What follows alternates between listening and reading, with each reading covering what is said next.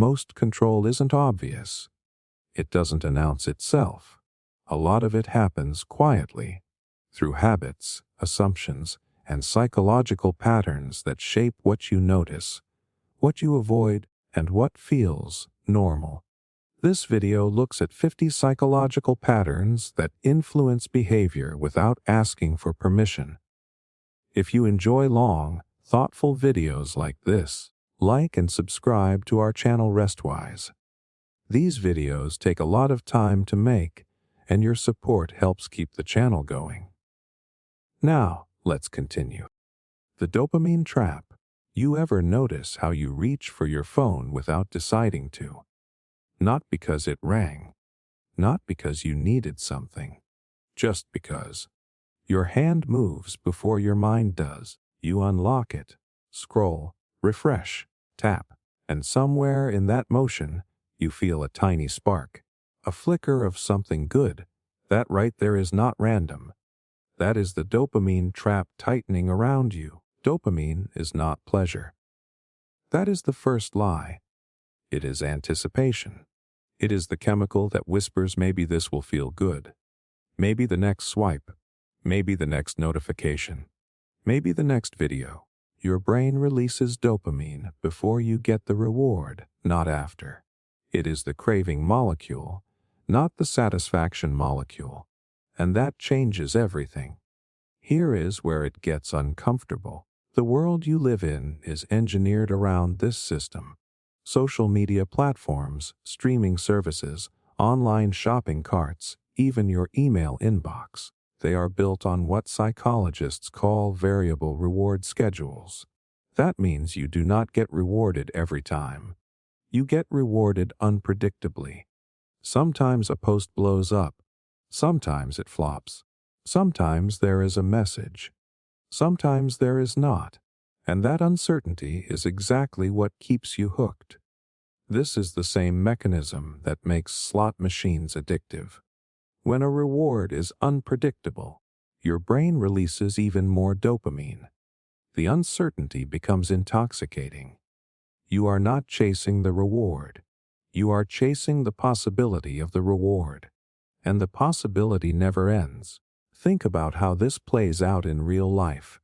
You open one video and somehow 40 minutes disappear. You check one notification and end up in a spiral of scrolling. You tell yourself just 5 more minutes, but your brain is already leaning forward, waiting for the next tiny hit.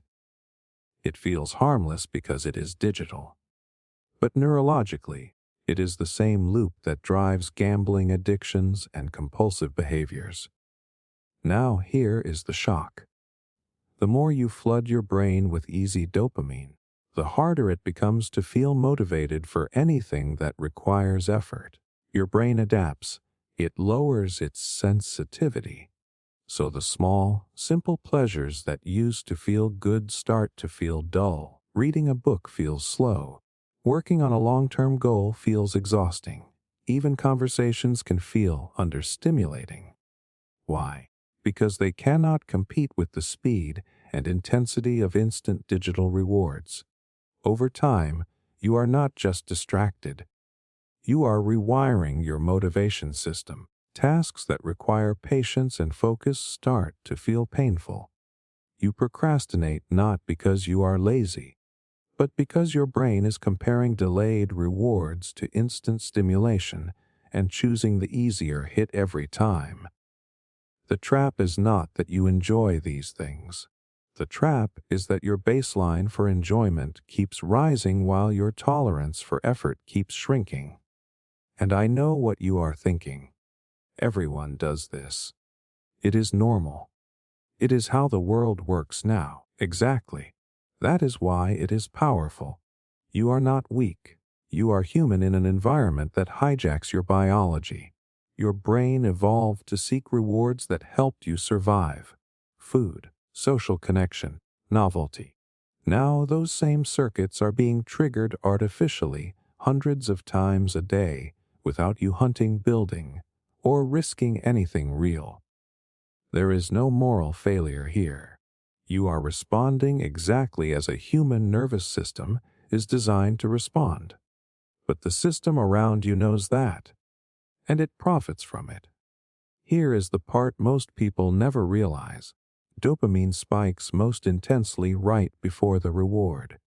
That means the scroll is more stimulating than the content. The refresh is more stimulating than the message. The chase is more powerful than the catch. So you stay in motion, always almost satisfied, never fully done. Once you see it, you cannot unsee it.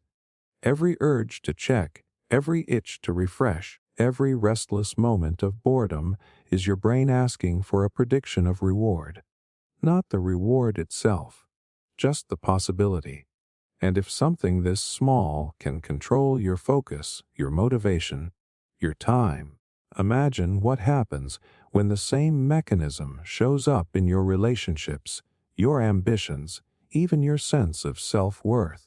That is where this pattern becomes far more dangerous than just wasted hours on a screen. Social proof programming. You have felt it before, even if you never named it. You walk into a room and instantly scan how everyone else is behaving. Are they laughing? Are they serious? Are they dressed up or casual? Within seconds you start adjusting. Your voice shifts. Your posture changes. You edit yourself without thinking. That is not confidence or insecurity. That is social proof programming running quietly in the background. Your brain is wired to look sideways before it looks inward. When you are unsure what is correct, your mind searches for evidence in other people. Psychologists call this social proof. If many people believe something, buy something, approve of something, your brain tags it as safer and more valid. It feels rational. It feels smart. But most of the time, it is automatic. Here is where it gets unsettling. You do not just use social proof for small decisions like which restaurant looks busy. You use it to shape your opinions, your tastes, even your morality. When a post has thousands of likes, you are more likely to agree with it before you have fully thought it through. When a comment section leans heavily one way, your brain feels pressure to lean with it. Not because you analyzed the argument, because numbers feel like truth. There was a classic psychological experiment where participants were shown a simple question about line lengths. The correct answer was obvious. But when actors in the room intentionally gave the wrong answer first, many participants went along with the group, even though their own eyes told them it was wrong. Brain scans later showed something chilling. The participants were not just pretending to agree. Their perception actually shifted under group pressure. Social proof does not just change what you say. It can change what you think you see. Now amplify that with modern life.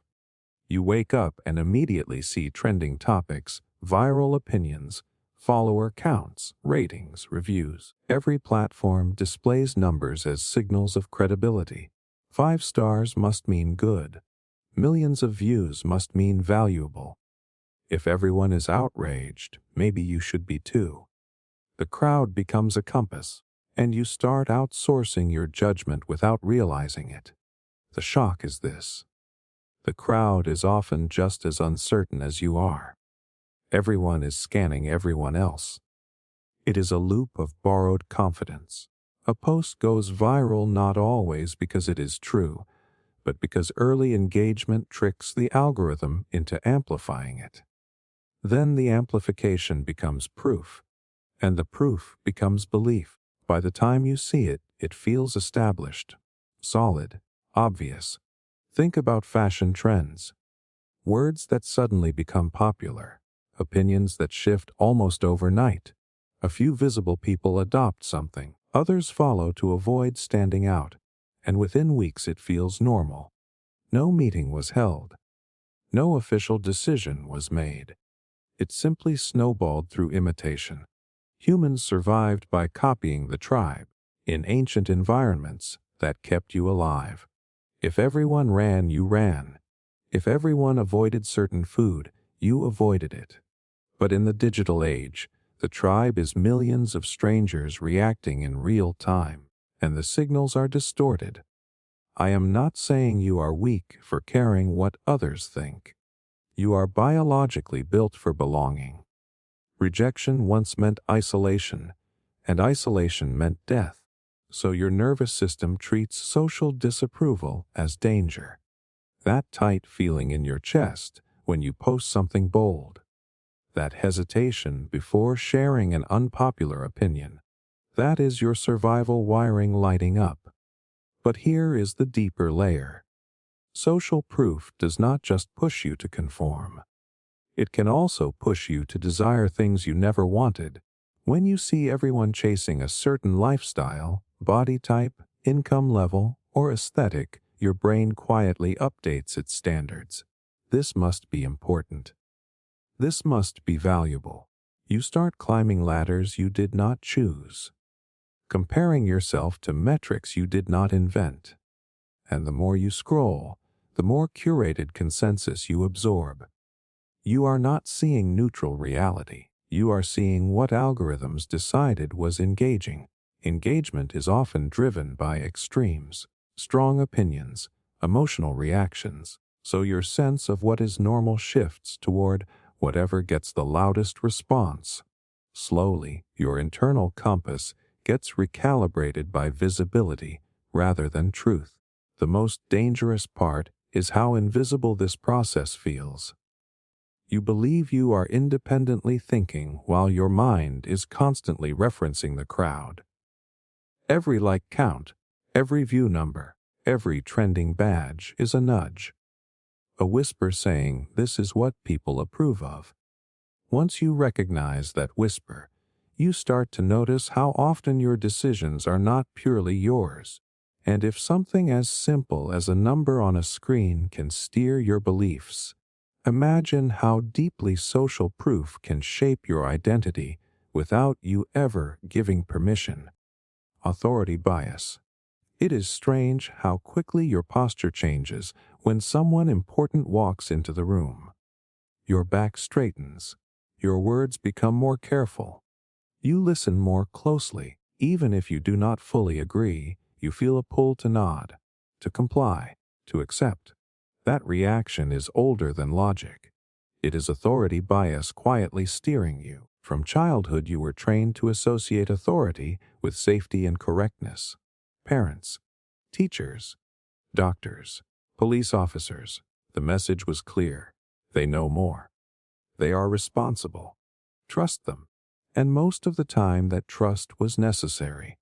You could not survive by questioning every instruction at 5 years old. So your brain built a shortcut. When someone signals authority, reduce doubt, increase obedience. Here is the part that should make you pause. Your brain does not only respond to real expertise, it responds to symbols of authority. A lab coat, a confident tone, a professional title, a large following, even a verified badge online. These cues light up the same mental shortcut. This person must know what they are talking about. There was a famous psychological study where ordinary people were instructed to deliver what they believed were painful electric shocks to another participant. The shocks were fake, but the participants did not know that. A man in a lab coat calmly told them to continue.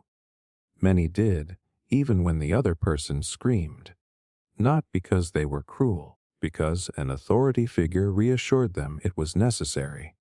Their discomfort was overridden by obedience. Let that sink in. Normal, kind people were willing to harm someone simply because a perceived expert said it was part of the procedure. Authority did not just influence their actions. It overpowered their moral hesitation. Now zoom out to everyday life. How often do you accept information because it comes from someone with status? A celebrity endorses a product and suddenly it feels credible. A person with a prestigious job title makes a claim and it sounds smarter before you even analyze it. A confident speaker with perfect delivery can persuade more effectively than a cautious expert who admits uncertainty. Confidence and authority signals are not the same as truth, but your brain treats them as if they are. The shock is that authority bias can even silence your own experience. Imagine you feel side effects from something, but a professional dismisses your concern. You start doubting yourself. Maybe it is in my head. Maybe I am overreacting. The external authority begins to override your internal data. And once that habit forms, it spreads. You second-guess your instincts. You defer your judgment. You shrink your voice. And it is not always dramatic. Sometimes it is subtle. In meetings, the highest-ranking person speaks first, and the rest unconsciously align. In online spaces, accounts with massive followings set the tone of the conversation. When a respected figure criticizes someone, others pile on faster. Authority does not need to demand obedience. Its presence alone tilts the scale. Here is why this bias is so powerful. Questioning authority historically carried risk.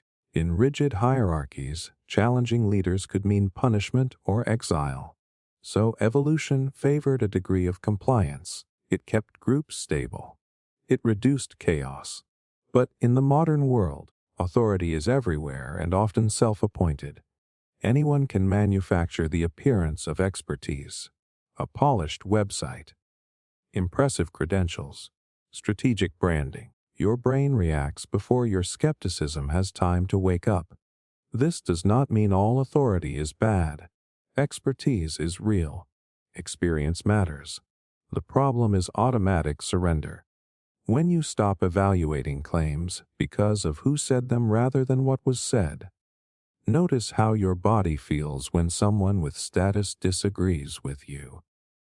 There is a spike of anxiety, a subtle urge to retreat. That sensation is not proof you are wrong. It is proof your wiring is responding to hierarchy. Once you see authority bias in action, you start catching the micro moments, the times you agree too quickly, the times you hesitate to challenge, the times you assume someone must be right because of their position. And if a lab coat, a title, or a following can override your critical thinking that easily, ask yourself how many of your beliefs were chosen freely and how many were absorbed simply because someone powerful delivered them with certainty. Fear of missing out. It starts as a tiny itch in your chest. You are sitting at home, doing something normal, maybe even peaceful. Then you check your phone and see people out somewhere, smiling, traveling, launching something, celebrating something. Suddenly your quiet evening feels smaller, incomplete, like you are behind. That sensation has a name, but it feels more like a warning siren than a phrase. Fear of missing out. This is not just envy. It is anxiety mixed with urgency. Your brain interprets other people's visible experiences as evidence that something valuable is happening without you. And if it is valuable, you should be there. You should be involved. You should not be absent. Here is what is happening under the surface. Humans evolved in tight social groups where information and opportunities were limited. If the tribe moved toward food, shelter, or protection, and you were not included, you were in danger. Missing out was not a minor inconvenience. It could mean starvation or isolation, so your nervous system became hyper-aware of exclusion cues, laughter without you, plans you were not told about, signals that others are gaining access to something you are not. Now translate that ancient wiring into a world where you can see thousands of people's highlights every day, every party, every promotion, every new relationship, every milestone. Your brain cannot distinguish between a survival threat and a filtered image on a screen. It just registers movement, opportunity, belonging happening elsewhere. The shock is that you are not actually comparing your life to reality. You are comparing your behind the scenes to everyone else's curated best moments. Social platforms are designed to amplify peaks, vacations, wins, aesthetic meals, perfect angles. Nobody posts their boredom, their confusion, their quiet nights questioning everything. So the data your brain is consuming is distorted. But emotionally, it feels real. And fear of missing out does not only push you to attend events. It pushes you to say yes when you want to say no, to buy things because they are limited, to invest in trends because everyone is talking about them. Scarcity marketing works because it triggers this bias. Only 20 spots left. Offer ends tonight. Everyone is signing up. Your pulse quickens. What if this is the opportunity? What if I regret not acting? Notice how often urgency is manufactured. Limited drops, exclusive access, early bird pricing. The language is not random. It is built to activate your fear of exclusion. Your brain interprets limited availability as higher value. If others are moving quickly, you feel pressure to move faster. But here is the deeper layer. Fear of missing out quietly erodes your ability to enjoy the present. Even when you are somewhere fun, part of your attention is scanning for something better. Is there a better event? A better conversation? A better option I am not seeing? Instead of fully experiencing your life, you are mentally hovering above it, evaluating alternatives. I know that feeling because everyone does. You commit to one path and immediately imagine the other path glowing brighter. You choose one career move and wonder about the one you did not take. You stay in and wonder about going out. You go out and crave staying in. The problem is not that options exist. The problem is the illusion that somewhere else is always more meaningful. Your brain equates movement with progress and visibility with value. If others appear to be accelerating, you assume you are falling behind. But speed and alignment are not the same thing. Just because a crowd is running does not mean they are running towards something you actually want. Fear of missing out feeds on comparison and uncertainty. The more you scroll, the more options you see. The more options you see, the harder it becomes to commit peacefully to your own choices. Commitment starts to feel like loss instead of focus.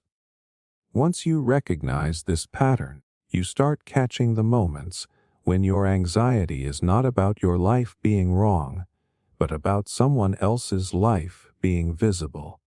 And if visibility alone can create that much internal pressure, imagine how many of your rushed decisions were not about desire at all, but about escaping the discomfort of feeling left out. The scarcity illusion. Have you ever wanted something more the second you heard there were only a few left? Not when it was fully stocked. Not when it was easy to get, but the moment someone said limited availability, your attention locked in.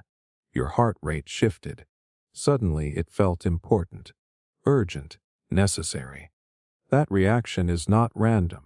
It is the scarcity illusion tightening its grip.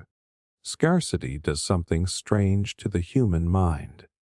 When resources appear limited, their perceived value increases instantly.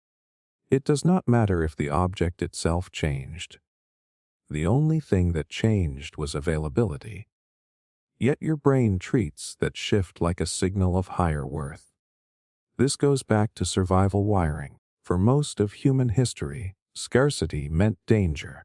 Food shortages, limited shelter, restricted access to safety. If something was rare, it was either precious or about to disappear. So your nervous system evolved to prioritize scarce resources quickly. Hesitation could mean loss. Now step into the modern marketplace. Limited edition drops. Countdown timers. Only 3 seats remaining. Offer expires at midnight. You see the pattern. Companies understand that perceived scarcity triggers action. When something feels abundant, you relax. When it feels rare, you move. Here is the shock. Scarcity does not just increase desire. It reduces critical thinking. When you believe something is about to run out, your brain shifts into urgency mode.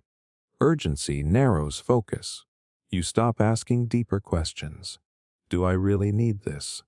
Is this aligned with me? You become fixated on securing the resource before it disappears. There was a study where participants were given cookies in jars. One jar had many cookies. The other had only a few. People consistently rated the cookies in the nearly empty jar as more desirable, even though they were identical. Nothing about the taste changed. Only the quantity. The illusion of scarcity created the illusion of superiority. Think about how often this shows up in your life beyond shopping. Attention can feel scarce. When someone pulls away emotionally, they can suddenly seem more attractive. When a person is always available, their value feels stable. When they become distant, your desire intensifies. You are not just responding to them. You are responding to reduced access. Opportunities work the same way. If you believe you can pursue something anytime, you delay. If you think the window is closing, you feel pressure. Scarcity transforms optional into essential, and sometimes that pressure creates decisions you would never make in a calm state. The most dangerous part is artificial scarcity. Digital products that never truly run out, courses that reopen every few months, items restocked after dramatic sell-out announcements. The perception of rarity is often strategically constructed, but your brain reacts before it verifies, and it goes deeper than products. Time itself feels scarce. You see people achieving milestones at certain ages, and suddenly you feel behind. Running out of time. Running out of chances. The cultural narrative of timelines creates psychological scarcity. I should have figured this out by now. I am late. I am missing my window. That pressure can push you into rushed relationships, rushed career moves, rushed life decisions. Scarcity creates tunnel vision. When something feels limited, you focus on what you might lose instead of what you might gain. Loss aversion kicks in. The pain of missing out feels stronger than the pleasure of choosing wisely. So you act to avoid regret, not to pursue alignment. I am not saying scarcity is always fake. Some resources are genuinely limited. Time does move forward. Opportunities can close. But the illusion happens when perceived limitation overrides thoughtful evaluation. When urgency becomes more persuasive than clarity, notice how your body reacts to countdowns and low stock warnings.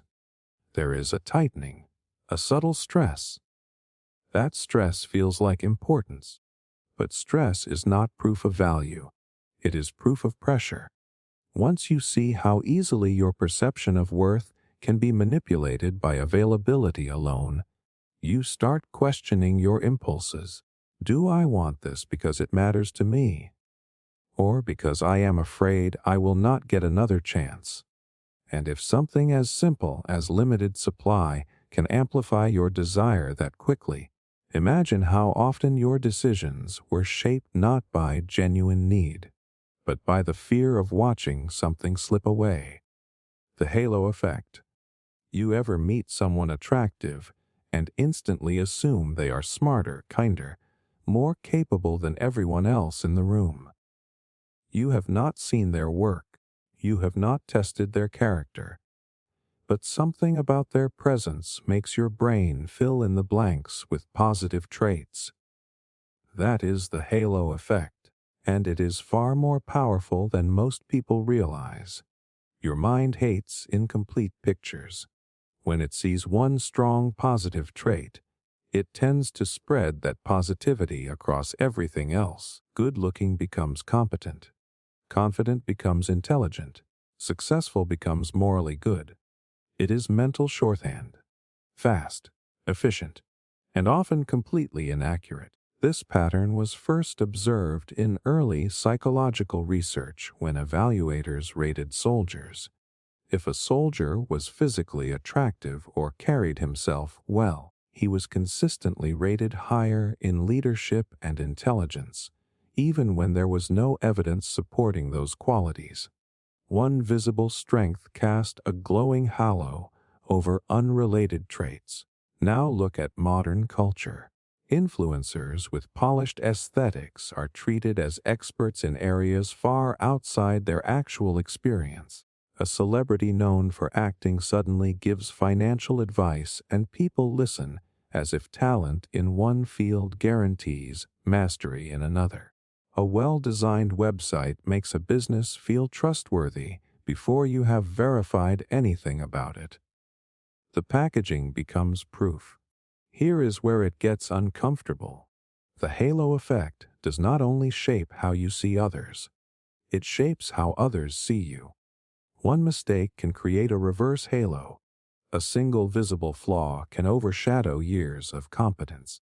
If someone labels you as awkward once, they may unconsciously interpret everything you do through that lens. Neutral behaviors become evidence supporting the initial impression. The shock is that first impressions are often built on extremely limited data. A smile, a tone of voice, clothing, body language. Within seconds, your brain forms a narrative. And once that narrative is set, confirmation bias kicks in. You start noticing information that supports your first judgment and ignoring information that contradicts it. Think about job interviews. Studies consistently show that candidates who are perceived as attractive or charismatic are more likely to be hired, even when qualifications are similar. The decision makers believe they are being objective, but the glow of one positive trait bleeds into unrelated areas like assumed work ethic or intelligence. It goes deeper in relationships. You meet someone who is charming and suddenly red flags look softer. You rationalize behavior you would not tolerate from someone less magnetic. The halo effect can delay your recognition of incompatibility because the initial glow is still coloring your perception. And it works in reverse too. If someone appears awkward, nervous, or different in some visible way, your brain may unconsciously attach negative assumptions. Less capable, less interesting, less competent. Without evidence. Just projection. I am not saying you are shallow. This is automatic pattern recognition. Your brain evolved to make quick judgments about people for survival, friend or threat, leader or follower, safe or risky. Speed mattered more than precision, but in a complex modern world, that speed can distort reality. Notice how brands use this. High production quality implies high-quality product. A sleek logo implies reliability. A confident spokesperson implies authority. One polished surface feature spills over into your evaluation of the entire thing. The most subtle part is how it shapes your self-image. If you believe you are bad at one thing, you may start assuming you are bad at unrelated things too. One failure becomes I am a failure. One success becomes I can succeed at anything. The halo does not just sit on other people. It can sit on your identity. Once you recognize the halo effect, you begin slowing down your judgments. You ask yourself what evidence actually supports this conclusion. You separate traits instead of blending them into a single glowing or dark cloud. Because if one visible characteristic can distort your entire perception of a person, a product, or even yourself, then how many of your strongest opinions were built on a glow that was never meant to represent the whole truth? Emotional contagion.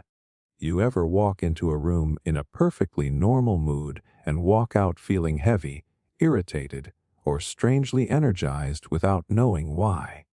Nobody said anything directly to you. Nothing dramatic happened. Yet something shifted inside you. That shift is emotional contagion, and it spreads faster than logic. Humans are wired to sync. Long before language became complex, we survived by reading each other's faces and nervous systems. If one person sensed danger and panicked, the group needed to feel it instantly. If the tribe relaxed, your body relaxed too. Emotional alignment kept everyone alive. So your brain developed mirror systems that automatically echo the emotional states of the people around you. Here is what is unsettling. You do not consciously decide to absorb other people's emotions. Your body does it first. Micro-expressions, tone shifts, posture changes, breathing patterns. Your nervous system scans them all in milliseconds. If someone near you is anxious, your heart rate can subtly increase. If someone is angry, your muscles can tense. It happens before thought. Studies on mirror neurons show that when you observe someone expressing emotion, similar neural circuits activate in your own brain as if you were experiencing that emotion yourself. Watching someone smile lights up parts of your brain associated with smiling. Seeing someone in distress activates regions linked to pain. Your brain simulates their state internally. Now imagine what happens when your primary social environment is not just a few people in a room, but millions of emotional signals flooding your screen every day. Outrage goes viral. Fear spreads through headlines. Excitement spikes around trends. You scroll through anger, anxiety, celebration, conflict, all within minutes. Your nervous system is constantly adjusting. The shock is that you can mistake absorbed emotion for your own authentic feeling.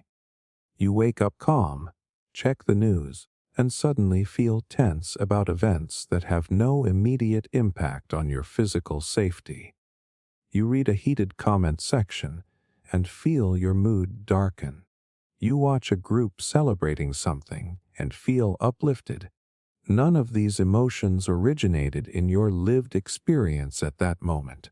They were transmitted, and emotional contagion is stronger in groups. If several people express the same emotion, your brain interprets it as social consensus.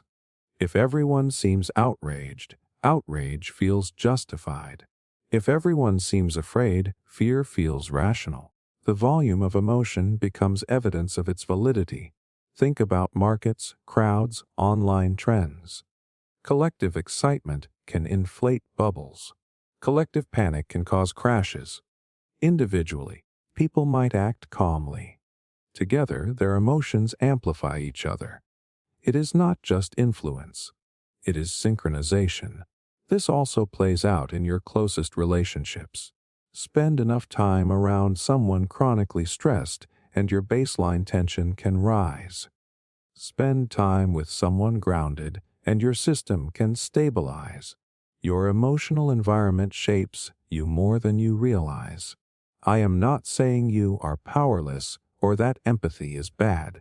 Emotional attunement is what allows connection. It lets you understand others deeply. The problem is unconscious absorption. When you do not separate what is yours from what is transferred, you can live in reactions that are not rooted in your own reality. Notice how often your mood shifts after social interaction or media exposure. Ask yourself what actually happened in your direct physical world. Did something change in your immediate environment, or did the change occur on a screen?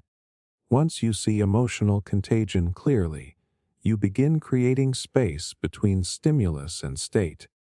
You recognize that not every feeling that rises in you started in you, and if emotions can spread invisibly through proximity and pixels, imagine how much of your daily mood, your stress levels, even your beliefs about the world are quietly shaped by feelings that were never originally yours. Confirmation bias. You do not search for truth as much as you search for agreement. That sounds harsh, but watch your own behavior for a second. When you already believe something, what kind of information do you naturally click on? The articles that challenge you or the ones that support what you already think? Most of the time, you are not investigating. You are reinforcing. That is confirmation bias quietly steering your mind. Your brain loves consistency. It wants your internal world to feel stable and coherent. When you adopt a belief, it becomes part of your identity. And once something feels like part of you, your mind starts protecting it. Not because you are irrational, but because contradiction feels uncomfortable. Psychologists call that discomfort cognitive dissonance. It is the tension that arises when reality does not match your existing beliefs. Here is where it gets interesting. When you encounter information that supports your view, your brain rewards you. There is a small hit of satisfaction, a sense of being right. But when you encounter opposing information, your brain can trigger defensiveness, stress, even subtle anger. The same nervous system that protects you from physical threats can activate when your ideas feel threatened.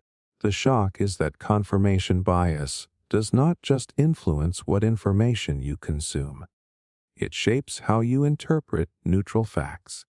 Two people can watch the same event and walk away with completely different conclusions because they filtered the details through different pre-existing narratives. Your belief acts like a lens, highlighting certain data while dimming the rest.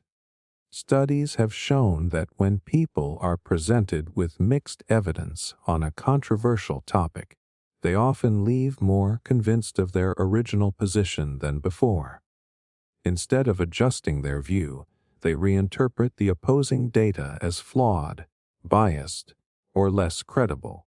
The mind becomes a lawyer defending a client rather than a scientist searching for truth. Now amplify that in the digital age. Algorithms quickly learn what you engage with and start feeding you more of it. If you click on content that aligns with your opinions, you will see more of the same. Over time, your feed becomes an echo chamber. It feels like everyone agrees with you because you are mostly exposed to agreement. The repetition strengthens certainty, and it goes beyond politics or big debates. Think about relationships. If you believe someone does not respect you, you will start noticing every small behavior that confirms that belief. A delayed reply becomes proof. A distracted moment becomes evidence. Meanwhile, behaviors that contradict your narrative might go unnoticed. The story in your head gets stronger, not necessarily because it is accurate, but because you keep collecting confirming details. The hardest part is that confirmation bias feels like independent thinking.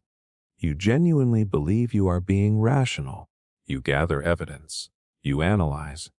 But unconsciously, you are selecting from a biased pool of information. You are asking questions that lead toward validation rather than curiosity.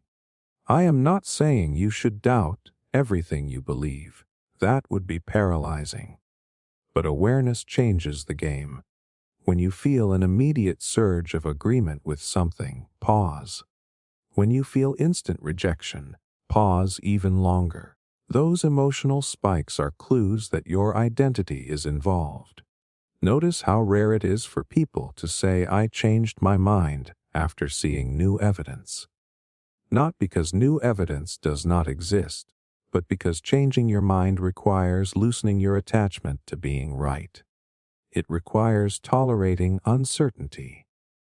And uncertainty feels unsafe to the brain. Once you see confirmation bias in action, you begin catching the small moments. The selective scrolling, the quick dismissal, the way you mentally argue against information before fully understanding it. And if your mind is constantly filtering reality to protect your existing beliefs, imagine how much of what you call truth is actually a carefully curated reflection of what you already decided to believe. Trauma bonding. It does not start with pain. That is what makes it so confusing. It starts with intensity, connection that feels electric, attention that feels rare. You feel seen in a way you have never felt before. And then slowly, almost invisibly, the warmth begins to mix with cold. Affection followed by distance. Praise followed by criticism. Closeness followed by withdrawal. That cycle is the breeding ground for trauma bonding. A trauma bond is not just attachment. It is attachment strengthened by inconsistency. When someone alternates between love and hurt, your nervous system becomes hyper-focused. You start chasing the return of the good moments, and those good moments feel even more powerful because they are unpredictable. Here is the psychological mechanism underneath it. Intermittent reinforcement, the same reward pattern that makes gambling addictive. When a reward is consistent, you relax. When it is unpredictable, you become obsessed. Your brain releases dopamine in anticipation of the next positive shift. You are not bonded to the pain. You are bonded to the hope that the pain will turn back into pleasure. The shock is that high stress can intensify attachment. When you experience emotional highs and lows with someone, your body releases stress hormones like cortisol during conflict, then oxytocin during reconciliation. That chemical contrast creates a powerful imprint. The relief after distress feels like love. The calm after chaos feels like safety. But it is a safety created by the same person who triggered the distress. Over time, your nervous system becomes conditioned. You start associating anxiety with connection, drama with passion, instability with depth. If the relationship becomes calm and steady, it might even feel boring because your body has learned to equate intensity with meaning. This is why trauma bonds can be so hard to break.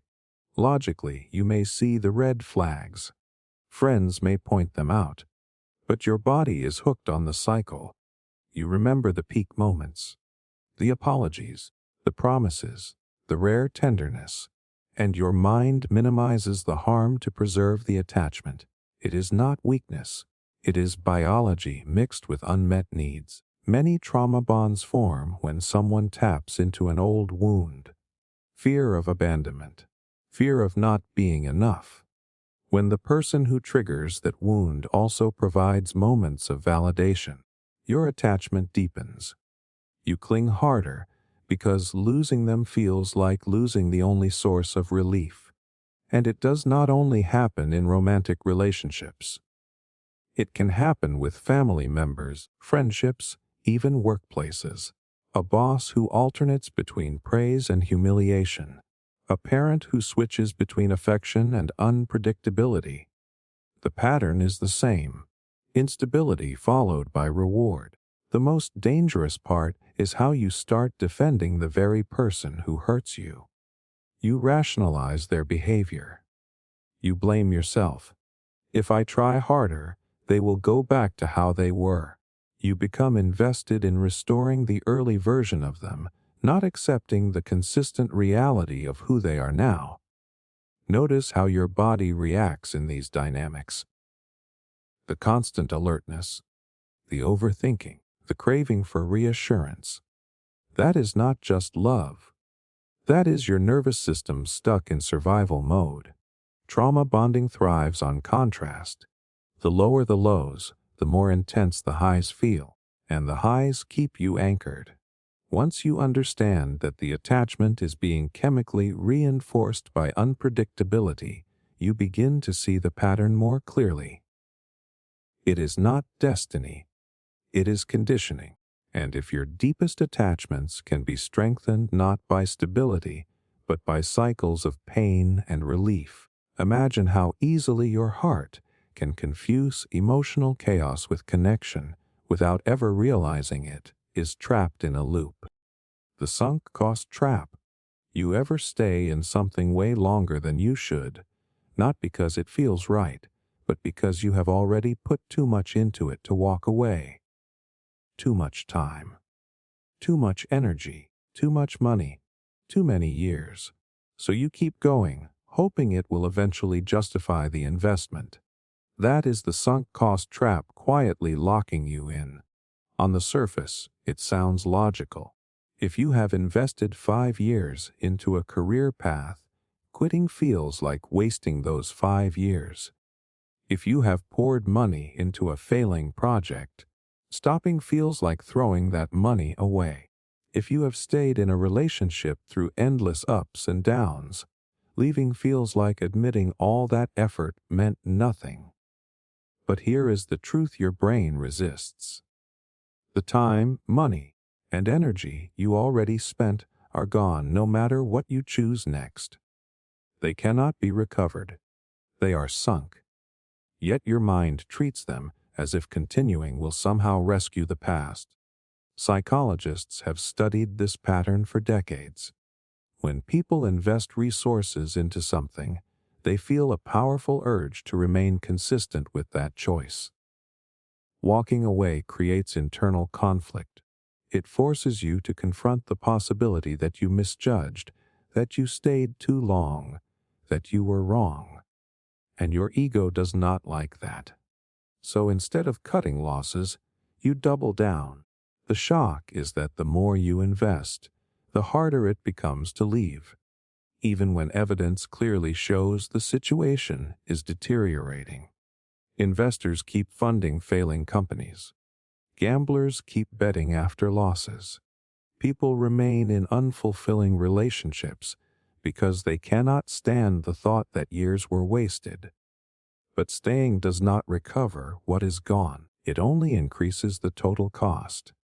Imagine you buy a ticket to a movie.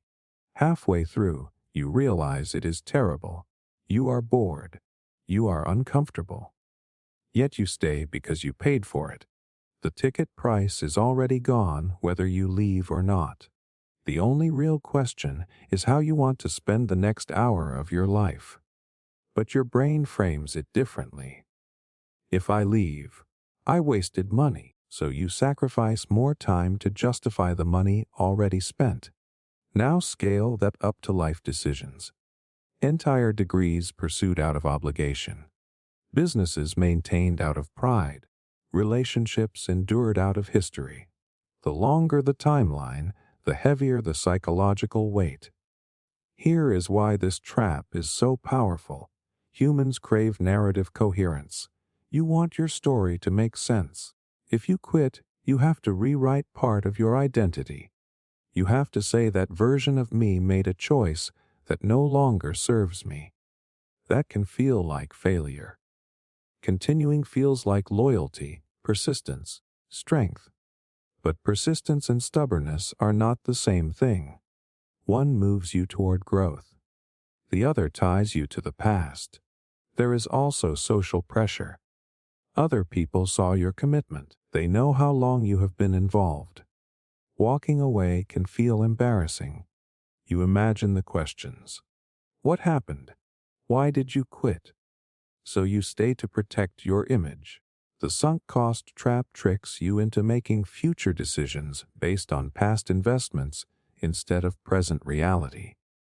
The only question that truly matters is this: if I were not already invested, would I choose this again today? If the answer is no, then the past is holding you hostage. I am not saying quitting is always right. Sometimes pushing through difficulty leads to breakthroughs.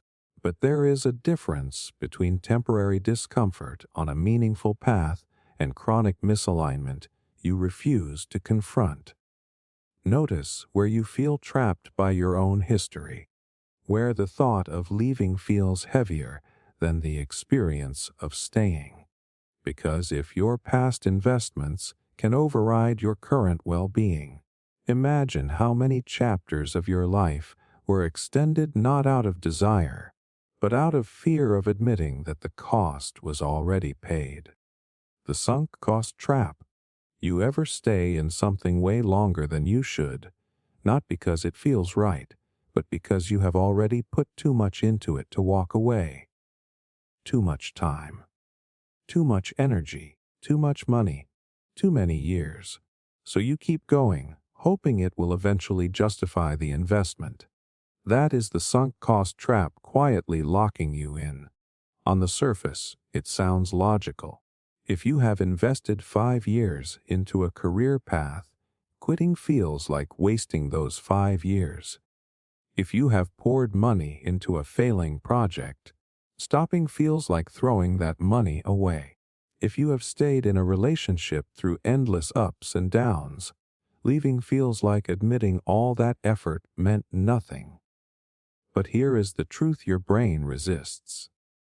The time, money, and energy you already spent are gone no matter what you choose next.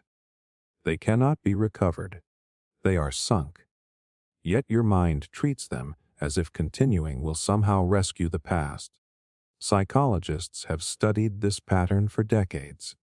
When people invest resources into something, they feel a powerful urge to remain consistent with that choice. Walking away creates internal conflict. It forces you to confront the possibility that you misjudged, that you stayed too long, that you were wrong. And your ego does not like that. So instead of cutting losses, you double down. The shock is that the more you invest, the harder it becomes to leave, even when evidence clearly shows the situation is deteriorating. Investors keep funding failing companies. Gamblers keep betting after losses. People remain in unfulfilling relationships because they cannot stand the thought that years were wasted. But staying does not recover what is gone. It only increases the total cost. Imagine you buy a ticket to a movie. Halfway through, you realize it is terrible. You are bored. You are uncomfortable. Yet you stay because you paid for it. The ticket price is already gone whether you leave or not. The only real question is how you want to spend the next hour of your life. But your brain frames it differently. If I leave, I wasted money, so you sacrifice more time to justify the money already spent. Now scale that up to life decisions. Entire degrees pursued out of obligation. Businesses maintained out of pride. Relationships endured out of history. The longer the timeline, the heavier the psychological weight. Here is why this trap is so powerful. Humans crave narrative coherence. You want your story to make sense. If you quit, you have to rewrite part of your identity. You have to say that version of me made a choice that no longer serves me. That can feel like failure. Continuing feels like loyalty, persistence, strength. But persistence and stubbornness are not the same thing. One moves you toward growth. The other ties you to the past. There is also social pressure. Other people saw your commitment. They know how long you have been involved. Walking away can feel embarrassing. You imagine the questions. What happened? Why did you quit? So you stay to protect your image. The sunk cost trap tricks you into making future decisions based on past investments instead of present reality. The only question that truly matters is this. If I were not already invested, would I choose this again today? If the answer is no, then the past is holding you hostage. I am not saying quitting is always right. Sometimes pushing through difficulty leads to breakthroughs. But there is a difference between temporary discomfort on a meaningful path and chronic misalignment you refuse to confront. Notice where you feel trapped by your own history, where the thought of leaving feels heavier than the experience of staying. Because if your past investments can override your current well-being, imagine how many chapters of your life were extended not out of desire, but out of fear of admitting that the cost was already paid. The default effect: most of your life is not shaped by bold decisions. It is shaped by what you do not question, the option that is already selected, the path that requires the least resistance, the setting you never changed. That quiet force is called the default effect, and it controls more of your behavior than you think. Think about the last time you signed up for something online. There were boxes already checked, email subscriptions preselected, recommended plans highlighted. Unless you actively unchecked them, you accepted them. Not because you carefully evaluated every option, but because the default felt easier, safer, normal. Your brain loves efficiency. Every decision consumes mental energy. So when a choice is presented with a preselected option, your mind interprets it as a subtle recommendation. If this is already chosen, it must be standard. Most people probably pick this, and without much thought, you go along with it. Here is where it gets unsettling. In countries where organ donation is the default option on driver registrations, participation rates are dramatically higher than in countries where you have to opt in manually. The difference is not culture or morality. It is the starting setting. When donation is automatic unless you say no, most people stay enrolled. When it requires effort to say yes, many never get around to it. That means a simple preselection can influence life and death outcomes. Not through persuasion, through inertia. The shock is that the default effect works even when better options are available. Retirement plans are a perfect example. When employees are automatically enrolled with a set contribution rate, participation skyrockets. But many stick with the default percentage, even if increasing it slightly would significantly improve their future. The preset becomes a psychological anchor. Why does this happen? Because changing the default feels like taking responsibility. Staying with it feels neutral. If something goes wrong, it was just the standard option. You did not actively choose it. You simply accepted what was given. And this extends far beyond forms and policies. Social norms are defaults. Career paths can be defaults. Relationship timelines can be defaults. Graduate by a certain age, get a stable job, climb the ladder, settle down, buy the house. If you never pause to question these sequences, you can live an entire life on autopilot, following preselected milestones. The default effect thrives on business and distraction. When you are overwhelmed, you rely even more on preset options. You trust the system to decide for you. The more complex the environment, the more likely you are to accept the easiest path. Companies understand this deeply. Subscription renewals are automatic.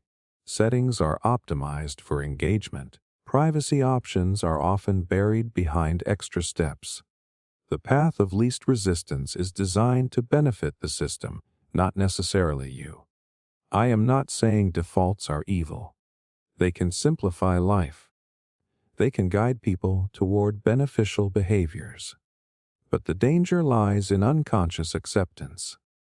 When you never examine the starting position, you mistake it for destiny. Ask yourself how many parts of your routine were chosen intentionally versus inherited.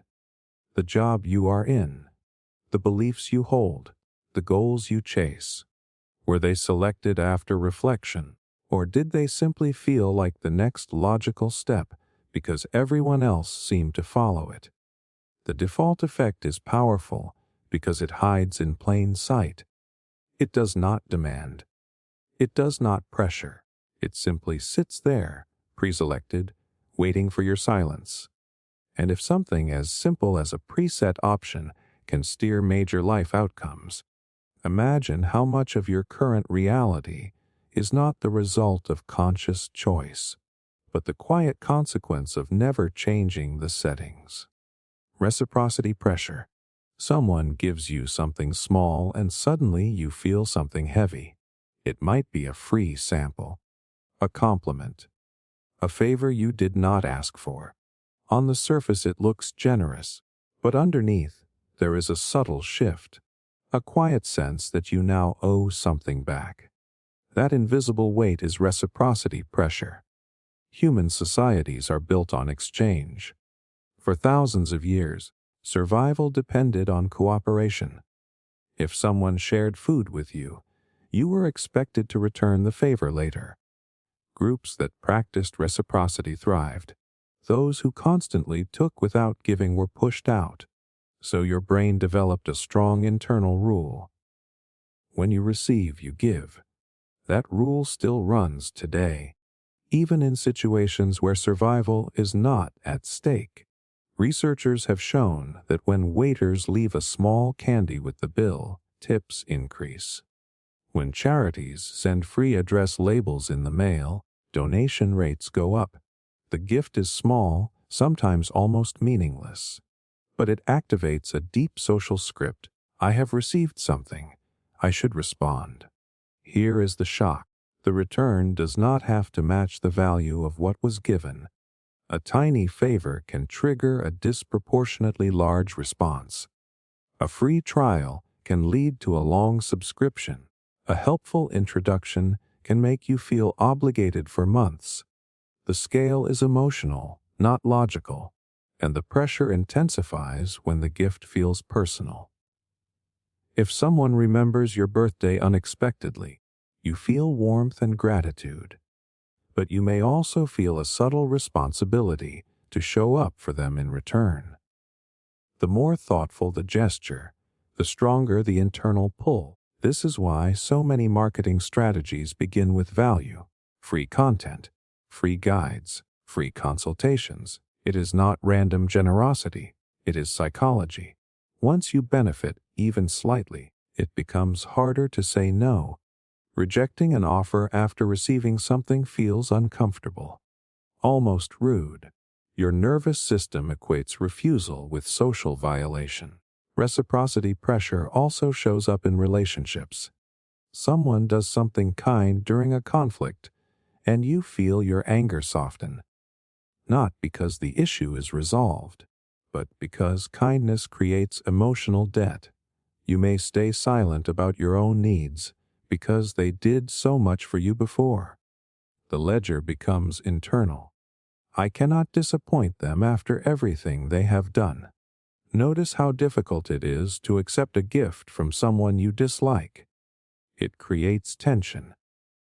You do not want to feel indebted. That discomfort reveals how deeply wired this mechanism is. Receiving ties you to the giver, and it is not always manipulative. Reciprocity is what builds trust and cooperation. It is the glue of friendship and community. The problem arises when it overrides your boundaries. When you agree to things not out of desire, but out of obligation. Think about the last time you said yes and immediately regretted it. A favor, an invitation, a purchase. Was your decision based on genuine interest or on the discomfort of feeling indebted? The most subtle part is that reciprocity pressure often feels like gratitude. You tell yourself you are just being appreciative. But gratitude and obligation are not the same. Gratitude is warm and free. Obligation is tight and heavy.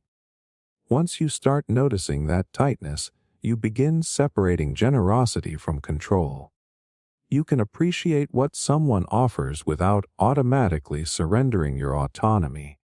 Because if a small gift can influence your choices that easily, imagine how often your decisions were not driven by what you truly wanted, but by an invisible debt you never consciously agreed to carry.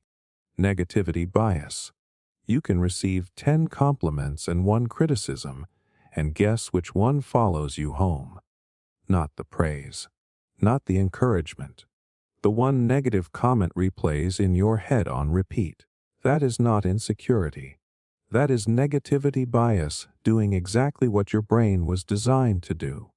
Your mind is not built to prioritize happiness. It is built to prioritize survival. And for most of human history, paying attention to potential threats was more important than savoring good moments. Missing a positive opportunity might cost you comfort. Missing a danger could cost you your life. So your brain evolved to scan for what is wrong more intensely than what is right. Here is the shock.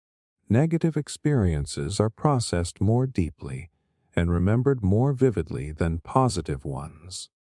Brain imaging studies show that threatening information triggers stronger and faster neural responses. Your amygdala, the part of your brain involved in threat detection, lights up quickly when something feels dangerous or unpleasant. Positive events register too, but they do not cling the same way unless you consciously hold on to them. This is why bad news spreads faster than good news. Headlines built on fear, outrage, or conflict grab attention instantly. Your nervous system reacts before you even finish reading. Calm, balanced updates rarely create the same surge. Platforms know this. Content that triggers strong negative emotion often generates more engagement because your brain is wired to lock onto it. And negativity bias does not just shape what you consume. It shapes how you see yourself. One mistake can overshadow a series of wins. You can perform well for months, then make a single error, and suddenly your mind tells you that you are incompetent. The brain overweights the negative data point because it treats it as more urgent. Think about relationships. If your partner does 9 thoughtful things and 1 hurtful thing, which one dominates your thoughts during conflict? The negative interaction can color your perception of the entire relationship, even if it was an exception rather than the rule. Your brain highlights the threat to connection more than the evidence of stability. I am not saying this bias makes you pessimistic by default. It makes you cautious. It pushes you to correct problems, avoid risk, and anticipate challenges. In moderation, that is useful. But in a modern environment saturated with constant information, negativity bias can leave you feeling like the world is more dangerous and hostile than it actually is. Notice how your mood shifts after scrolling through news feeds filled with crises and arguments. Even if none of those events directly affect your immediate surroundings, your body reacts as if danger is near. Chronic exposure to negative stimuli keeps your stress response slightly elevated. Over time, that shapes your worldview, and it goes deeper into memory. Positive experiences often need to be savored intentionally to stick. Psychologists suggest that holding a positive moment in awareness for several seconds helps encode it more strongly. Otherwise, it fades quickly while negative moments imprint automatically. This bias can also distort your future expectations. If your mind constantly rehearses what could go wrong, you start anticipating failure or rejection even in neutral situations. You may hesitate to take opportunities not because you lack ability, but because your brain is simulating potential threats more vividly than potential rewards. The key is not to eliminate negativity. That would be unrealistic. It is to recognize when your perception is being skewed, when one bad moment is being treated as a full narrative. Because if your brain is wired to spotlight the negative more brightly than the positive, imagine how many parts of your life are better than they feel, simply because your survival system refuses to let the shadows fade. Cognitive dissonance. Have you ever caught yourself doing something that completely contradicts what you claim to believe, and instead of changing your behavior, you changed the story in your head? That uncomfortable twist in your stomach when your actions and your values do not line up. That is cognitive dissonance, and your brain will do almost anything to make it disappear. Cognitive dissonance is the mental tension that arises when you hold two conflicting ideas at the same time. I value health, but I keep making choices that harm my body. I see myself as open-minded, but I instantly dismiss opinions that challenge me. I believe I deserve better, but I stay in situations that shrink me. That internal contradiction creates psychological discomfort, and your brain hates unresolved tension. Here is the shock. Most of the time, you do not resolve that tension by changing your behavior. You resolve it by changing your interpretation. If you cannot align your actions with your beliefs easily, it is often simpler to adjust the belief. Someone who smokes might downplay health risks. Someone who cheats in small ways might redefine what counts as cheating. Someone who stays in a toxic environment might exaggerate the good moments to justify remaining. The mind becomes incredibly creative when protecting self-image. In classic psychological experiments, participants were asked to perform a boring task and then tell another person it was enjoyable. Some were paid a large amount of money to lie. Others were paid a very small amount. Interestingly, those paid less were more likely to later convince themselves the task was actually fun. Why? Because a small reward was not enough justification for lying. To reduce the discomfort of acting against their belief, they unconsciously adjusted their attitude. That is how powerful this mechanism is. Your brain would rather rewrite reality than sit in contradiction. It also shows up in everyday identity. If you see yourself as a good person and you hurt someone, you feel tension. Instead of fully owning the mistake, you might minimize the harm or shift blame. Not because you are evil, but because accepting the full weight threatens your self-concept. Cognitive dissonance fuels rationalization.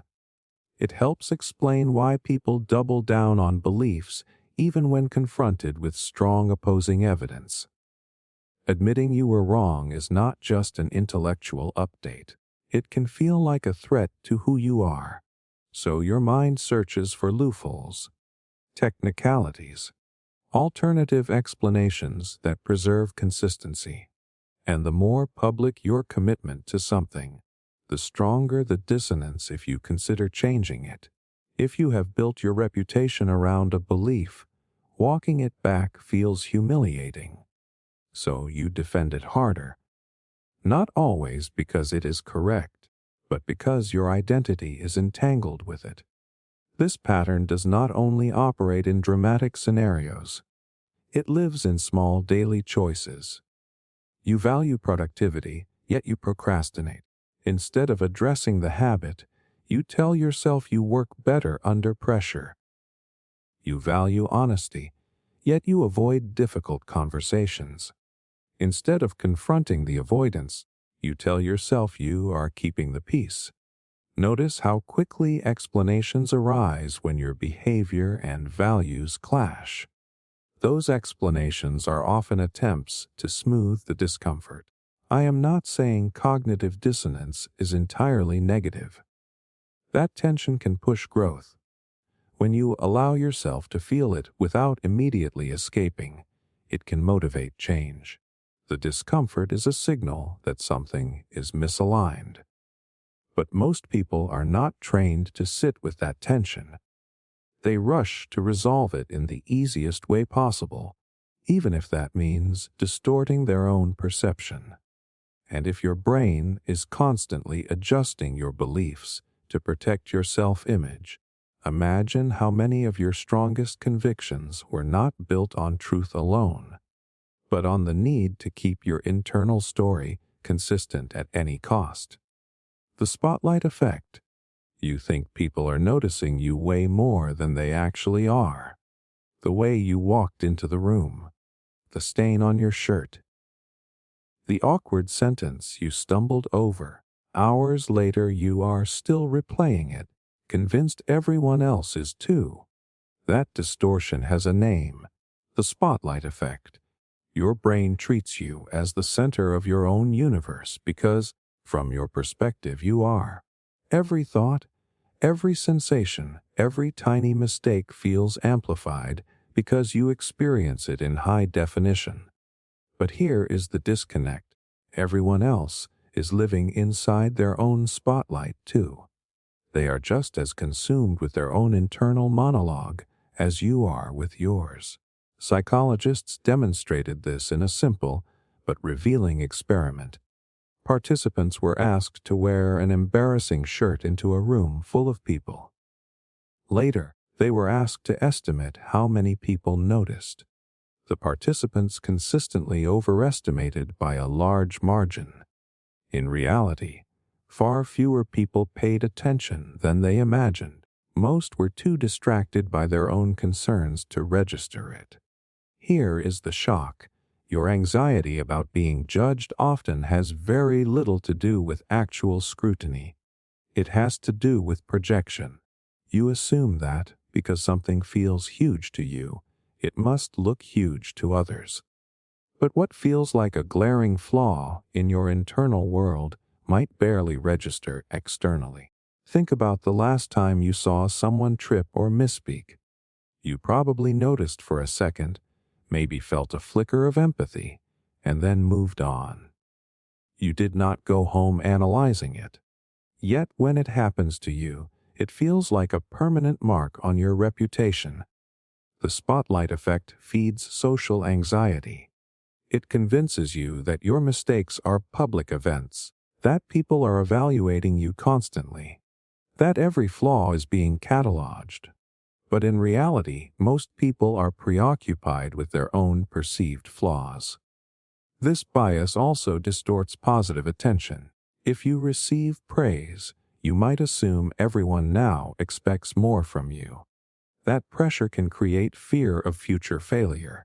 The imagined audience grows louder in your head than it is in real life. Social media intensifies this illusion. When you post something, you picture dozens or hundreds of people analyzing it.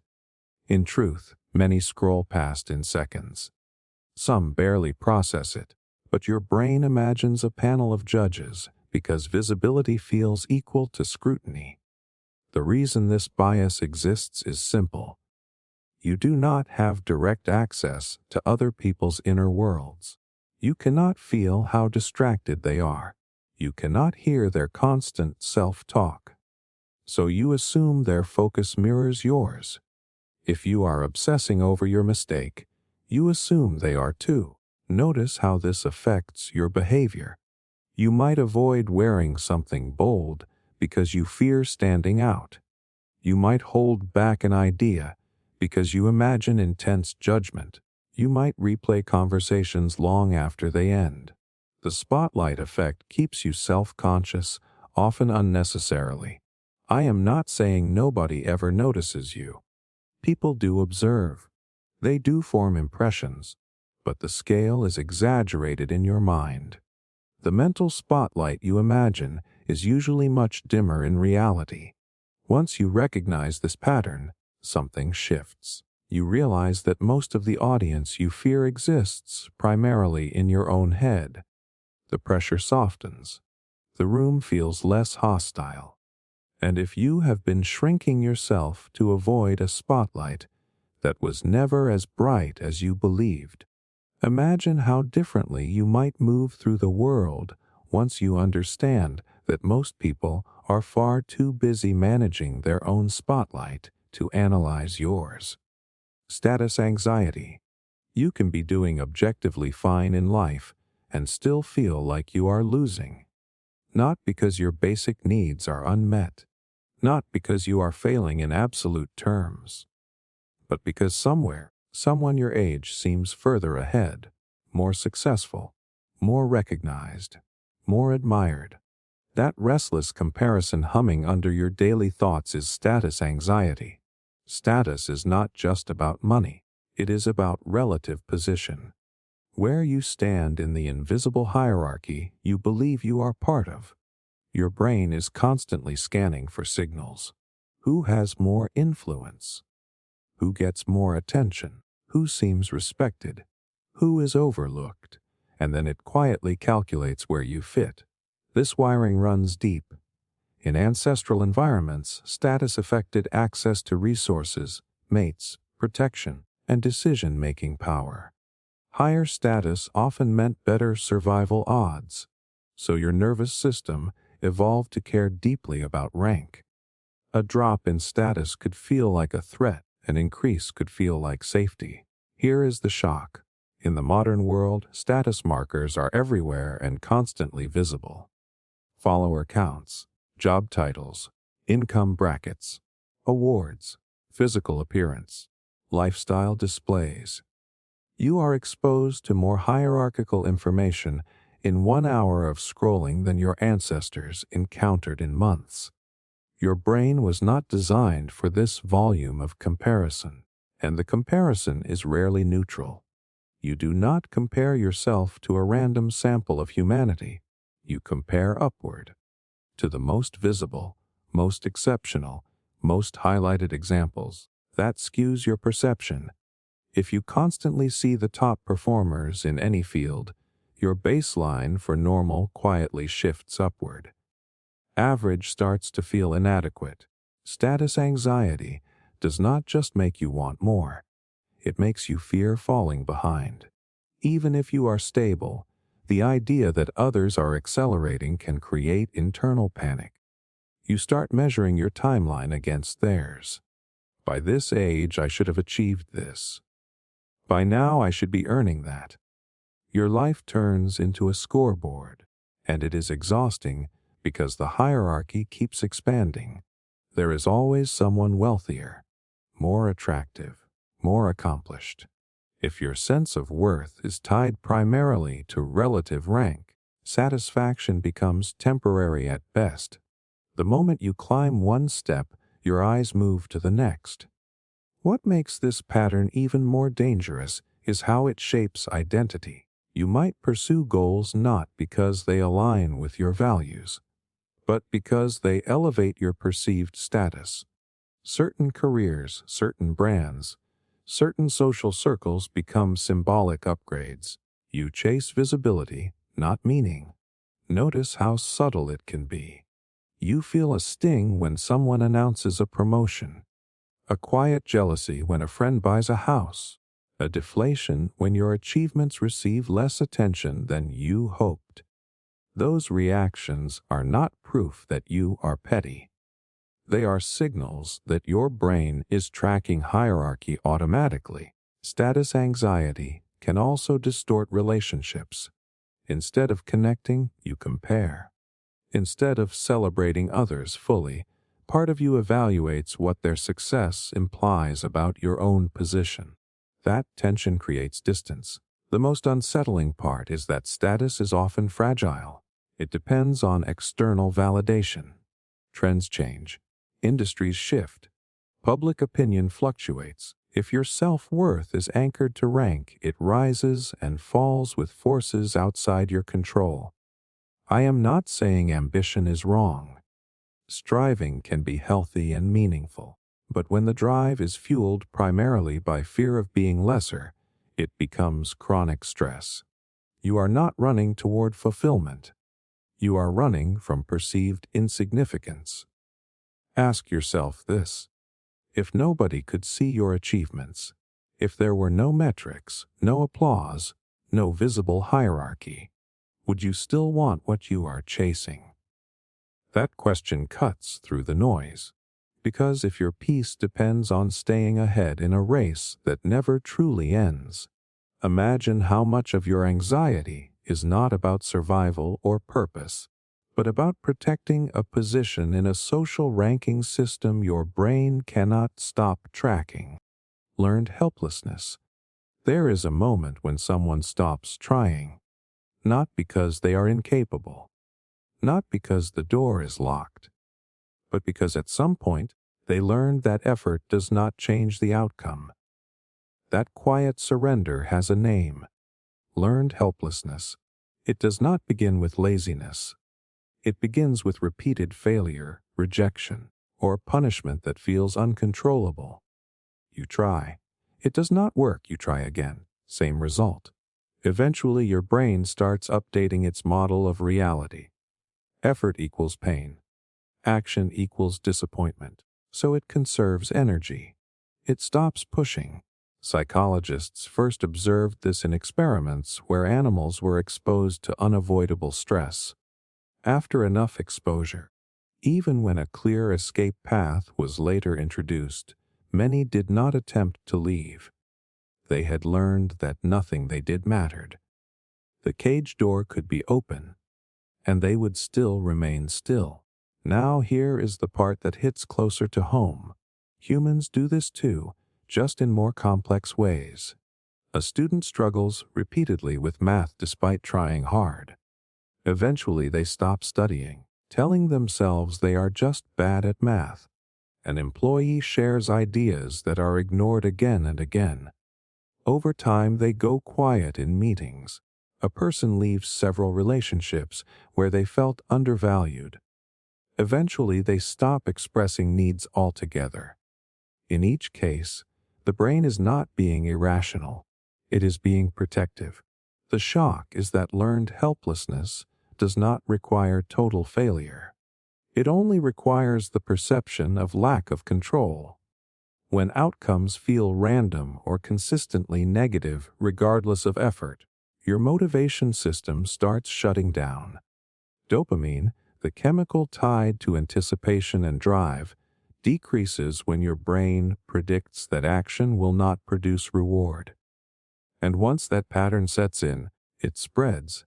It moves from one domain to another. Maybe you felt powerless in school. Then that sense of inadequacy seeps into career decisions. Maybe you experienced emotional neglect, and now you assume your voice will not matter anywhere. Your brain generalizes the lesson. The most dangerous part is the internal narrative that forms. This is just how life is. People like me do not succeed. Nothing ever changes. Those statements feel like observations, but they are conclusions drawn from past conditioning. The past becomes a template for the future. Learned helplessness can look like procrastination. It can look like low ambition. It can look like apathy. But underneath is often a nervous system that stopped expecting effort to pay off. Why invest energy if history suggests disappointment? And the longer it continues, the more it reinforces itself. Inaction leads to fewer opportunities, which confirms the belief that nothing works. The cycle tightens. I am not saying optimism alone breaks it. Telling someone to just try harder ignores the conditioning that shaped their expectations. What shifts the pattern is regaining a sense of agency in small, undeniable ways. Tiny actions that produce visible results. Small wins that update the brain's prediction model. Because learned helplessness is not a personality trait. It is a learned response to perceived lack of control. And what is learned can be unlearned, but only when the nervous system experiences evidence that effort can matter again. Ask yourself where you stopped trying, not because you did not care, but because caring felt useless. That is the spot where this pattern likely took root. And if your motivation has been quietly shaped by moments when your effort did not change the outcome, imagine how many doors you have stopped knocking on, not because they are locked, but because your mind convinced you long ago that they would never open. The framing effect. You think you make decisions based on logic, clean facts, clear numbers, solid reasoning, but change a few words, flip the presentation, adjust the angle just slightly, and suddenly your choice shifts without you even realizing it. That is the framing effect. And it is quietly steering your decisions every single day. Imagine a doctor telling you a procedure has a 90% survival rate. Most people feel relieved. Now imagine the same doctor saying the procedure has a 10% mortality rate. Exact same statistics. Completely different emotional reaction. One frame feels safe. The other feels dangerous. Nothing changed except the wording. Yet your body responds differently. Your gut tightens or relaxes. Your confidence shifts. That is not weakness. That is wiring. Your brain is not a neutral processor of information. It is a prediction machine trying to conserve energy. Instead of recalculating everything from scratch, it relies on context to interpret meaning quickly. The way information is framed provides that context. It tells your brain how to feel about the data before you even analyze it. This is why sales work the way they do. A product is not described as costing $100. It is framed as only $3 a day. A subscription is not a recurring expense. It is framed as less than the price of a coffee. The number did not shrink. The perception did. Your brain compares it to something familiar, and suddenly it feels smaller, more manageable, almost harmless. Politicians understand this deeply. A policy is rarely presented as a tax increase. It is framed as an investment in the future. Budget cuts are framed as efficiency improvements. Surveillance becomes public safety. The words chosen act like lenses. And once you look through a lens, it becomes difficult to see the raw picture underneath. Here is the part that should unsettle you.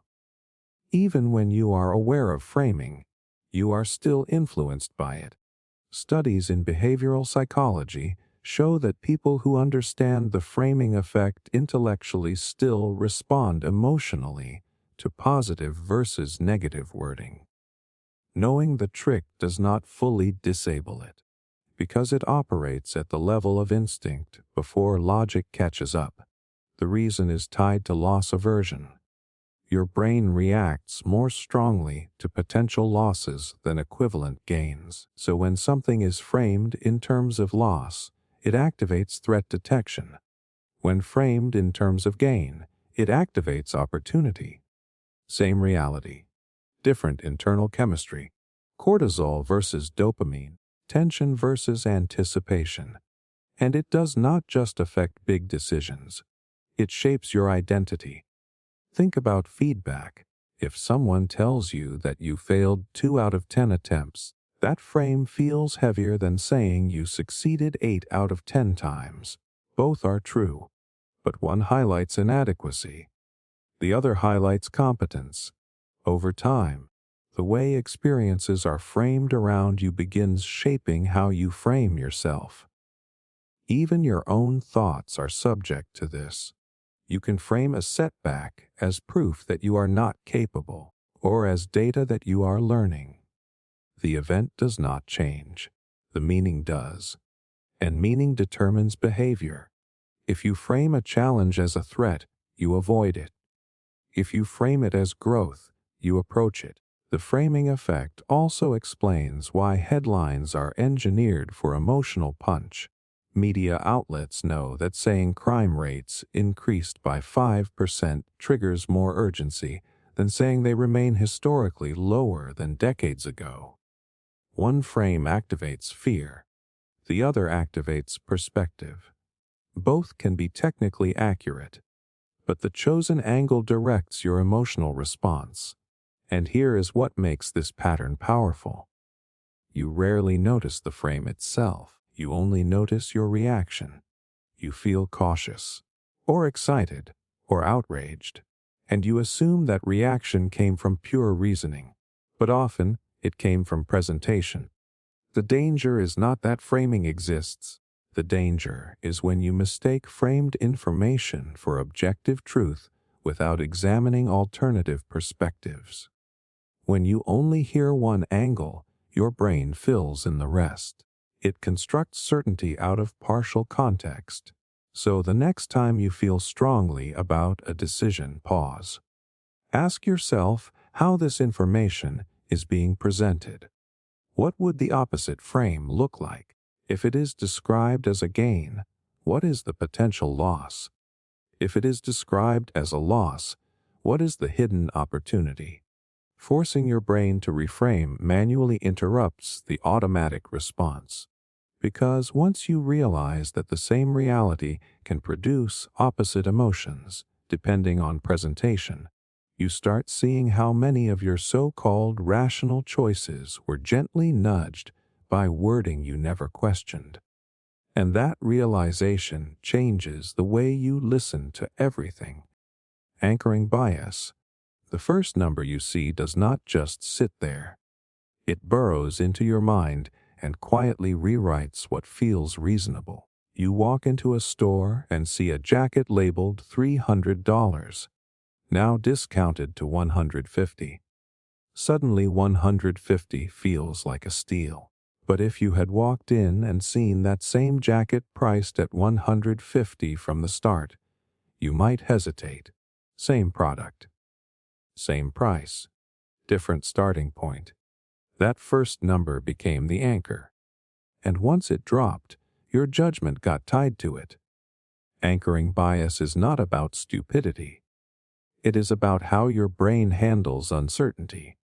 When you do not know the true value of something, your mind grabs the first available reference point and uses it as a baseline. From there, everything else is judged in relation to it. The anchor does not have to be accurate. It just has to appear first. This is why negotiations feel like psychological warfare. The first person who names a number often shapes the entire conversation. If someone asks for a salary of $120,000, that figure becomes the center of gravity. Even if the final agreement drops to 105, the outcome is still orbiting around that initial anchor. If the first number had been 90,000, the ending would likely land lower.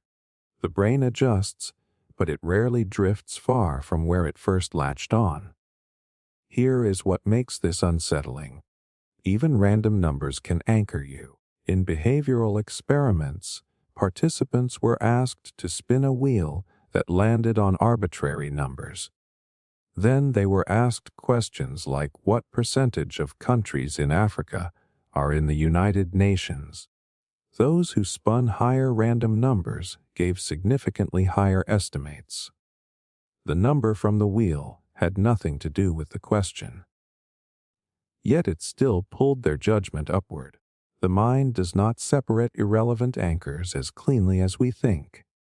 Why does this happen? Because your brain hates starting from zero.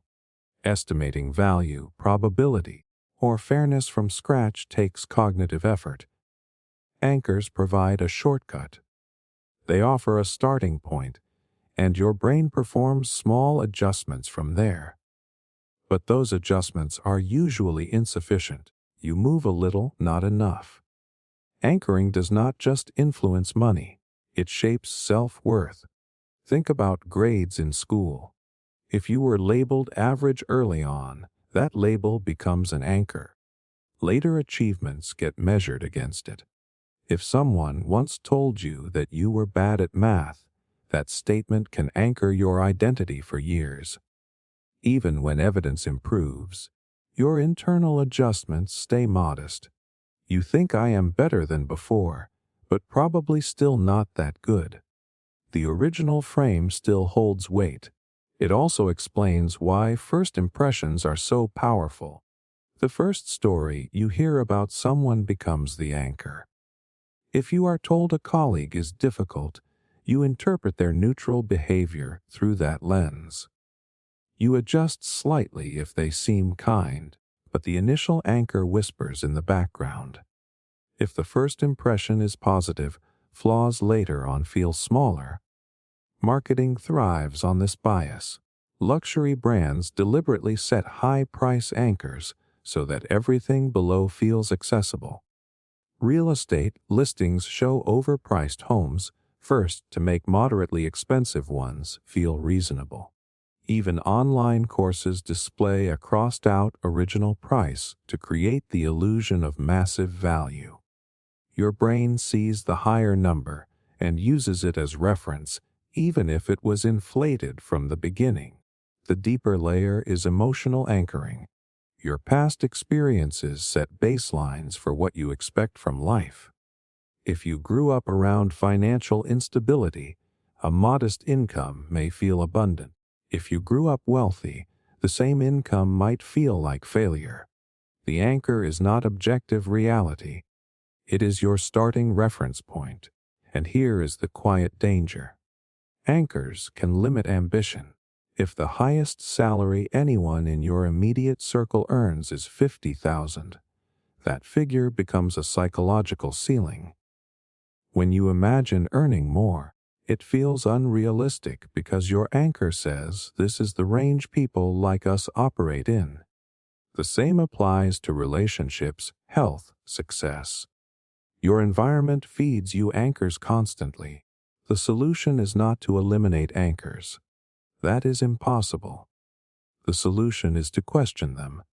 When faced with a number, ask yourself where it came from. Is this an informed baseline or just the first figure presented? When evaluating yourself, ask whether your self-assessment is tied to an outdated reference point.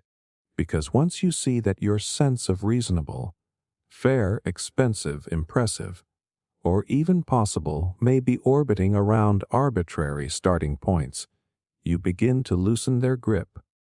And when the anchor loses its authority, your judgments start expanding beyond the limits you did not even realize were holding you in place. The mere exposure effect. There is a strange comfort in familiarity. You hear a song once and it feels average.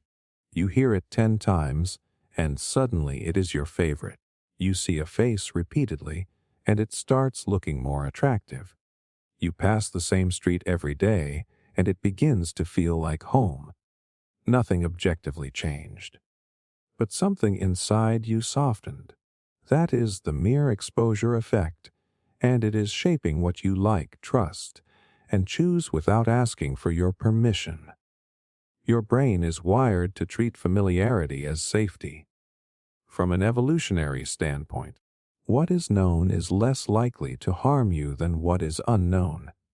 So every time you encounter something repeatedly without negative consequences, your nervous system relaxes a little more around it. That relaxation gets misinterpreted as preference. You think you like it. In reality, you just got used to it. This is why advertising works even when you ignore it. You might scroll past the same brand name dozens of times. You never click. You never consciously evaluate it. But when you are finally ready to buy, that familiar logo feels trustworthy. Not because you researched it. Not because it is better. But because your brain has seen it before and labeled it safe. Psychologists tested this decades ago by showing participants random symbols and faces multiple times. The more often people saw them, the more positively they rated them. Even when the images flashed too quickly for conscious recognition, the preference still increased. That means your awareness is not required. Exposure alone is enough to tilt your judgment. Now think about how this plays out socially. The coworker you see every day starts feeling more likable over time, even if you barely talk. The influencer who appears on your feed constantly begins to feel familiar, almost like a friend. Repetition creates a false sense of intimacy. Your brain confuses recognition with connection. Here is the unsettling part. The mere exposure effect does not filter for quality. It does not ask whether something is healthy, true, or beneficial. It only tracks frequency. If you are repeatedly exposed to negativity, criticism, or limiting beliefs, those ideas start feeling normal. If you constantly hear that success is rare or that relationships always fail, those narratives begin to feel realistic. Not because they are accurate, but because they are familiar. This is how cultural norms solidify. Ideas repeated enough times stop being questioned. They become default assumptions. The more you hear a statement, the less cognitive resistance you feel toward it. Over time, repetition alone can blur the line between truth and comfort, and it explains why leaving certain environments feels disorienting. If you grew up around chaos, calm can feel boring or suspicious. If you were surrounded by emotional volatility, stability might feel unfamiliar and therefore unsafe. You might unconsciously gravitate back toward what feels normal, even if it is harmful. Familiar pain can feel more comfortable than unfamiliar peace. The same mechanism influences relationships. You may not have been wildly attracted to someone at first, but consistent exposure increases warmth. Proximity builds preference. This is why shared spaces like schools and workplaces often spark connection. Repeated interaction lowers perceived threat and increases perceived likability. But repetition can also trap you. If you repeatedly tolerate disrespect, your tolerance expands. If you repeatedly doubt yourself, self-doubt starts feeling like your personality. Your brain adapts to what it sees most often. It adjusts its baseline. Media understands this deeply. Headlines repeat certain narratives until they feel undeniable. Trends repeat certain aesthetics until they feel stylish. Opinions repeated across platforms begin to feel widely accepted, even if they originated from a small group. Frequency creates the illusion of consensus.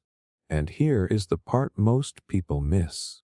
You are not immune because you consider yourself independent. The mere exposure effect operates beneath deliberate reasoning. It works through comfort, not logic. When something feels easy to process, because you have seen it before, your brain interprets that ease as positive. So the question becomes, what are you repeatedly exposing yourself to? What voices dominate your attention? What ideas circulate daily in your environment? Because over time, repetition is not neutral. It shapes preference. It builds belief. It alters perception. If you want to change what you value or how you see yourself, start by changing what you see consistently. Introduce new references, new narratives, new possibilities. At first they will feel unfamiliar, maybe even uncomfortable. But with enough exposure, your brain will begin labeling them as safe too. And once that shift happens, you will realize that many of your likes, loyalties, and even identities were not chosen through deep evaluation. They were slowly built through repetition until familiarity quietly turned into attachment. Identity fusion. There is a moment when belonging stops being something you have and starts becoming something you are. That shift is subtle, but once it happens, it changes everything. You are no longer just part of a group. The group becomes part of you. Its victories feel like your victories. Its insults feel like personal attacks. Its enemies feel like your enemies. That is identity fusion, and it is one of the most powerful psychological forces controlling human behavior. At first, joining a group feels harmless. A community built around fitness, a political movement, a fandom, a religious circle, a startup team. You connect over shared values or goals. You enjoy the camaraderie. It feels good to be understood. Humans are wired for belonging. Social connection activates reward circuits in the brain and reduces stress responses. Being part of something bigger than yourself creates meaning. But identity fusion is different from simple membership. It happens when the boundary between personal identity and group identity dissolves. Instead of saying I am someone who supports this cause, the mind shifts to I am this cause. The group's narrative becomes your narrative. Your sense of self merges with the collective story. Here is where it gets intense. Research on identity fusion shows that when people feel deeply fused with a group, they become far more willing to make extreme sacrifices for it. Not because they are irrational, but because protecting the group feels identical to protecting themselves. If the group is threatened, it triggers the same psychological alarms as a direct personal threat. The brain does not distinguish clearly between self-defense and group defense. You can see this in sports fans who react to losses with genuine grief or rage, in activists who feel physically shaken when their movement is criticized, in nationalistic fervor where symbols like flags trigger deep emotional responses. These reactions are not just about opinions, they are about identity. The shock comes when you realize how easily this fusion can be engineered. Shared rituals strengthen it. Uniforms, chants, inside jokes, repeated slogans. When individuals experience intense emotions together, especially under stress, bonds deepen rapidly. Military training uses this principle deliberately. So do high-control organizations. Emotional synchrony accelerates fusion. Social media amplifies it further. Algorithms feed you content that reinforces group narratives and highlights opposing threats. The more you engage, the more your digital environment reflects a single perspective. Over time, dissenting views feel not just incorrect but hostile. Your group identity hardens. Criticism starts to feel like betrayal. And once identity fusion sets in, independent thinking becomes difficult. Not impossible, but costly. Questioning the group feels like questioning yourself. Cognitive dissonance intensifies because disagreement threatens your sense of belonging and your self-concept at the same time. So you defend. You rationalize. You double down. This is why debates between deeply fused groups rarely change minds. Facts bounce off emotional armor.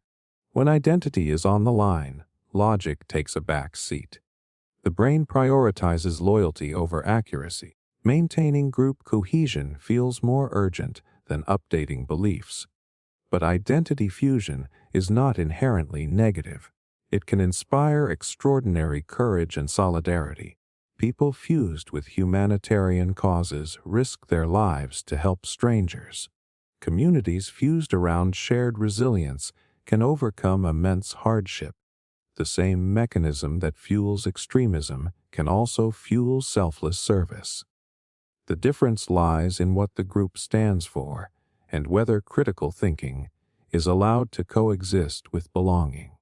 The danger appears when your entire sense of worth depends on one collective identity, when alternative perspectives feel intolerable, when leaving the group would feel like psychological death.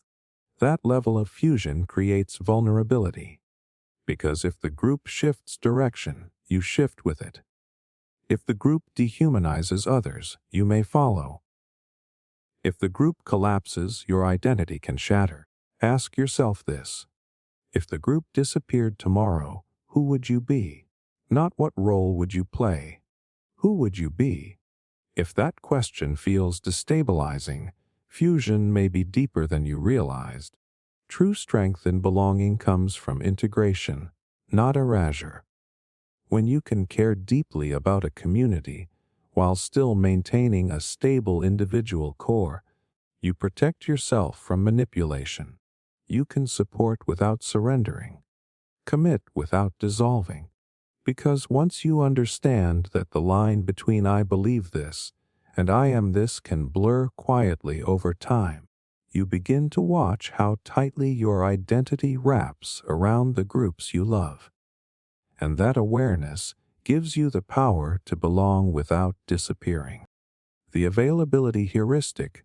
Last week you hear about a plane crash. Suddenly flying feels dangerous. Your chest tightens at the thought of boarding. Statistically, nothing changed about air travel, but your perception did. Why? Because the image is fresh, vivid, easy to recall. That is the availability heuristic, and it quietly distorts how you judge risk, probability, and reality itself. Your brain does not calculate odds like a spreadsheet. It estimates based on memory. If examples of something come to mind quickly, your mind assumes it must be common. If you struggle to recall examples, it feels rare. The ease of recall becomes a shortcut for frequency.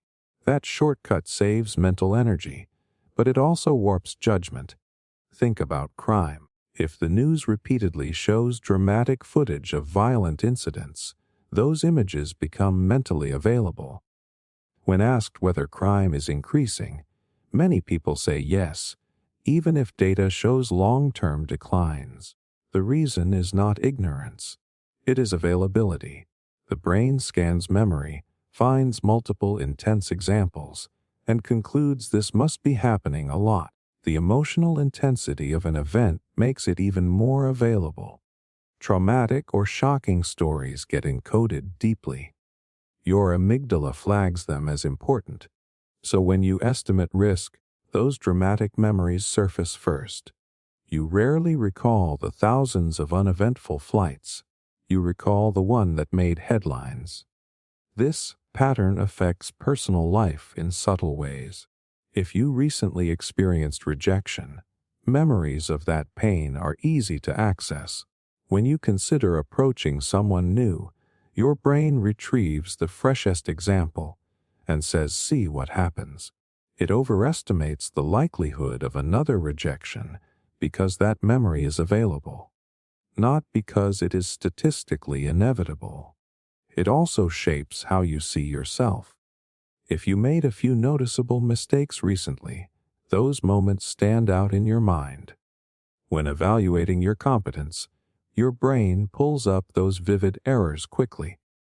Meanwhile, your quiet successes fade into the background because they were less emotionally intense. You conclude, "I mess up a lot." In reality, you are sampling biased data from your own memory. Media and social platforms amplify this bias aggressively. Algorithms prioritize content that triggers strong reactions. Outrage, fear, shock. The more extreme the story, the more it spreads. That means your mental library fills with dramatic outliers. Over time, your sense of normal shifts. Rare events start feeling common. Extreme opinions start feeling widespread. Here is the dangerous part.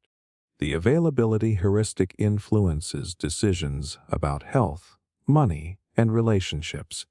If you know one person who had a terrible side effect from a medication, that story may outweigh thousands of safe cases in your mind. If you hear several startup success stories, entrepreneurship might feel statistically safer than it actually is. Your perception of risk becomes anchored to what you can easily recall, not what is objectively probable. The brain evolved this shortcut for survival. In ancestral environments, recent vivid threats were often relevant. If someone in your tribe encountered a predator near the river, that fresh memory needed to influence your behavior immediately. Quick recall could save lives. The system was efficient for small communities with limited information flow. But in a modern world saturated with global news and constant updates, your brain is exposed to events far outside your immediate environment. You hear about disasters happening thousands of miles away, and your nervous system reacts as if they are local threats. Availability skyrockets, and so does anxiety. This bias also fuels stereotypes. If a few examples of a behavior from a particular group are highly publicized, those examples become mentally accessible.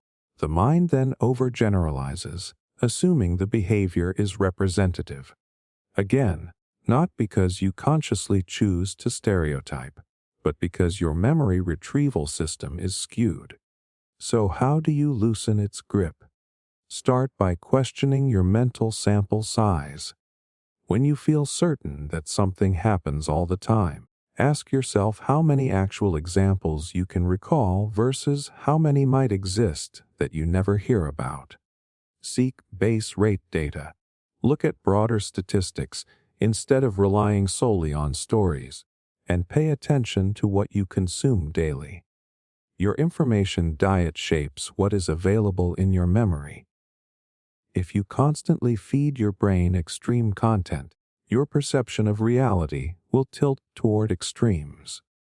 Because once you realize that your sense of what is common, dangerous, or likely is often just a reflection of what is easiest to remember, you begin to see how much of your fear, confidence, and judgment is built not on full reality, but on the fragments your mind can access fastest. In group bias, you can take two completely normal people, give them different colored shirts, tell them they are on opposite teams, and within minutes they will start favoring their own side, not because of history, not because of real conflict, just because the brain drew a line and labeled it us and them. That is in group bias. And it is so automatic that you rarely notice it happening. The moment you identify with a group, something shifts. It could be nationality, religion, political affiliation, a sports team, even something as small as being part of a specific online community. The label attaches to your identity and your perception adjusts. You start seeing members of your group as more trustworthy, more reasonable, more human. Outsiders become simplified, generalized, easier to criticize. Psychologists have demonstrated this in minimal group experiments where participants were randomly assigned to meaningless categories. Even when the grouping was arbitrary, people consistently allocated more rewards to their own group. There was no personal gain in doing so, no real rivalry. Just the presence of a category was enough to trigger favoritism. Your brain does not need deep history to create bias. It only needs a boundary. From an evolutionary perspective, this makes sense. Early humans survived in tribes. Loyalty increased cooperation. Cooperation increased survival. Being attuned to who belonged and who did not was protective. So your brain developed a fast sorting mechanism. Familiar signals meant safety. Unfamiliar signals required caution. The problem is that this ancient wiring still operates in a modern, interconnected world. Today, group lines are everywhere. Political identities, cultural identities, professional hierarchies, online subcultures. Once you internalize one of these labels, your interpretation of information shifts subtly. If someone from your group makes a mistake, you are more likely to excuse it. If someone from the opposing group does the same thing, you are more likely to see it as proof of character flaws. Here is where it gets dangerous. In-group bias does not just affect opinions. It affects empathy. Brain imaging studies show that people often have stronger empathetic responses to the pain of those they perceive as part of their group.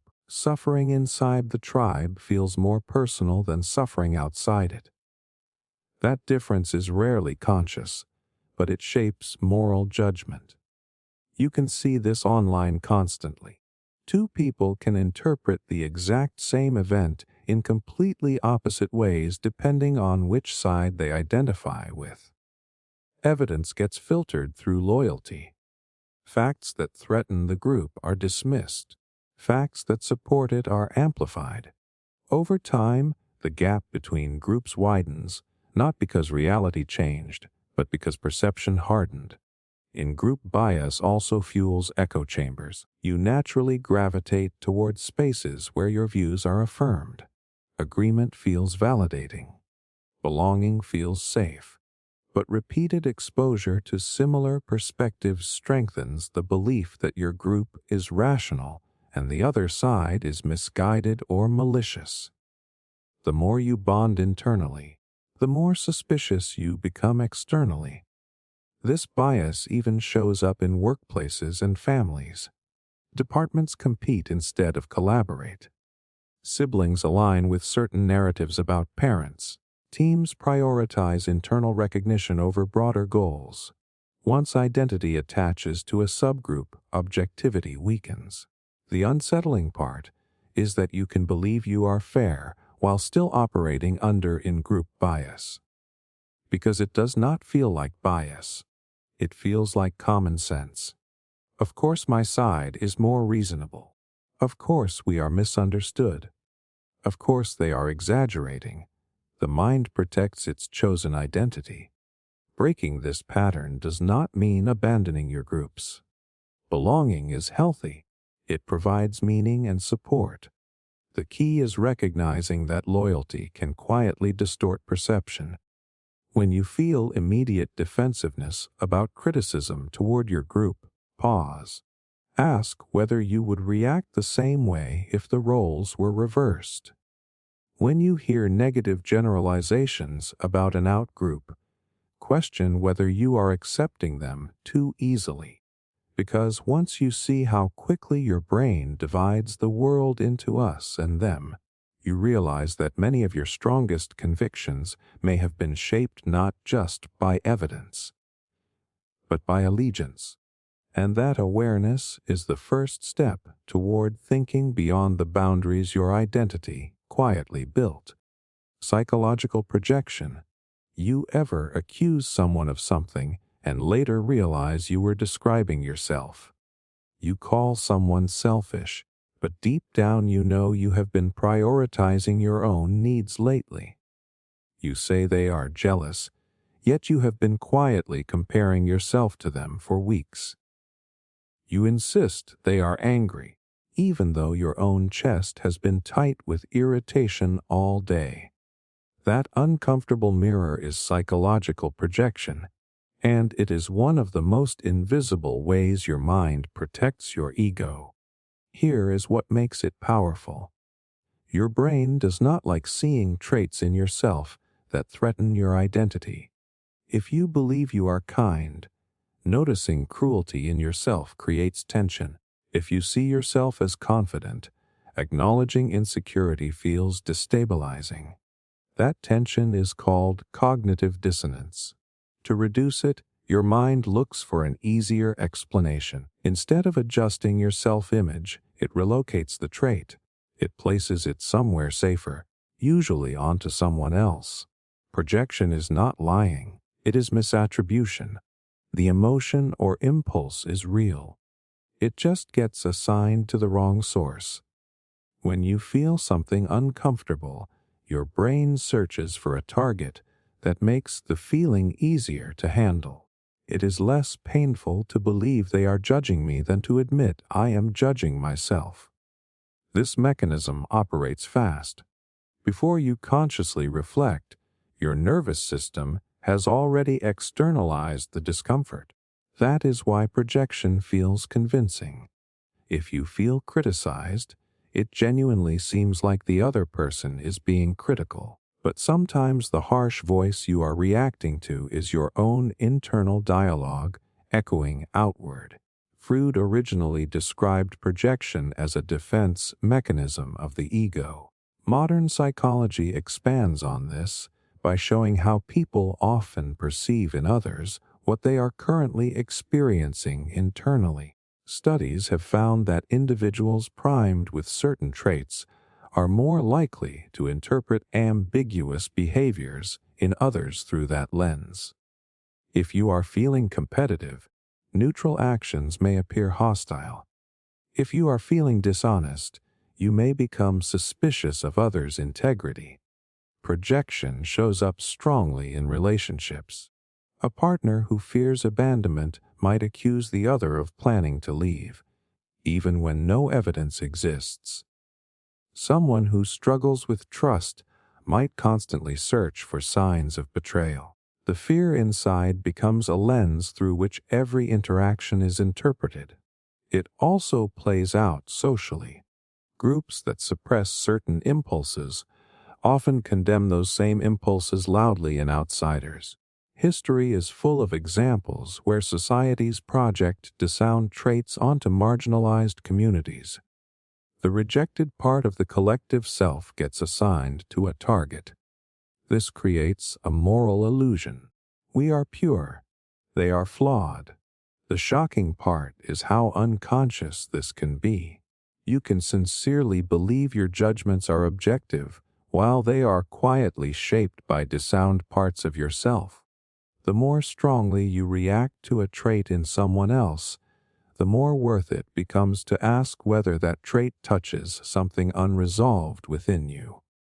This does not mean every criticism is projection. Sometimes behavior genuinely comes from others. The key difference lies in intensity and pattern. If a reaction feels disproportionate or repetitive across different people, projection might be involved.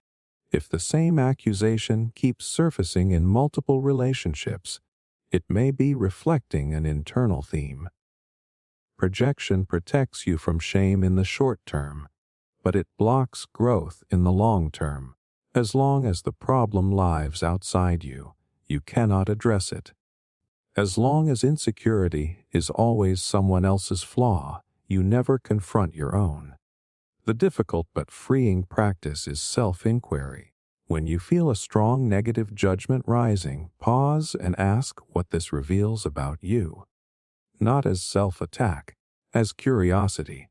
What part of me feels threatened right now? What emotion am I trying not to see? Because the traits you fight hardest in others sometimes point to parts of yourself that need attention, not exile. And once you realize that your mind can project inner conflict outward so convincingly that it feels like reality, you begin reclaiming pieces of yourself that were scattered across the people you blamed. The victim narrative loop. There is a version of your story where everything that went wrong proves the world is against you. And the terrifying part is how convincing that version can feel. At first, it starts with something real. You were overlooked, betrayed, treated unfairly. Those experiences hurt. They leave marks. Your brain does what it is designed to do. It looks for patterns. It tries to predict how to avoid future pain. But somewhere along the way, the pattern can harden into identity. Not I experienced something unfair, but unfair things always happen to me. That shift is the beginning of the victim narrative loop. Here is how the loop works. Something negative happens. You interpret it as confirmation of a broader belief that you are powerless or targeted. That interpretation triggers emotions like anger, sadness, or resentment. Those emotions influence your behavior. Maybe you withdraw. Maybe you become defensive. Maybe you stop trying. That behavior changes how others respond to you. And their response often creates more negative outcomes, which then reinforces the original belief. It feels like evidence, but it is often self-reinforcing. The brain loves coherent stories. Randomness is uncomfortable. If multiple painful events occur, your mind connects them into a single explanation. I am unlucky. People always take advantage of me.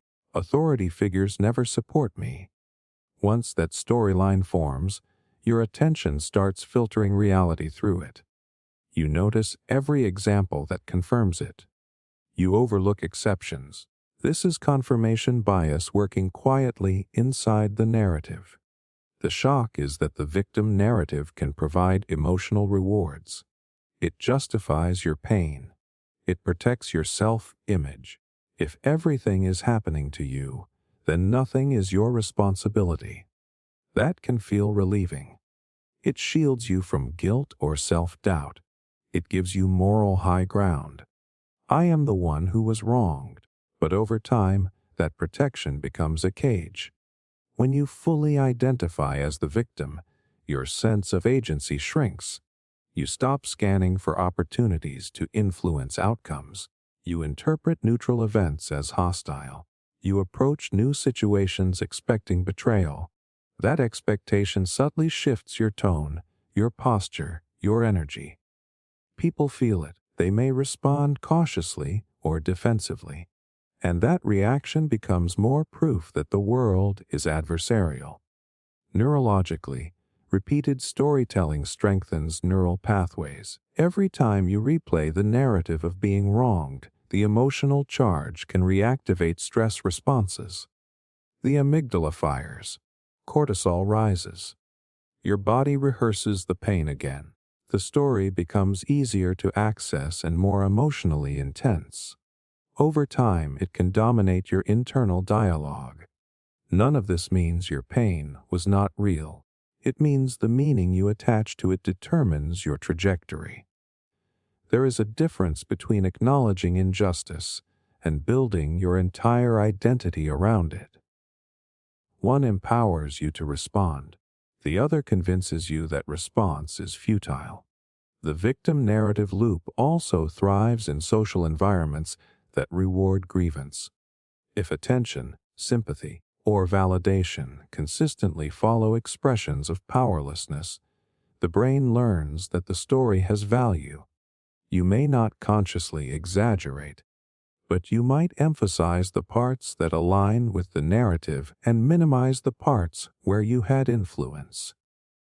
Breaking the loop requires something uncomfortable.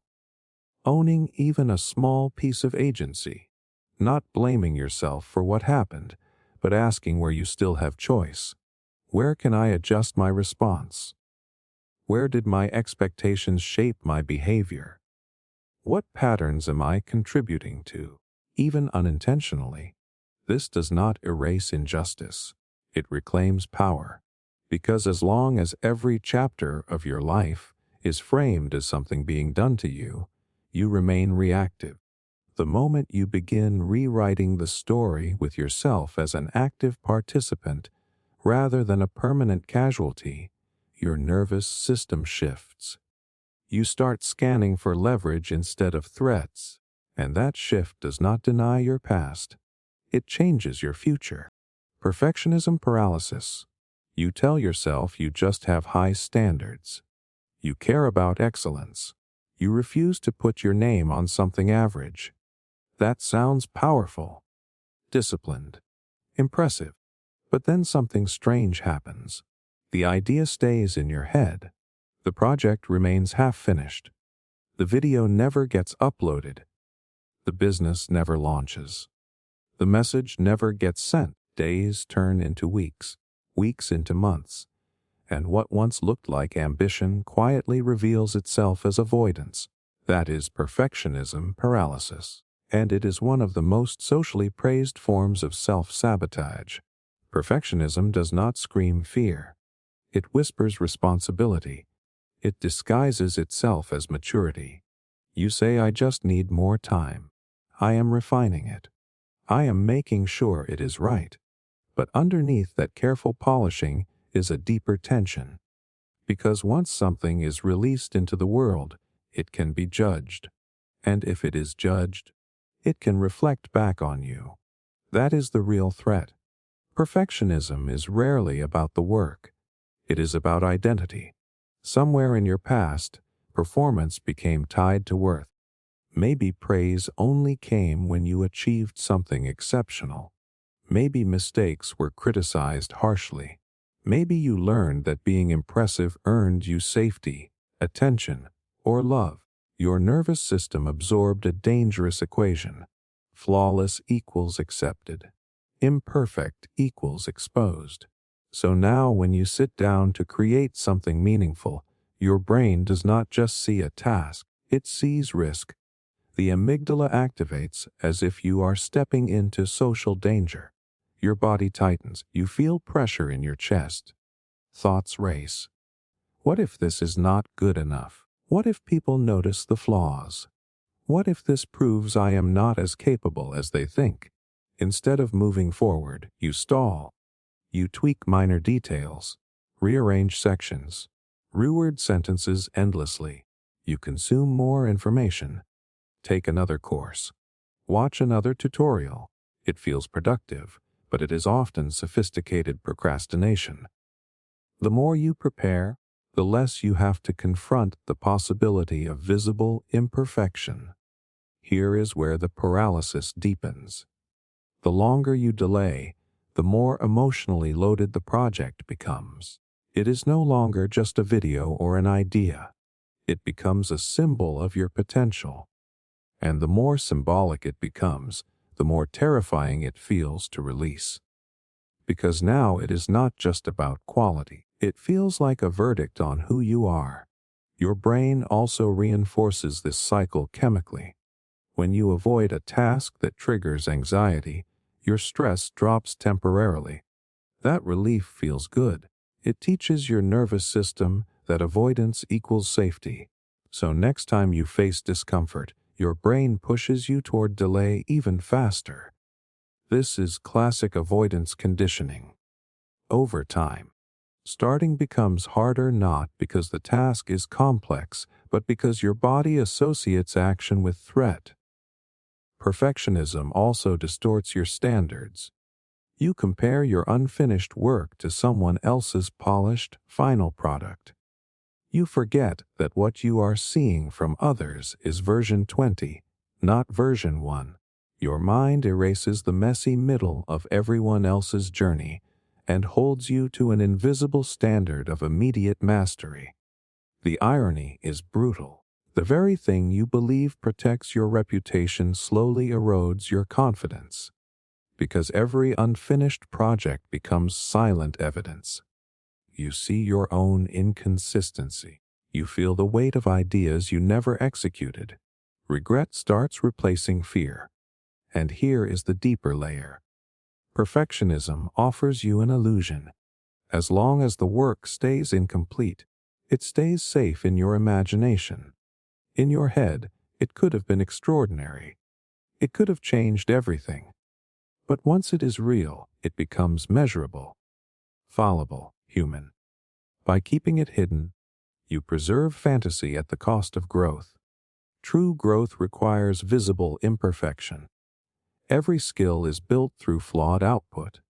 Every expert you admire once created work they would now cringe at. The difference is they allowed themselves to be seen while improving. They tolerated the discomfort of feedback. They separated performance from identity. Perfectionism paralysis collapses that separation. It says if the work is flawed, I am flawed. That fusion makes risk unbearable. Breaking the cycle does not mean lowering standards permanently. It means shifting timelines. Instead of demanding perfection before release, you commit to iteration after release. You redefine success as completion, not flawlessness. You focus on progress that is public, not potential that is private. The first version will feel uncomfortable. That discomfort is not proof of inadequacy. It is proof that you stepped outside the illusion of safety. And once you survive being seen imperfectly, something powerful happens. The fear loses credibility. Your nervous system updates its prediction. Imperfection did not destroy me. Perfectionism promises control. But what it often delivers is stagnation. And once you recognize that the standard you were trying to meet was not excellence but protection, you begin to see how many opportunities were waiting for you to be brave enough to be unfinished in public. Loss aversion. Imagine someone offers you a simple gamble. You can flip a coin. If you win, you gain $100. If you lose $100. Logically, it is neutral.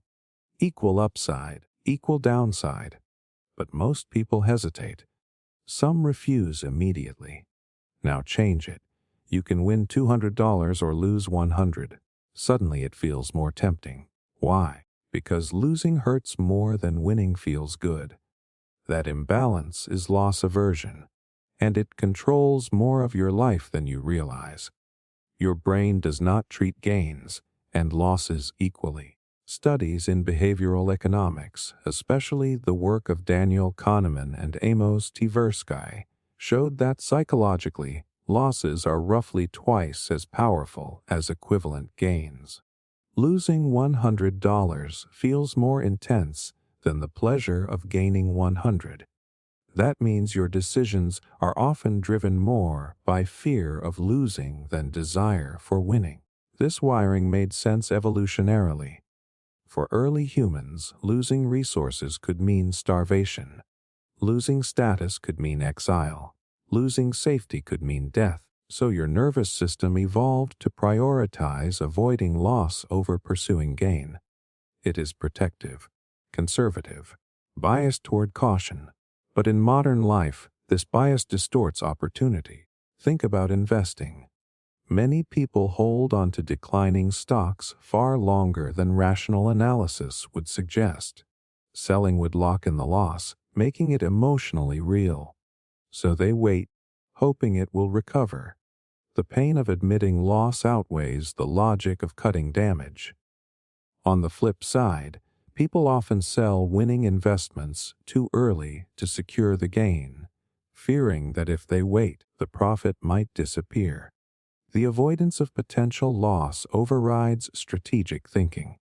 Loss aversion also shapes relationships. You stay in situations that no longer serve you because leaving feels like losing the time, energy, and identity you invested. Ending something can feel like failure, so you tolerate dissatisfaction to avoid the emotional cost of letting go. It affects career decisions too. You might avoid switching paths because you fear losing stability, even if the new path has greater upside. The known discomfort feels safer than the unknown possibility. The brain frames change as potential loss first, potential gain second. Here is where it becomes subtle. Loss aversion does not only apply to money or tangible resources. It applies to beliefs. When new information challenges your worldview, your mind resists. Accepting new data may require losing certainty, losing status within your group, losing the comfort of being right. That psychological loss feels threatening, so you defend your existing beliefs more aggressively. This bias also explains why free trials convert so well. Once you start using something, it begins to feel like yours. Canceling feels like losing access, even if you did not own it before. The endowment effect blends with loss aversion. Ownership intensifies fear of loss. Even in daily arguments, loss aversion shows up. When debating, backing down can feel like losing face. So you double down, even if evidence weakens your position. The potential loss of pride outweighs the benefit of accuracy. Neurologically, loss triggers stronger activation in areas associated with pain and threat. Your body reacts to loss almost like physical discomfort. That is why financial losses can feel visceral. Your stomach tightens. Your chest contracts. It is not just numbers. It is perceived survival. The danger is that loss aversion can freeze you. You may avoid taking calculated risks that could improve your life because the downside feels emotionally amplified. You focus on what you might give up rather than what you might gain. Over time, this creates stagnation disguised as stability. The key is awareness. When facing a decision, ask yourself whether you are evaluating it objectively or overweighting the potential loss. If you removed the emotional sting of losing, would the choice look different? Are you protecting something truly valuable or just avoiding discomfort? Loss aversion is not irrational. It is human. But when you understand that your brain magnifies loss beyond its actual scale, you start seeing how many of your cautious choices were shaped not by balanced logic, but by a survival mechanism operating in a world that no longer requires that level of fear. And that realization gives you a new kind of leverage. Authority priming. You ever notice how your tone changes the moment someone important walks into the room? Your posture straightens. Your voice tightens. You become slightly more careful with your words. even if they have not said anything yet, even if they have not given an order. Their presence alone shifts your behavior. That is authority priming, and it operates faster than conscious thought. Authority priming happens when subtle cues linked to power or status activate obedience, compliance, or deference in your mind. No one has to command you directly. The signal is enough. A uniform, a title, a confident tone. Even a framed certificate on a wall can trigger it. Your brain registers hierarchy before you do. From an evolutionary perspective, this wiring made sense. Human societies have always organized around status structures. Recognizing leaders quickly increased coordination and survival. If a respected figure signaled danger, hesitation could cost lives, so your nervous system developed shortcuts. Symbols of authority became cues for trust and compliance. But in modern life, that shortcut gets exploited. Psychologists have repeatedly demonstrated how powerful authority signals can be. In controlled experiments, people are far more likely to follow instructions when they believe those instructions come from someone with expertise or status. Even simple symbols, like a lab coat or a formal introduction as a doctor, increase compliance dramatically. The uniform alone changes perception. The shocking part is how little actual authority is required. Sometimes just being introduced as an expert primes your brain to lower skepticism. You assume competence. You assume credibility. Your critical thinking relaxes, not because you consciously decide to surrender it, but because the cue bypasses deeper analysis. This is why marketing uses authority figures constantly. White coats in advertisements, professional-sounding titles, testimonials from specialists, even social media accounts with verification badges trigger subtle trust.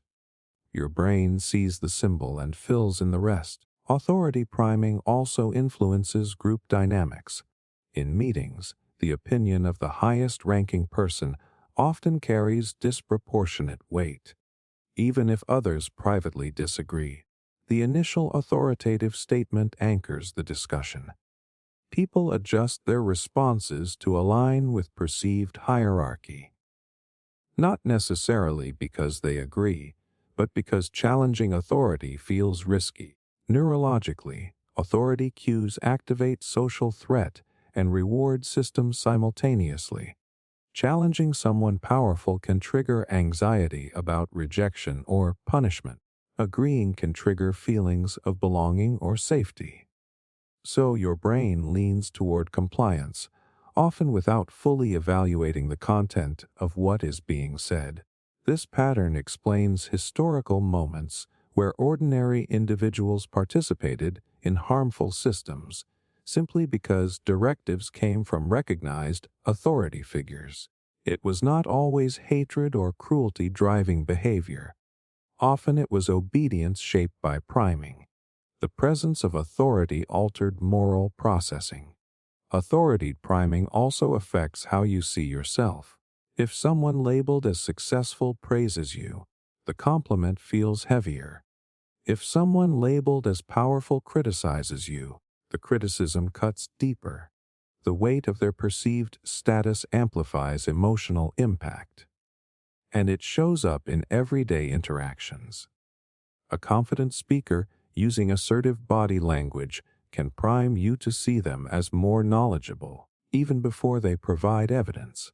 Conversely, someone with valuable insight but low status signals may be overlooked. The danger is not authority itself. Expertise matters. Leadership matters. The danger is automatic deference. When symbols replace scrutiny, when tone replaces truth, breaking free requires deliberate pause. When someone with authority makes a claim, ask whether you would evaluate it the same way if it came from a peer. Separate the message from the messenger.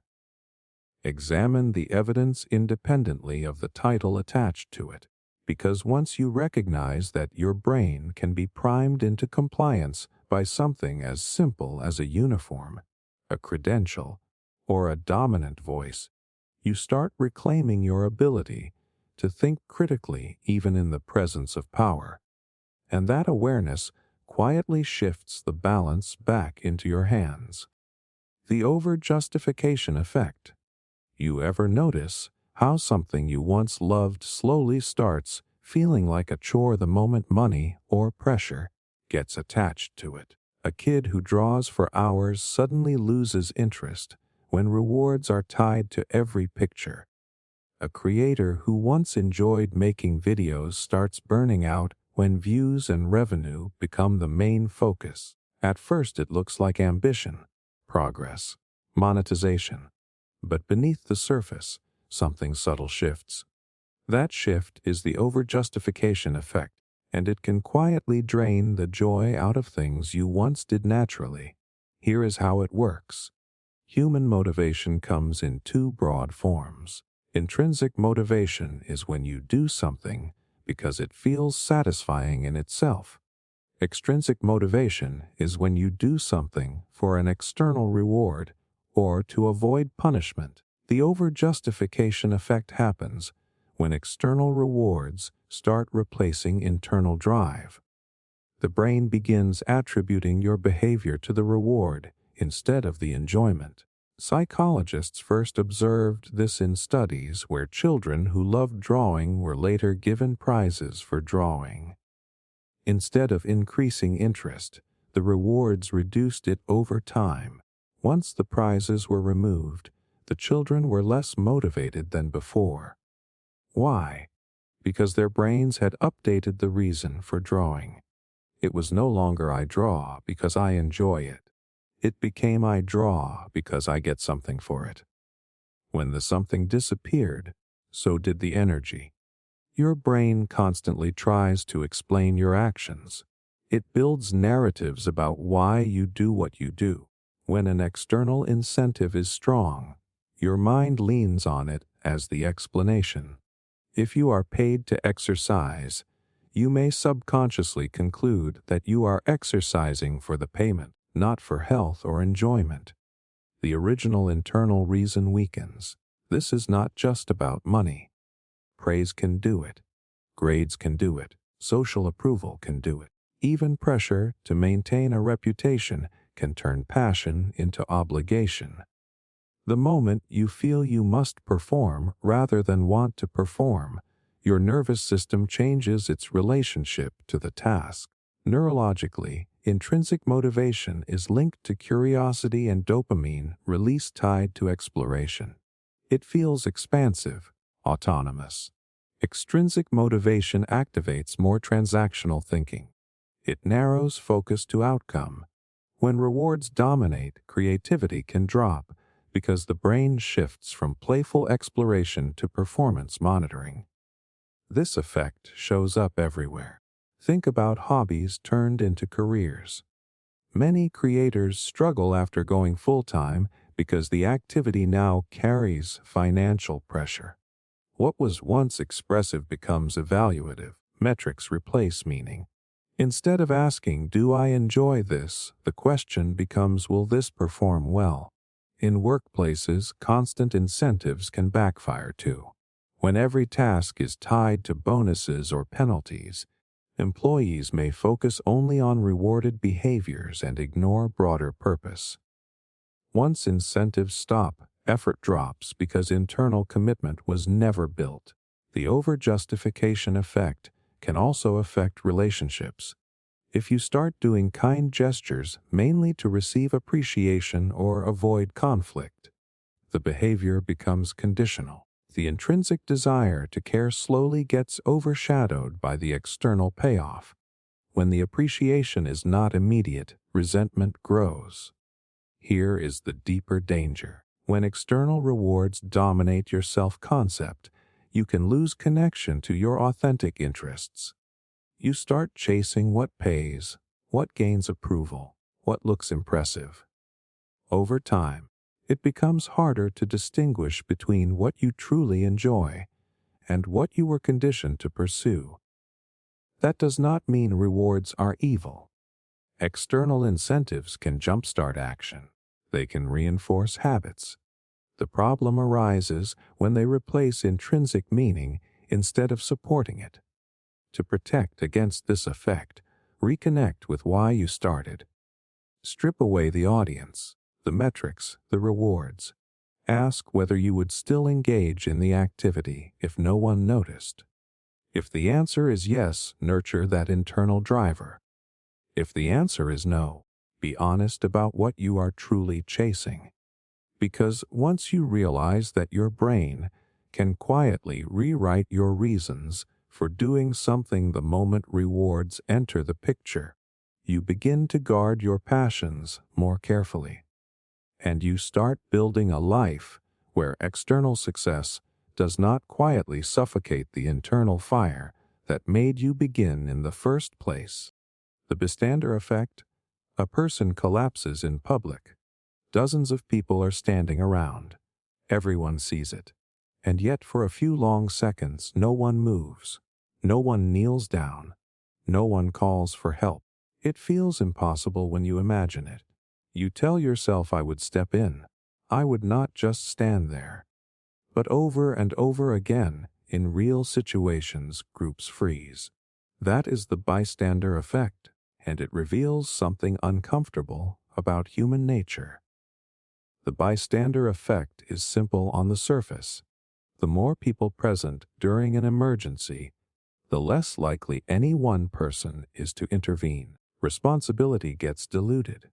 Your brain scans the crowd and thinks someone else will handle it, someone more qualified, someone braver, someone closer.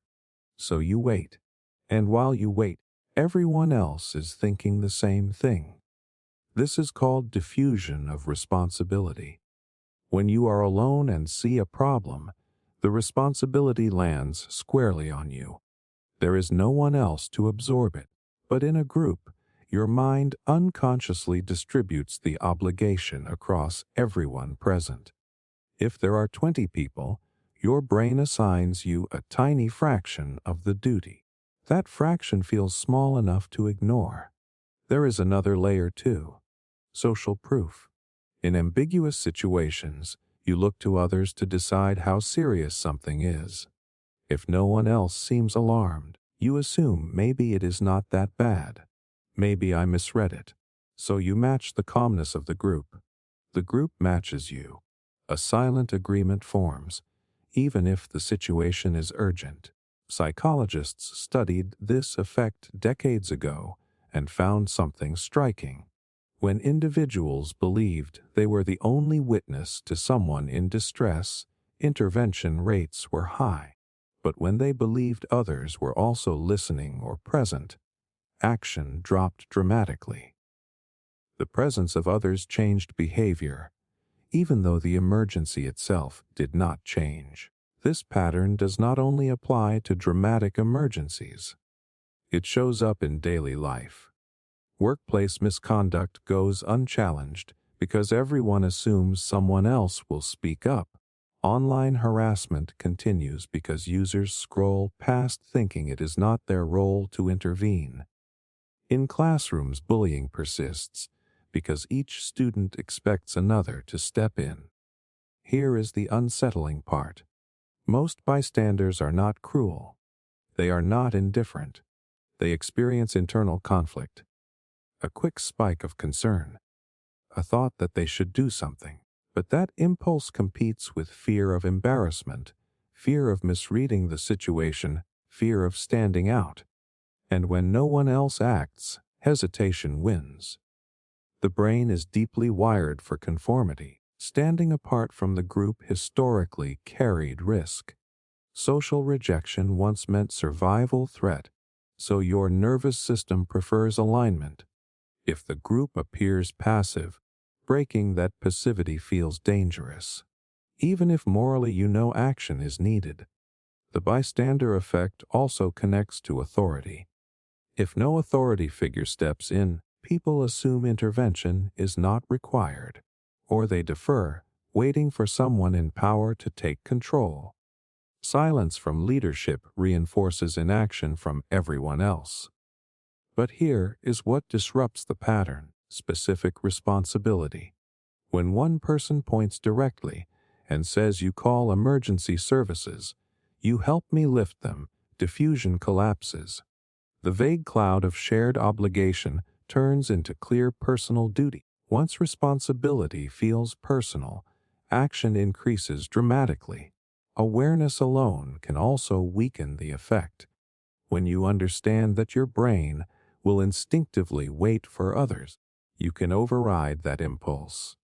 You can recognize the hesitation as a psychological pattern rather than proof that the situation is not serious. The bystander effect exposes something profound.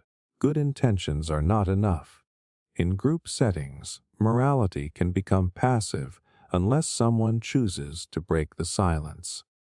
And often, the first person to move changes everything. Action is contagious in the same way inaction is. Because once one person steps forward, others follow. Responsibility shifts from diluted to shared effort. The group recalibrates, and that means the difference between intervention and indifference is often not the size of the crowd, but whether one individual decides that even if everyone else is waiting, they will not. The self-serving bias. You get the promotion and suddenly it is because of your talent, your discipline, your late nights, your sharp instincts. But when you do not get it, it is office politics, bad timing, a biased manager. When you win, it is your skill. When you lose, it is the system. That reflex is so automatic you barely notice it. That is the self-serving bias, and it quietly edits reality to protect your ego. This pattern runs deep. At its core, the self-serving bias is your mind's way of taking credit for success while outsourcing blame for failure. It is not random arrogance. It is psychological self-preservation. Your brain is wired to maintain a stable and positive self-image. Threats to that image feel like danger, so your perception bends to keep you feeling competent and in control. When something goes right, your mind scans inward. I worked hard. I am smart. I made the right decision. When something goes wrong, your mind scans outward. The instructions were unclear. The market crashed. The other person misunderstood me. The weather ruined it. Sometimes those explanations are true, but the speed and consistency with which your brain assigns credit and blame reveals the bias. Researchers have shown that after taking a test, students who perform well tend to attribute their success to intelligence and effort. Those who perform poorly are more likely to blame the difficulty of the test or unfair grading. The same brain that is capable of logic suddenly becomes a skilled defense attorney when self-esteem is on trial. The reason this bias is so powerful is because it reduces cognitive dissonance. If you see yourself as capable and good, failure creates tension. That tension is uncomfortable. Your brain resolves it by adjusting the story. Instead of "I failed because I am not good enough," the narrative becomes "I failed because external factors interfered." The emotional discomfort drops. The ego remains intact. There is also a control element. Humans crave a sense of agency. When you attribute success to yourself, it reinforces the belief that your actions matter. That feels empowering. But when you attribute failure to yourself, it can feel destabilizing. So your mind selectively protects your sense of competence. The self-serving bias shows up everywhere. In relationships, when things go smoothly, you believe it is because you are thoughtful and mature. When conflict arises, it is because the other person is dramatic or unreasonable. In group projects, if the outcome is good, you emphasize your contribution. If it fails, you highlight everyone else's mistakes. Even athletes display it. After a win, they talk about preparation and teamwork. After a loss, they point to referees, injuries, or conditions. Again, sometimes those factors are real, but the pattern is predictable. The danger is subtle. When you constantly externalize failure, you reduce opportunities for growth. If every setback is someone else's fault, you never examine your blind spots. You never refine your weaknesses. The bias protects your ego in the short term, but can limit improvement in the long term. It also distorts how you judge others. You interpret your own failures generously, but interpret other people's failures as reflections of their character. If you are late, it is because traffic was bad. If someone else is late, it is because they are irresponsible. This double standard quietly shapes your relationships. On a societal level, the self-serving bias fuels polarization. Groups credit themselves for progress and blame opposing groups for problems. Each side sees itself as rational and moral, while attributing negative outcomes to the flaws of others. The bias strengthens identity and weakens empathy. Here is the uncomfortable truth. The self-serving bias is mostly unconscious. You are not sitting there deliberately manipulating reality. Your brain edits the narrative in real time. It feels true. That is what makes it powerful. But awareness changes things. The moment you catch yourself instantly blaming circumstances for a failure, pause, ask what part of this was within my control. Not to shame yourself, not to spiral, but to gather accurate data. Growth requires accurate feedback. At the same time, be careful not to swing to the opposite extreme and internalize every failure as personal deficiency. The goal is balance. Some outcomes are truly influenced by external forces. The key is honest evaluation rather than automatic protection. Because once you understand that your mind is constantly writing a story where you are the hero of success and the victim of failure, you begin to question the script. And when you question the script, you gain something far more valuable than ego protection. You gain clarity. Optimism bias. You know what is dangerous about optimism. It does not feel dangerous. It feels powerful. It feels like confidence. It feels like faith in yourself. You hear about someone losing their savings, someone getting diagnosed, someone burning out, someone getting divorced. And somewhere in the back of your mind, there is this quiet sentence: that will not be me. I am different. I will handle it better. That quiet sentence is optimism bias, and it is not just positive thinking. It is your brain systematically distorting reality in your favor. Optimism bias is the tendency to believe that negative events are less likely to happen to you than to other people, while positive outcomes are more likely. It is not random. It is predictable.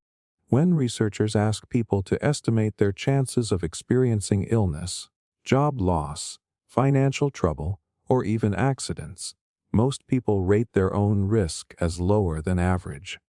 Statistically, that cannot be true for everyone, but almost everyone believes it anyway. Here is where it gets unsettling. Brain imaging studies show that when people receive information suggesting their future may be worse than they expected, the part of the brain responsible for updating beliefs becomes less responsive. In simple terms, your brain resists absorbing bad news about your own future. But when the information is better than expected, the brain updates quickly. Good news sticks. Bad news fades. That means this is not just motivational talk. Your brain is literally wired to filter threatening probabilities when they involve you. At first, that sounds useful.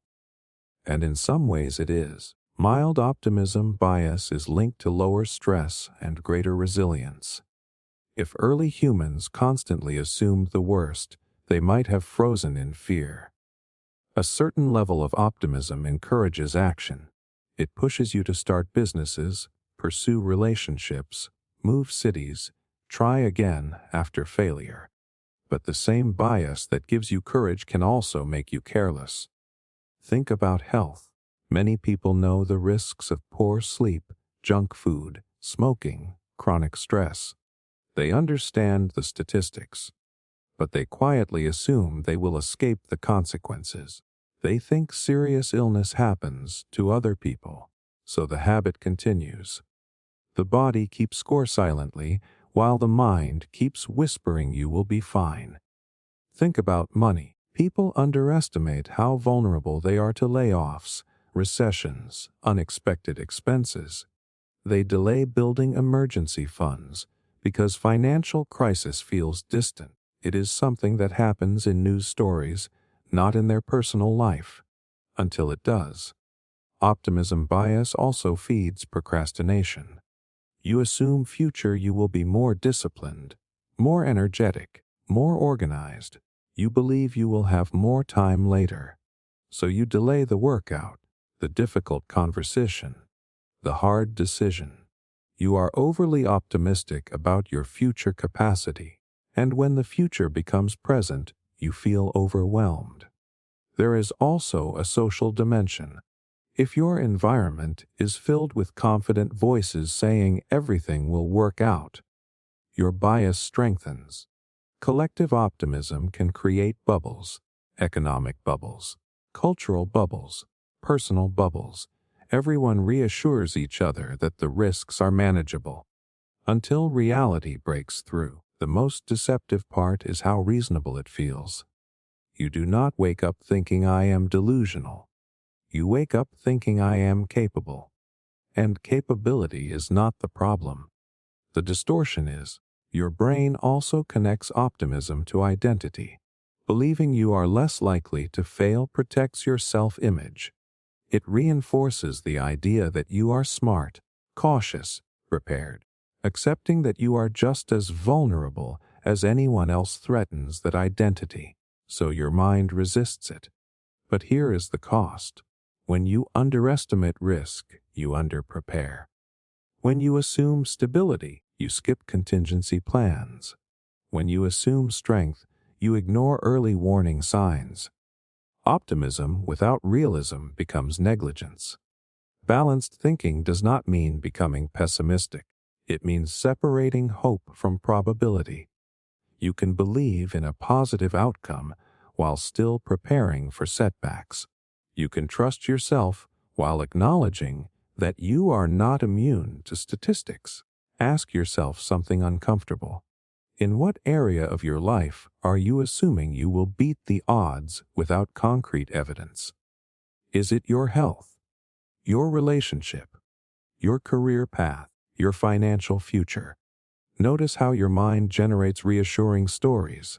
I am careful. I am different. I will figure it out. That reassurance feels good. It reduces anxiety in the short term, but long-term security comes from planning, not from assumption. Once you see optimism bias clearly, you start making different choices. You build buffers. You schedule checkups. You diversify risk. You confront issues early instead of assuming they will resolve themselves. And the paradox is this. When you temper blind optimism with preparation, you actually become more resilient. You stop relying on luck and start relying on structure. Because the most dangerous illusion is not that bad things exist. It is the quiet belief that they exist only for other people. Emotional blackmail. It rarely starts with shouting. It starts with a sigh, a pause, a disappointed look, a sentence that sounds soft on the surface, but heavy underneath. After everything I have done for you, if you really cared, you would. I guess I just matter less to you now. And suddenly you feel it. That tightening in your chest, that wave of guilt, that pressure to fix something you did not even realize you broke. That is emotional blackmail, and it does not feel like manipulation at first. It feels like responsibility. Emotional blackmail is when someone uses fear, obligation, or guilt to control your behavior. Not through direct force, not through logic, but through your attachment to them. They leverage your empathy against you. They know you care, so they turn that care into compliance. Here is how it works psychologically. Humans are wired for connection. Rejection historically meant danger. So your nervous system is highly sensitive to relational threats. When someone implies that you are disappointing them, abandoning them, or hurting them, your brain reacts as if your social safety is at risk. Cortisol rises. Anxiety spikes. You move quickly to restore harmony. Emotional blackmailers understand this instinct, consciously or unconsciously. They create a pattern often described as demand, resistance, pressure, threat, compliance, and repetition. First they make a demand. You hesitate or say no. Then comes the pressure. Maybe subtle, maybe dramatic. They express disappointment, sadness, anger. If that does not work, they escalate with threats. Not always obvious threats. Sometimes it is withdrawal, silent treatment, withholding affection. Suddenly love feels conditional. You comply not because you agree, but because the emotional discomfort becomes unbearable. The most powerful tool in emotional blackmail is guilt. Guilt is a moral emotion. It signals that you may have violated a value. But when someone manipulates guilt, they blur the line between healthy boundaries and selfishness. You start questioning yourself. Am I being cold? Am I ungrateful? Am I the problem? Over time, this erodes your internal compass. You stop asking, what do I want? You start asking, how do I prevent their reaction? Your decisions revolve around minimizing conflict rather than honoring truth. Emotional blackmail often hides behind close relationships. Partners, parents, friends. Because the closer the bond, the stronger the leverage. A stranger cannot easily manipulate your fear of abandonment. But someone whose approval matters deeply can. There are common phrases that signal the pattern. If you loved me, you would. I guess I just have to handle everything myself. Fine, do whatever you want. I will remember this. None of these sentences explicitly command you. But each one implies consequences, emotional distance, resentment, withdrawal. The reason this works is because your brain equates harmony with safety. When tension enters a relationship, your body wants relief. Compliance restores temporary calm, but that calm reinforces the cycle. The other person learns that emotional escalation leads to control. Sometimes emotional blackmail is not malicious. It can come from insecurity, from fear of losing connection, from learned patterns in childhood. But intention does not erase impact. The result is the same. Your autonomy shrinks. You may even start preemptively adjusting your behavior to avoid triggering them. You censor yourself. You over-explain. You overgive. You feel responsible for their moods. And slowly, resentment builds beneath the surface. Here is the critical distinction. Healthy relationships allow room for disappointment without punishment. Someone can express hurt without threatening the bond. Emotional blackmail ties love to obedience. It turns connection into a transaction. Breaking the cycle requires tolerating discomfort. When you set a boundary and they react, your nervous system will panic. It will urge you to fix it. But if you hold steady, something important happens. You separate their emotions from your responsibility. You realize that someone feeling upset does not automatically mean you have done something wrong. Clarity returns when you ask simple questions.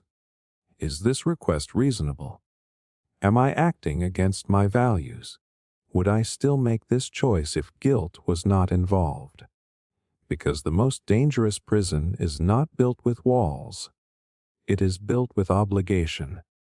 And once you recognize that guilt can be weaponized, you stop mistaking emotional pressure for moral duty. The comparison spiral. It starts so casually. You are just scrolling, just checking in, just seeing what everyone is up to. And within seconds your mood shifts. Someone your age just bought a house. Someone else launched a business. Someone is in better shape. Someone is traveling. Someone looks happier, more confident, more successful. You did not plan to feel inadequate today. But now you do. That is the comparison spiral. And once it grabs you, it does not stop at one thought. Comparison itself is natural. Your brain is wired for it. From an evolutionary perspective, measuring yourself against others helped you understand your status in the group. Status meant access to resources, safety, and opportunity. So your mind constantly scans for where you stand. Am I ahead? Am I behind? Am I valued? The problem is that in the modern world, your comparison pool is no longer your immediate tribe. It is millions of curated highlight reels. Your brain was built to compare within a small social circle. Now it is comparing your unfiltered reality to someone else's edited moments. The spiral begins when a single comparison triggers self-evaluation. They are further ahead than me. That thought creates a subtle threat to identity. If they are ahead, what does that say about me? Am I lazy? Am I behind in life? Did I waste time? The mind does not stop at observation. It moves to judgment. Psychologically, this is linked to social comparison theory. Humans evaluate themselves based on others when objective standards are unclear. Success does not have a universal measuring stick, so you look sideways. You use peers as reference points. The danger is that you usually compare your weaknesses to their strengths. The spiral intensifies because comparison activates the reward and threat systems at the same time. Seeing someone succeed can trigger inspiration, but it can also trigger envy. Envy is uncomfortable. It signals a gap between where you are and where you want to be. Instead of using that signal constructively, the mind often turns it inward as self-criticism. Then comes distortion. You assume their success is constant. Their happiness is stable. Their confidence is effortless. You forget that you are seeing fragments. Your brain fills in the blanks with fantasy. It builds a complete narrative from partial evidence. Comparison also shrinks your time perspective. You ignore your past progress and focus only on present gaps. You overlook the fact that people start from different circumstances, different resources, different timing. You flatten complex journeys into simple rankings. The spiral deepens when identity becomes attached to achievement.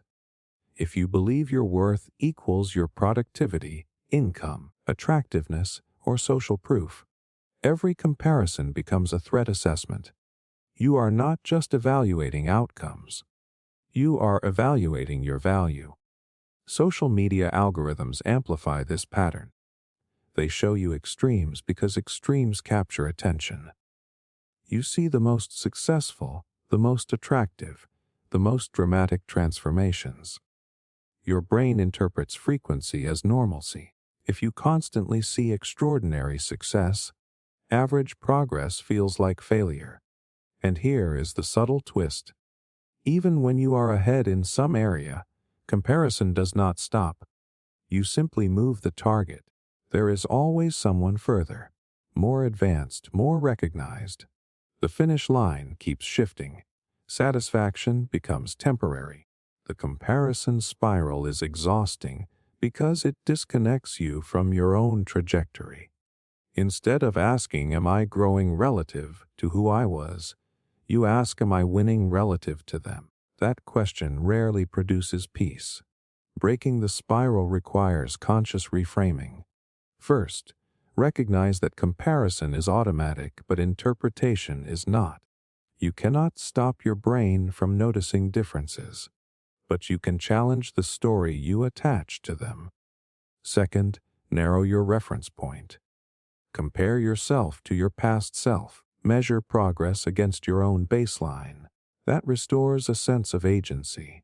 It turns comparison into feedback instead of judgment. Third, remember invisible variables. Effort, struggle, privilege, luck, timing. Every outcome is layered. What you see is not the full equation. And finally, redefine success in internal terms. If your metrics are clarity, integrity, growth, contribution, the comparison field shrinks. You stop chasing optics and start building substance. Because the spiral only tightens when your worth depends on outrunning everyone else. The moment you step off that track and focus on your own direction, the noise fades, and what remains is something comparison can never give you. Stability. The habit loop.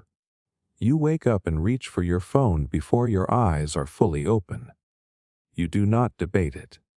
You do not analyze it. Your hand just moves.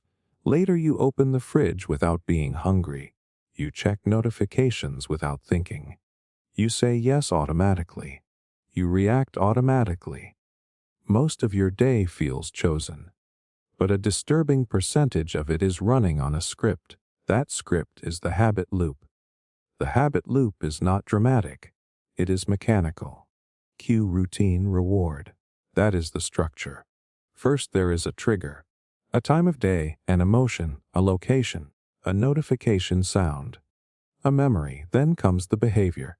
The scrolling, the snacking, the complaining, the smoking, the overworking. Then comes the reward, relief, dopamine, distraction, validation. The brain registers that the behavior reduced discomfort or increased pleasure, and it wires the loop tighter. The dangerous part is that the brain prioritizes efficiency over awareness. Habits form in the basal ganglia, a region responsible for automating repeated behaviors. Once a pattern is encoded, your brain reduces the energy required to execute it. That is useful for brushing your teeth. It is destructive when the behavior is self-sabotage. At first, habits are conscious choices. You decide to check social media during a break. You decide to grab a snack when stressed. But repetition converts decision into reflex. Over time, the cue alone is enough to trigger craving.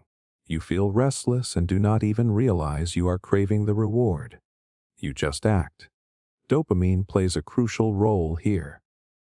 Most people think dopamine is about pleasure. It is actually about anticipation. When your brain detects a cue linked to past reward, dopamine spikes before the behavior even happens. That spike creates urgency.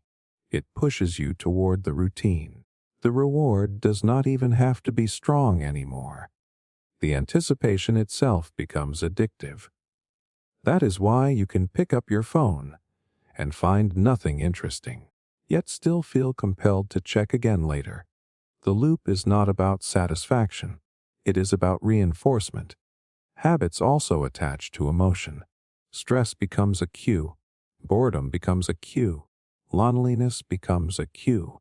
Instead of processing the emotion, you run the routine that numbs it. The brain learns that discomfort equals behavior.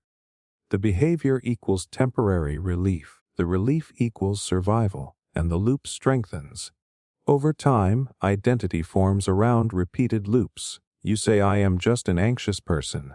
I am just bad with money. I am not disciplined. But often what you are describing is not identity. It is automation. Patterns repeated so often they feel like personality. The loop also explains why willpower alone fails. When the cue appears, the craving feels immediate. Logical thinking slows down.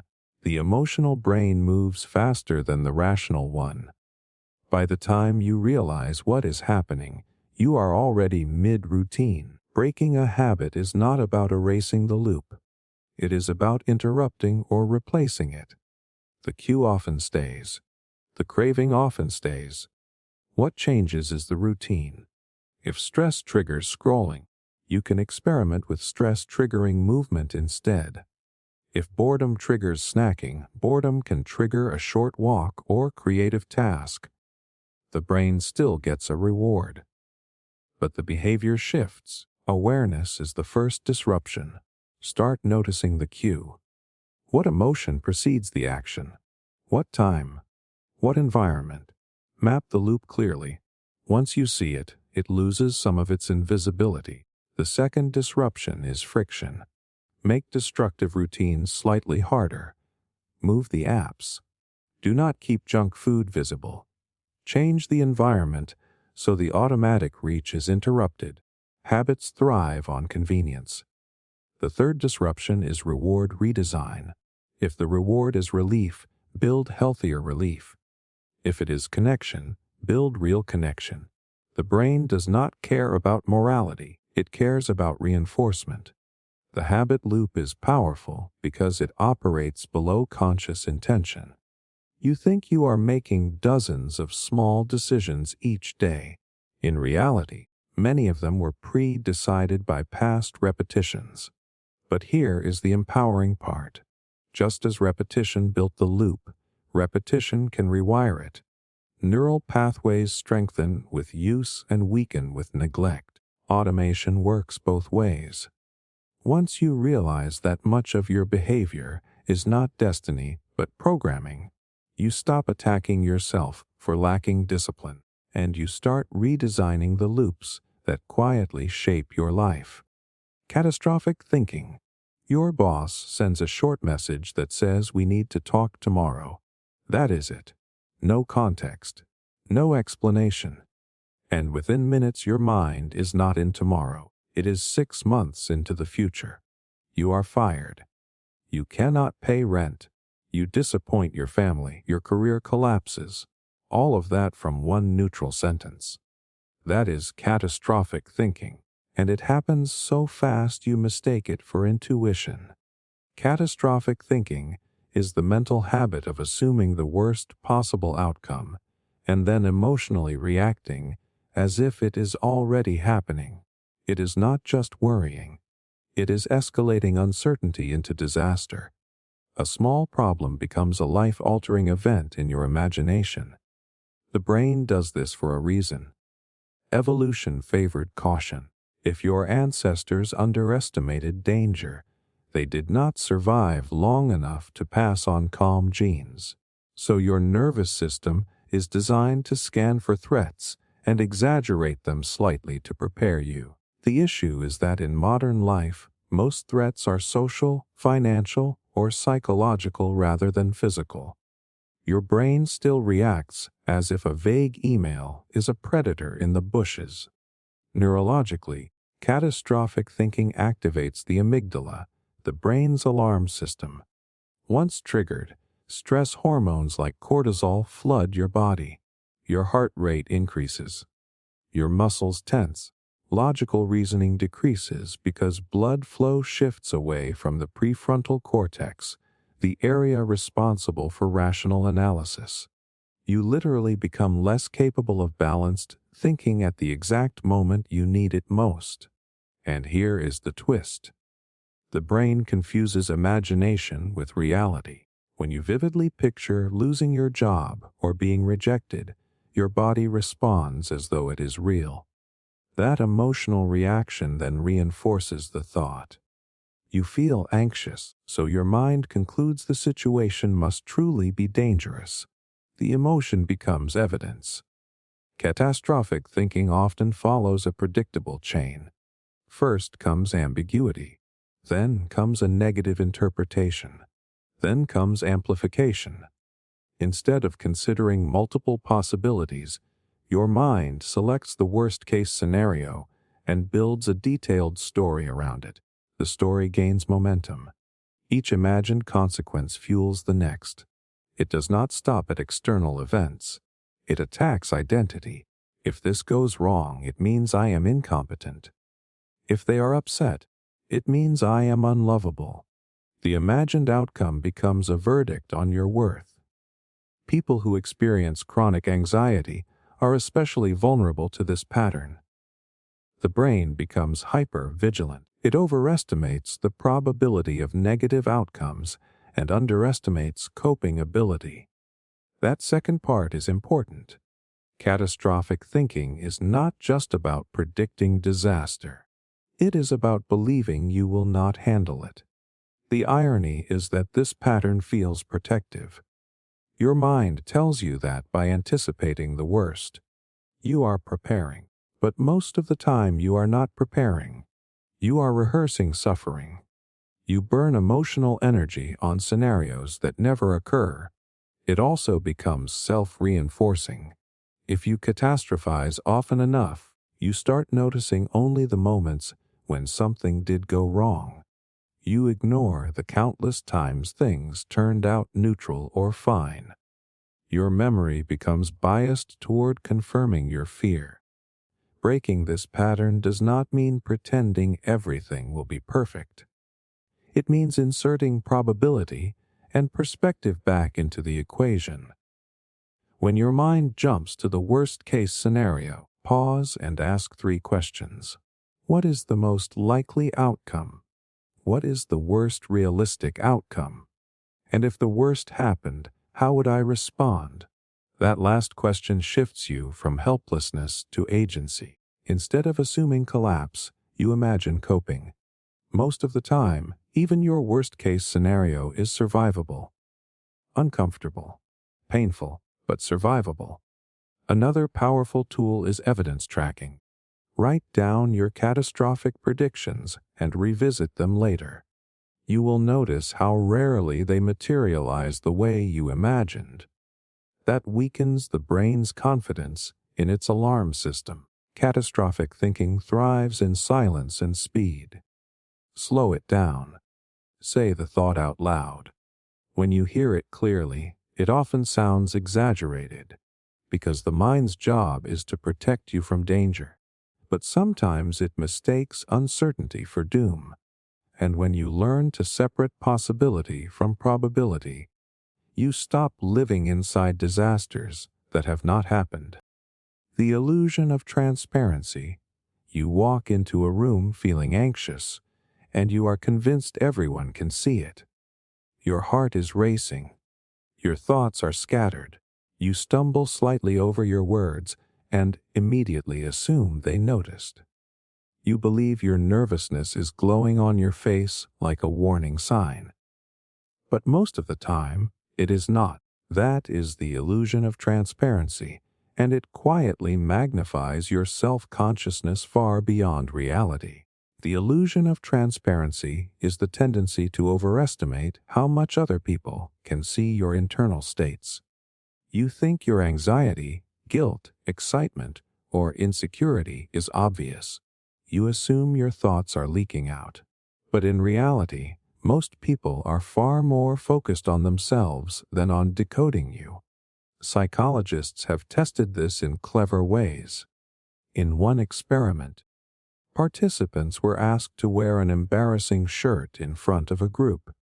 They predicted that a large percentage of people would notice and remember it. In reality, far fewer people even registered it. The wearers felt exposed. Observers barely paid attention. The internal spotlight felt blinding, but externally it was dim. Here is why this happens. You have full access to your internal world. You feel every shift in your heartbeat. You hear every insecure thought. Your emotions are loud to you because they are happening inside your body. But other people do not have that access. They see only surface signals. Subtle changes in tone or posture that feel dramatic internally may be almost invisible externally. Your brain struggles to step outside itself. This is called the egocentric bias. Because you experience your thoughts and feelings so vividly, you unconsciously assume they are more visible than they are. You forget that everyone else is carrying their own internal storm. This illusion fuels social anxiety. You think your nervousness during a presentation is obvious. so you become more self-conscious. That self-consciousness makes you hyper-aware of every minor mistake. You interpret neutral facial expressions as judgment. The fear intensifies. But the audience may simply be thinking about their own deadlines, their own insecurities, their own hunger. It also affects guilt. If you lie, you might believe your deception is written all over your face. Your anxiety spikes because you assume exposure is imminent. Yet studies show people are generally poor lie detectors. Your internal guilt feels loud, but others rarely detect it unless there are clear behavioral cues. The illusion of transparency also shows up in relationships. You expect your partner to know you are upset without explicitly communicating it. You believe your disappointment is obvious. When they do not respond to it, you interpret that as indifference. But from their perspective, your internal narrative was never fully visible. On the flip side, it affects how you perceive others.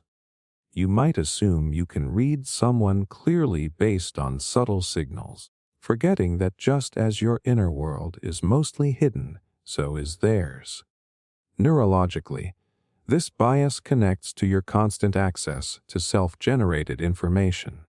Your brain does not automatically simulate how little data others have about you. It overprojects your internal experience outward. You mistake intensity for visibility. The danger is that this illusion can shrink your behavior. You hold back from speaking because you think your uncertainty is obvious. You avoid opportunities because you believe your fear will be exposed.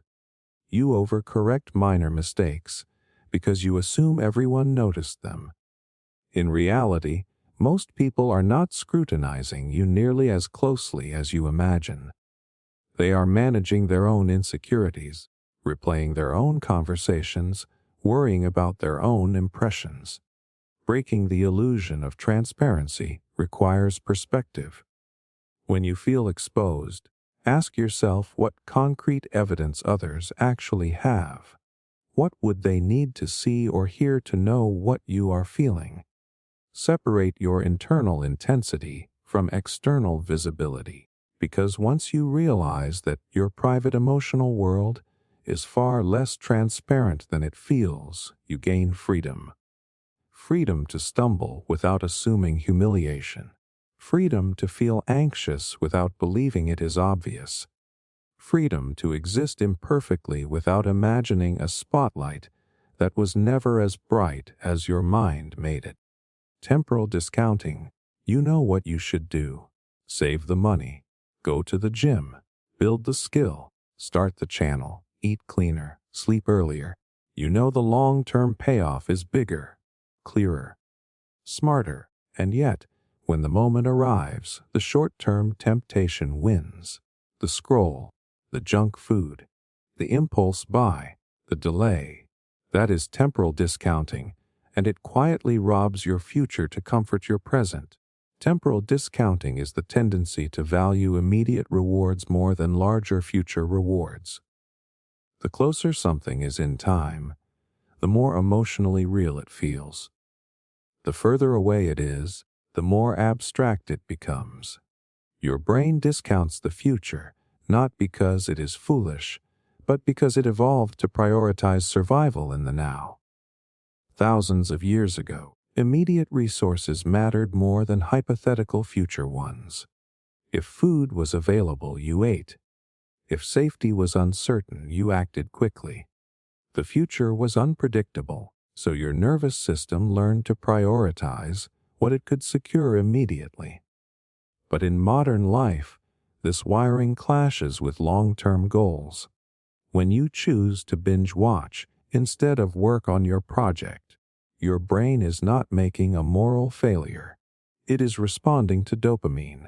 Immediate rewards trigger faster and more intense dopamine spikes. The pleasure is certain and instant. Long-term rewards require sustained effort with delayed gratification. The payoff is larger, but distant. your brain treats it as less guaranteed. Studies show that when people are offered a choice between a smaller reward today or a larger reward weeks later, many choose the smaller immediate option. But when both options are placed in the future, like a smaller reward in 30 days versus a larger one in 60 days, people are more patient. That shift reveals the bias. The present moment distorts perception. Now feels heavier than later. Temporal discounting also explains debt cycles. Buying something today feels tangible. The cost feels distant.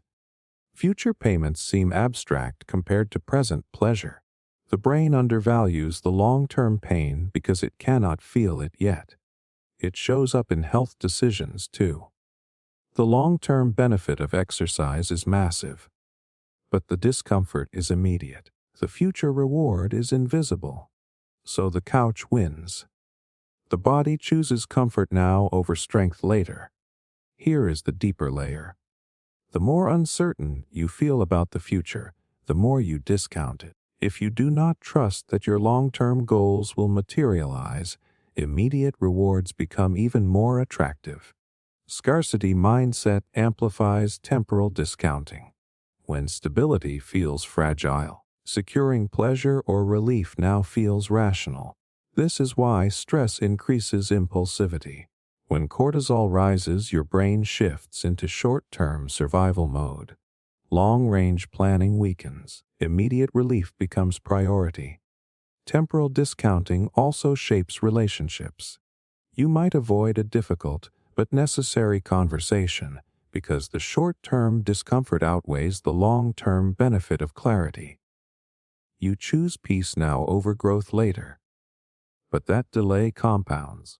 The illusion is that these small present bias decisions do not matter.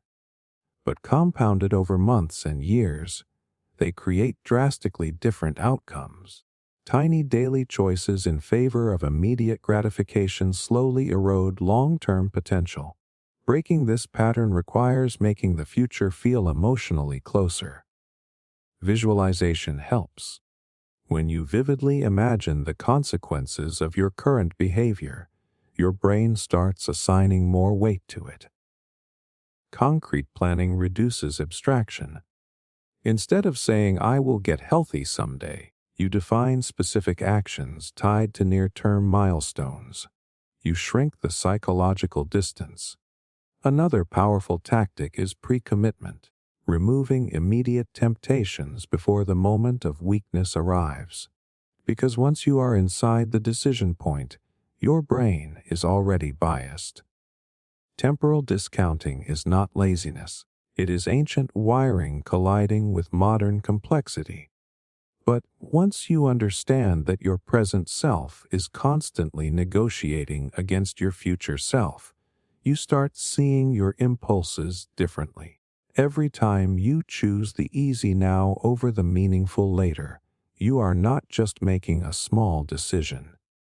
You are teaching your brain which version of your life matters more, and that quiet training shapes the trajectory you wake up inside years from today. Familiarity bias. You ever notice how you keep choosing the same type of people, the same habits, the same environments, even when they are clearly not good for you?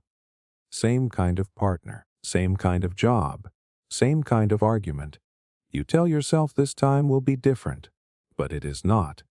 It feels different in the beginning, new face, new opportunity, new promise, but somehow it ends the same way. That is not coincidence. That is familiarity bias quietly running your life. Familiarity bias is your brain's tendency to prefer what feels known over what is actually good. Not what is healthy, not what is aligned, not what is optimal, just what is familiar. Your nervous system does not equate familiar with safe because it is logical. It equates familiar with safe because it is predictable.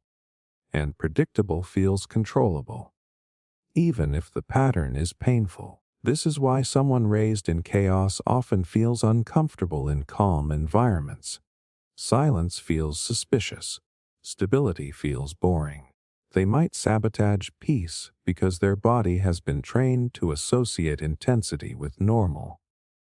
Their system is not choosing happiness. It is choosing what it recognizes. Your brain is a prediction machine. It constantly tries to anticipate what will happen next. Familiar patterns reduce cognitive load. They require less energy to process.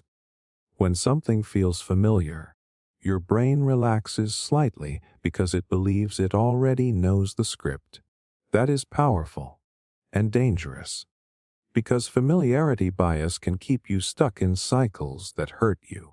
You stay in the job you complain about every day because at least you know how it works. You understand the politics. You understand the stress. The idea of something new feels uncertain. Even if the new path could lead to growth, your brain discounts it because it lacks a clear prediction model. You stay in relationships that drain you because the emotional rhythm feels known. The arguments feel predictable. The tension feels expected. A healthy dynamic might actually feel unsettling at first because you do not have a template for it. Psychologists call this the mere exposure effect. The more we are exposed to something, the more we tend to like it or feel comfortable with it. Repetition breeds preference, even if what is repeated is flawed. This is why brands repeat advertisements. Why songs grow on you after a few listens. Why beliefs passed down in families feel true even when they are not examined. Exposure builds emotional familiarity, and familiarity builds trust. But trust built on repetition is not always truth. It is just comfort. Here is where it becomes subtle. Familiarity bias does not announce itself. It disguises itself as intuition. You say something feels right, but often what you mean is something feels known. There is a difference. Known does not mean aligned. Known does not mean healthy. Known does not mean future-proof. Your identity is also shaped by familiarity. You keep telling the same story about who you are because it feels consistent. I am not the confident type. I am bad with money. I always mess things up. These narratives feel stable because you have repeated them internally for years. They feel true because they are familiar, not because they are fixed. Neurologically, repetition strengthens neural pathways. The more you think a thought or repeat a behavior, the more efficient that pathway becomes. Your brain prefers efficient routes, so it defaults to them, even if they lead somewhere you do not want to go. Familiarity bias also explains why change feels threatening. When you step into something new, your brain cannot accurately predict outcomes. Uncertainty activates alert systems. Your body interprets that discomfort as danger, even when it is simply growth. This is why people often retreat right before breakthrough. The unfamiliar expansion triggers resistance. The old pattern whispers, "At least you know me." Breaking familiarity bias requires conscious disruption. You have to question your automatic preferences. When something feels right, ask yourself, is it right or is it just known? When something feels uncomfortable, ask, is it harmful or is it just new? The first time you set a boundary, it will feel foreign. The first time you demand more for yourself, it will feel unnatural. The first time you walk away from a pattern you have repeated for years, your body will crave the old rhythm. That craving does not mean you made the wrong choice. It means your nervous system is adjusting. Familiarity bias is powerful because it hides behind comfort. But comfort is not always aligned with growth. Sometimes comfort is just history repeating itself. The life you want may not feel natural at first. It may feel strange, quiet, unstable in a different way. But if you keep choosing only what feels familiar, you will keep reliving versions of the same story. And most people do not realize they are not trapped by circumstance. They are trapped by recognition. The false consensus effect. You ever notice how you think everyone agrees with you, only to realize later that almost no one actually does? You make a statement in a meeting and assume nods are just waiting for your point. You post something online and expect support, but the comments tell a different story. That automatic assumption that others share your beliefs, preferences, or behaviors is called the false consensus effect, and it silently shapes how you see the world and how you act in it. It starts quietly. You hold an opinion, a value, a habit. Because it feels natural to you, your mind unconsciously assumes it is common. If you enjoy a certain hobby, you assume most people do too. If you dislike something, you think others are probably annoyed by it as well. Your brain treats familiarity in thought as a kind of social proof. If you believe it, it must be normal. That assumption gives a sense of security. Humans crave validation. Believing your view is widespread reduces anxiety. You feel justified. You feel right. It protects your ego, because if everyone agrees with you, then your perspective is less likely to be questioned. It feels like social alignment. Here is the shocking part. This bias is self-reinforcing. Once you assume others share your views, you filter experiences to confirm it. You surround yourself with people who agree. You join groups where your opinion is echoed. You scroll feeds that reflect your own beliefs. And every time your environment aligns with your assumption, your brain says, "See, you were right." The consensus feels real. Psychologists call this a classic cognitive bias because it distorts perception. Studies show that people consistently overestimate how much others agree with their opinions or choices. Even when evidence shows their views are in the minority, the illusion persists. Your perception is anchored to your personal experience, not to reality. This bias affects decision-making and behavior. You may advocate strongly for something, assuming widespread agreement, only to encounter resistance you never anticipated. You may overcommit resources or act with overconfidence because you believe the social cost of being wrong is lower than it actually is. You assume norms that don't exist. It also fuels social conflict, because if you assume your perspective is normal, deviation feels threatening. You are more likely to dismiss opposing views as irrational, extreme, or selfish, rather than acknowledging diversity of thought. This is why heated debates often feel personal, because your brain treats disagreement not as difference, but as anomaly. False consensus also traps you in self-reinforcing communities. Online algorithmic feeds amplify the effect. You engage with content you agree with. You see likes, shares, and comments that mimic your own mindset. The more the environment reflects your beliefs, the more the brain confirms consensus. You are literally living in a loop of your own assumptions. The danger is subtle but deep. You stop checking reality. You make choices that assume agreement. You interpret neutrality as support and dissent as deviance. You may even unconsciously pressure others to conform, thinking you are only aligning with the majority. But in reality, the majority may be small, isolated, or even contrary. Neurologically, the effect is reinforced because humans evolved to predict social behavior. Overestimating agreement minimized social friction in small groups. Assuming others would align with your choices reduced potential conflict. It was safer to believe consensus existed than to assume you were alone. But in modern, complex societies, that shortcut misfires. Breaking the false consensus effect requires deliberate perspective. Pause and ask, how do I know my view is common? who might think differently? Where might I be projecting my own certainty onto others? Actively seek disconfirming evidence.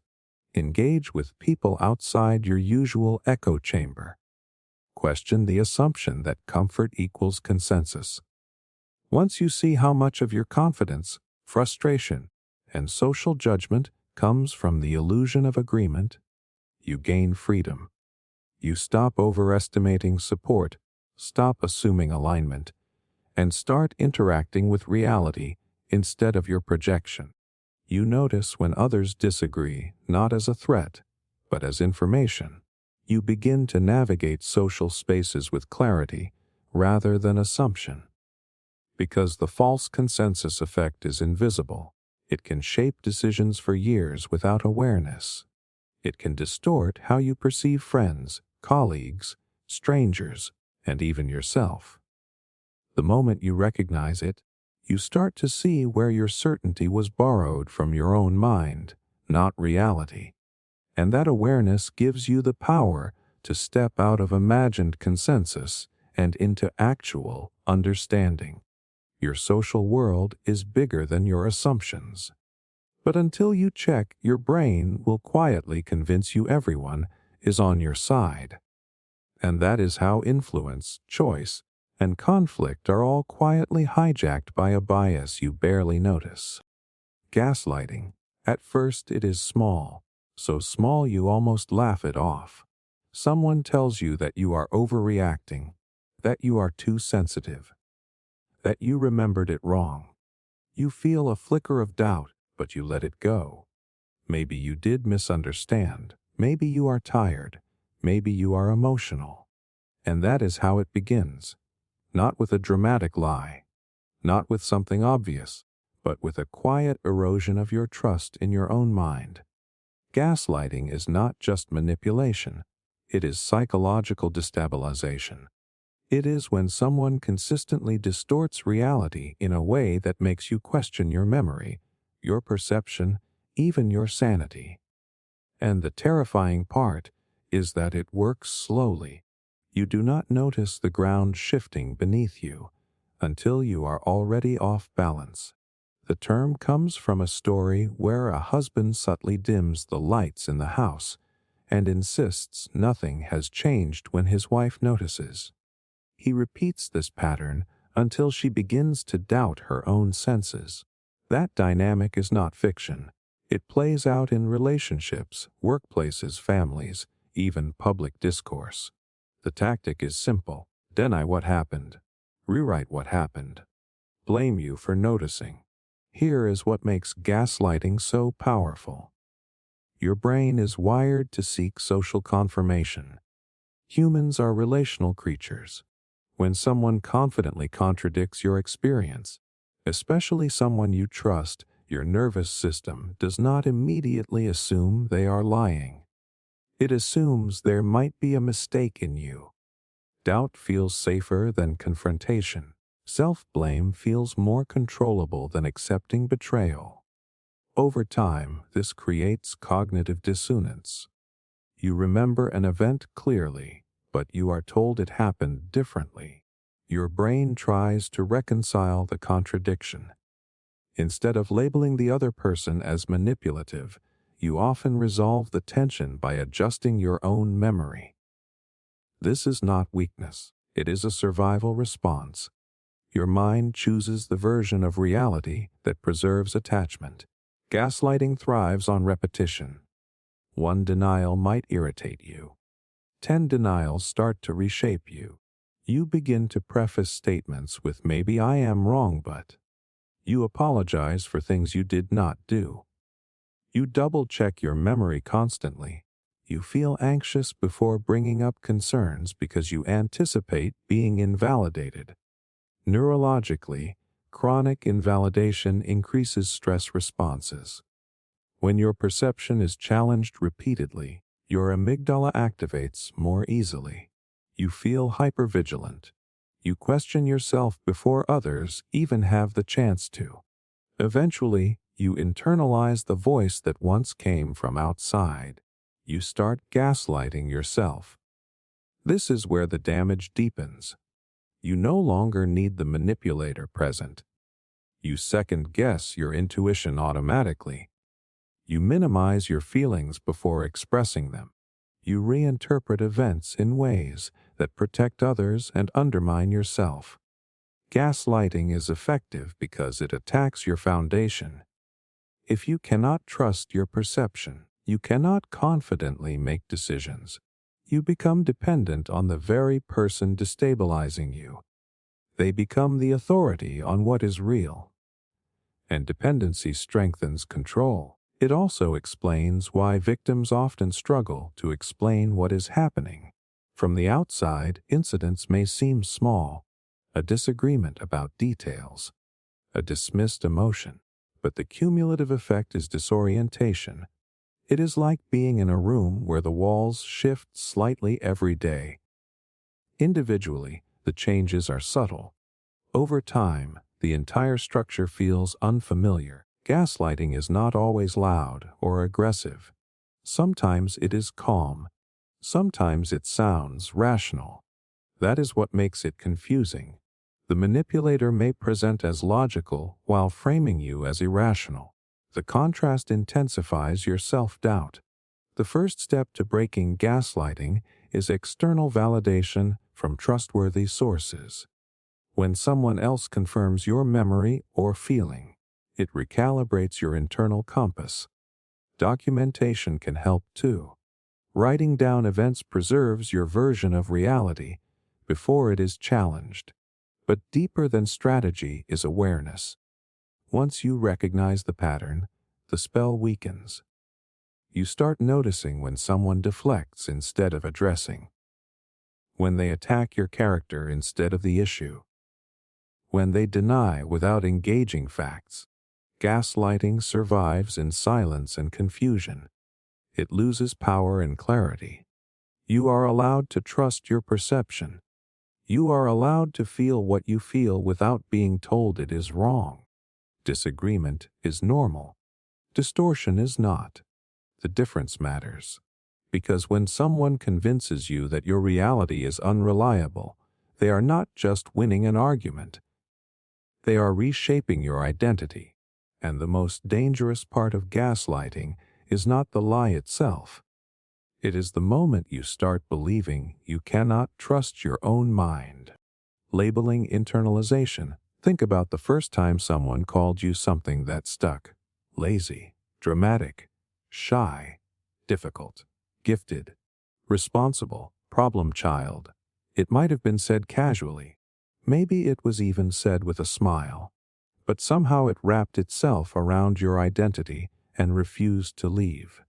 Years later, you still introduce yourself through that lens. That is labeling internalization, and it quietly programs who you believe you are allowed to become.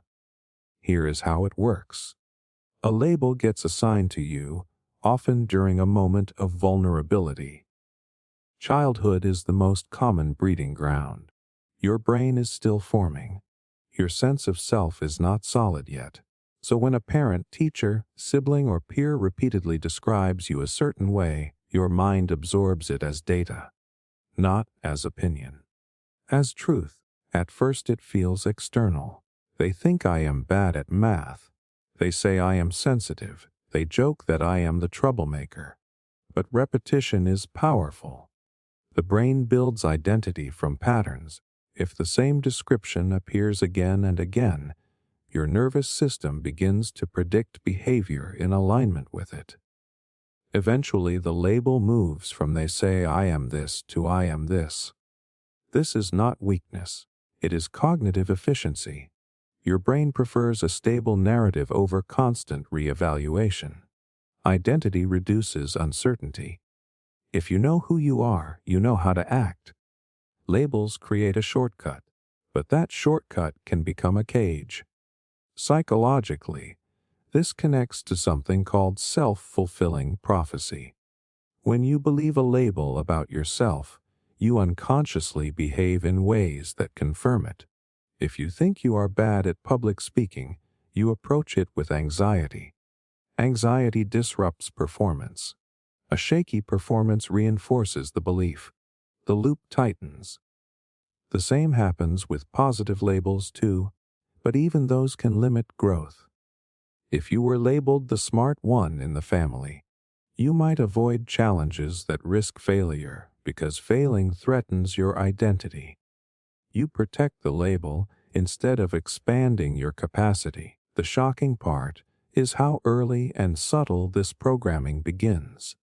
Research in developmental psychology shows that children internalize adult feedback quickly, especially when it is consistent. The brain forms neural pathways around repeated messaging. Those pathways become default interpretations. You do not consciously choose them later. They feel automatic. Labeling internalization also affects relationships. If you were called the dramatic one growing up, you might suppress valid emotions to avoid reinforcing that identity. If you were labeled independent, you might struggle to ask for help even when you desperately need it. The label dictates behavior long after the original context is gone. Here is where it gets deeper. Society labels too. Cultural stereotypes about gender, race, class, or personality traits seep into self-perception.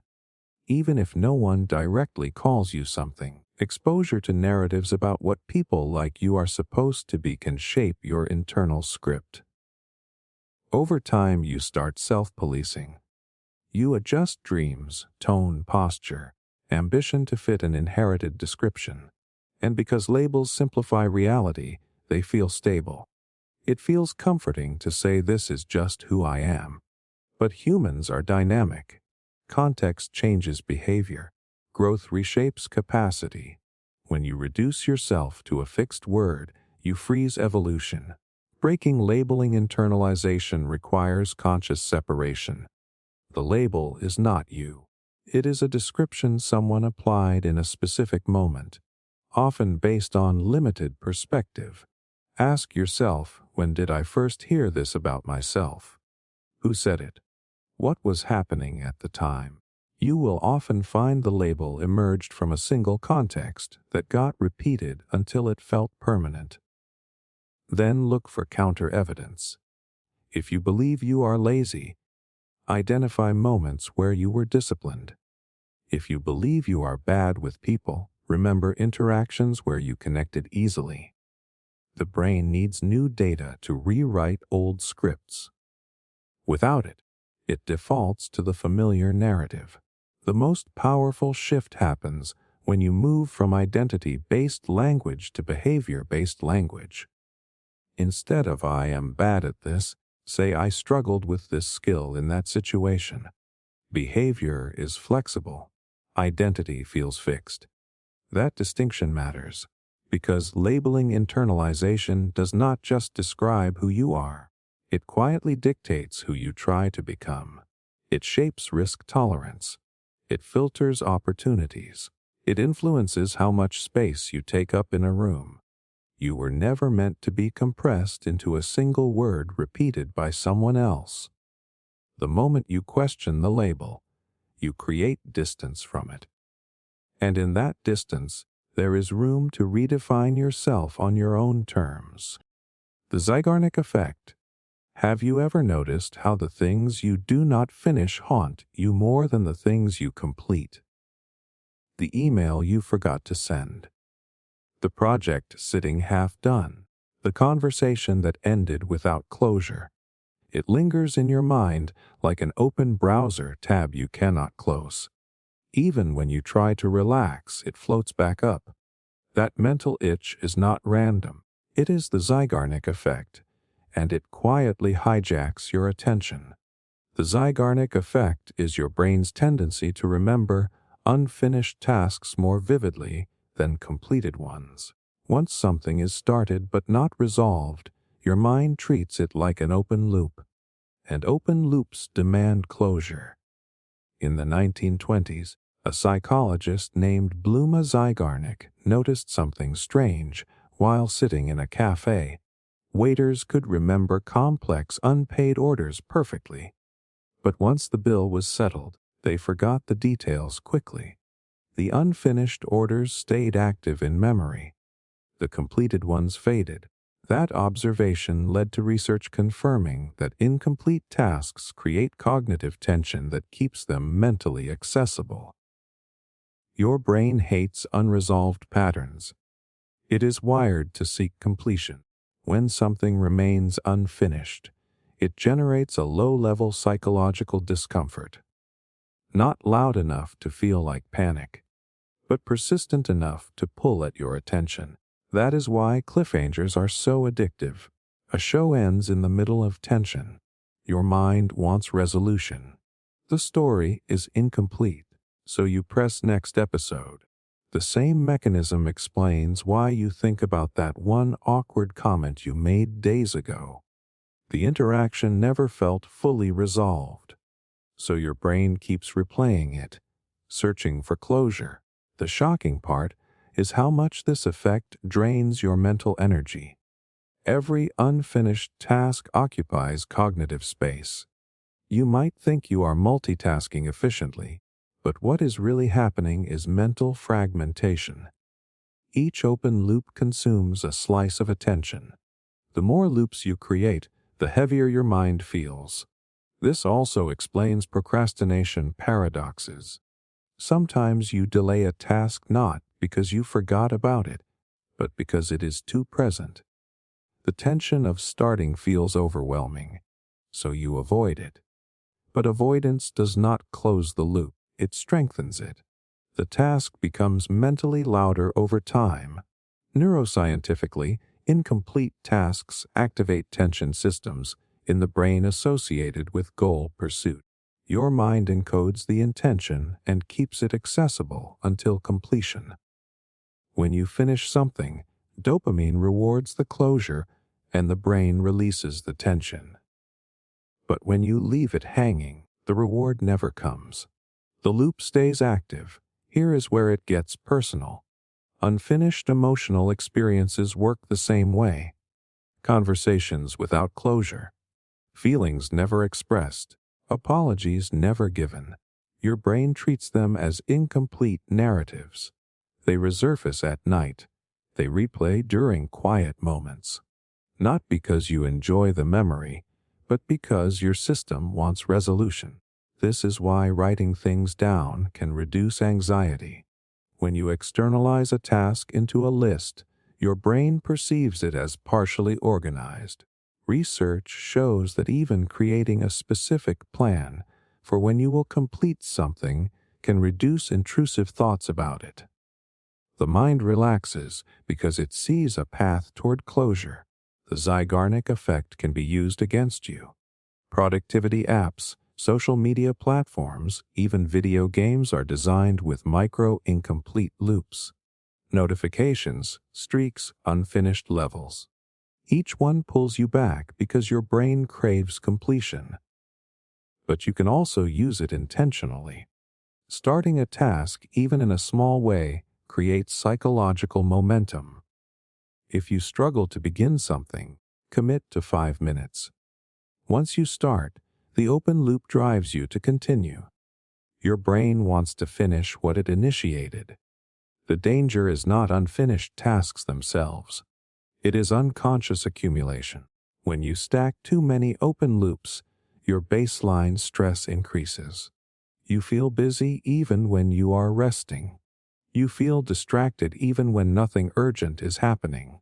It is not chaos around you. It is unfinished commitments inside you. Look at your life. What conversations are incomplete? What projects linger? What promises to yourself remain open? Each one is quietly consuming attention. Completion is not just productivity, it is psychological relief. Every time you close a loop, you reclaim mental space. Every time you finish what you started, you send your brain a signal that tension can resolve. Because the mind does not like open endings. It keeps pulling you back to what is unfinished. And until you consciously close those loops, they will continue whispering in the background, asking for the closure you keep postponing. Illusory truth effect. You have heard it so many times that it just feels true now.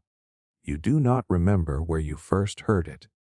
You cannot trace the original source, but the statement feels familiar, and because it feels familiar, it feels accurate. That quiet shift from repetition to belief is the illusory truth effect, and it is one of the most dangerous psychological patterns controlling you without permission. The illusory truth effect is simple and unsettling. The more you hear something repeated, the more likely you are to believe it is true even if it is false. Repetition creates familiarity. Familiarity creates cognitive ease, and cognitive ease feels like truth.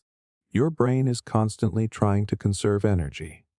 When information feels easy to process, your mind interprets that ease as reliability. If you have heard a claim multiple times, your brain processes it faster. That speed tricks you into feeling confident about it. The statement does not feel foreign or complex. It feels smooth, and smooth feels safe. Here is the shocking part. This happens even when you know the statement was originally labeled false. Studies have shown that participants who were told certain claims were untrue still rated them as more believable after repeated exposure.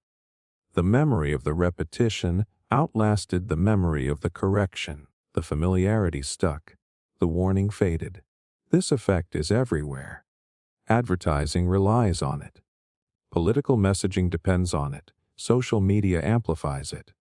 The more a phrase circulates, the more it embeds itself into collective perception. You start seeing it in headlines, in conversations, in posts. The repetition creates an illusion of consensus. It feels like everyone knows this, so it must be real. But repetition is not evidence. It is exposure. The illusory truth effect also shapes how you see yourself. Think about the internal statements you have repeated for years. I am not disciplined. I always mess things up. I am bad at relationships. If you repeat these enough, they start to feel factual. Not because they are objectively accurate, but because they are familiar. Your brain does not automatically fact-check self-talk. It recognizes patterns, and the more a thought repeats, the more fluent it becomes. That fluency feels like truth. Neurologically, this connects to processing fluency. When information is easier to process, the brain generates a subtle positive signal. That signal is misinterpreted as credibility. The mind confuses familiarity with accuracy. It is a shortcut, and like most shortcuts, it can mislead. This is why misinformation spreads so easily. A claim does not need strong evidence if it has strong repetition. Even if people initially doubt it, continued exposure reduces resistance. Doubt weakens. Familiarity strengthens. It also explains why cultural myths persist. Ideas passed down through generations gain authority simply through endurance. You rarely question something that has always been said. Longevity masquerades as legitimacy. The most dangerous part is that your brain does not announce when this is happening. You do not consciously decide to believe something because you heard it often. It just starts feeling right, and feeling right is powerful. Breaking the illusory truth effect requires intentional friction.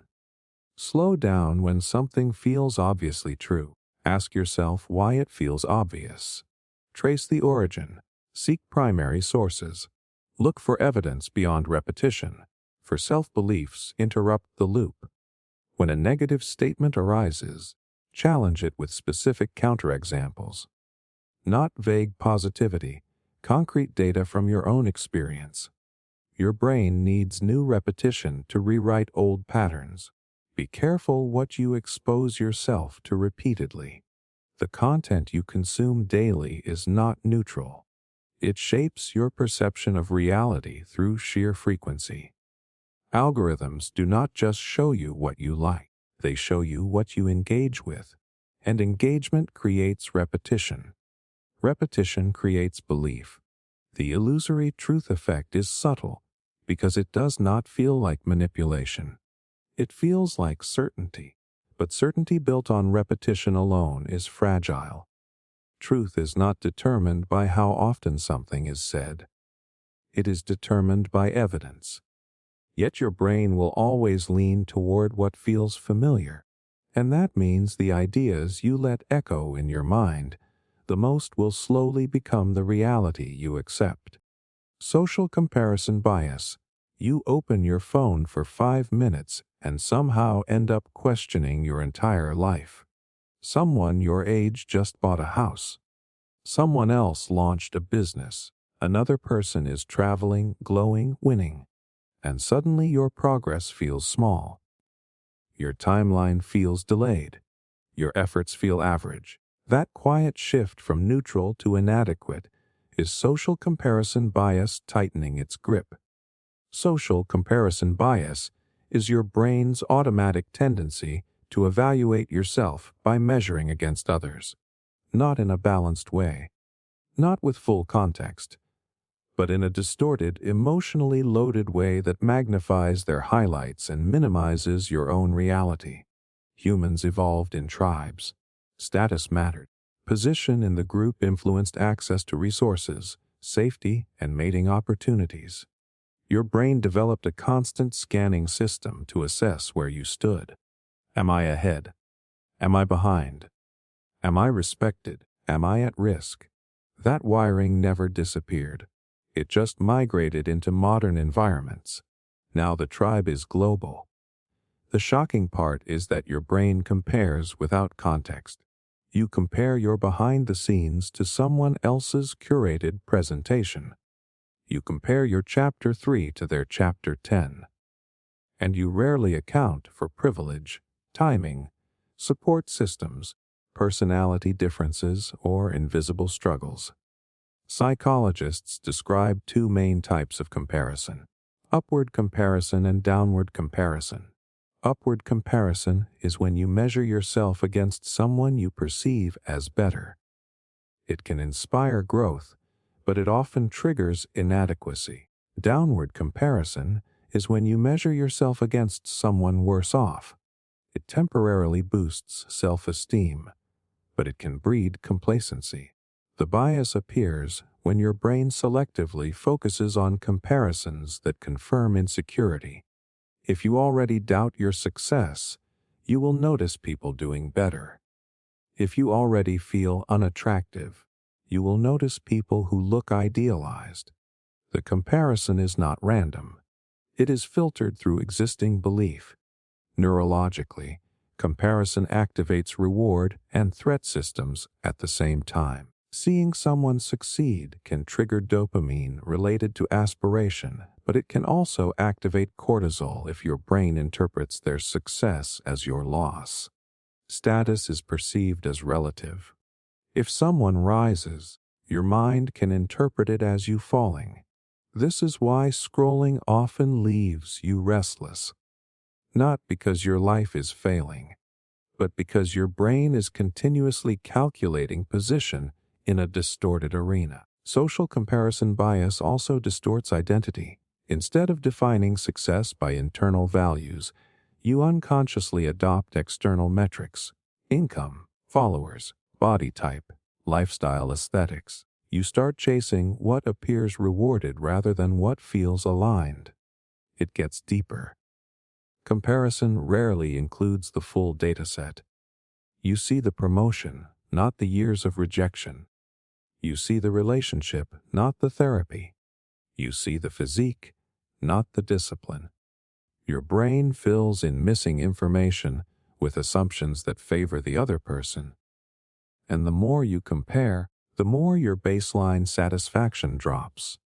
Studies in psychology consistently show that life satisfaction is heavily influenced by perceived relative status, not absolute conditions. It is not just what you have.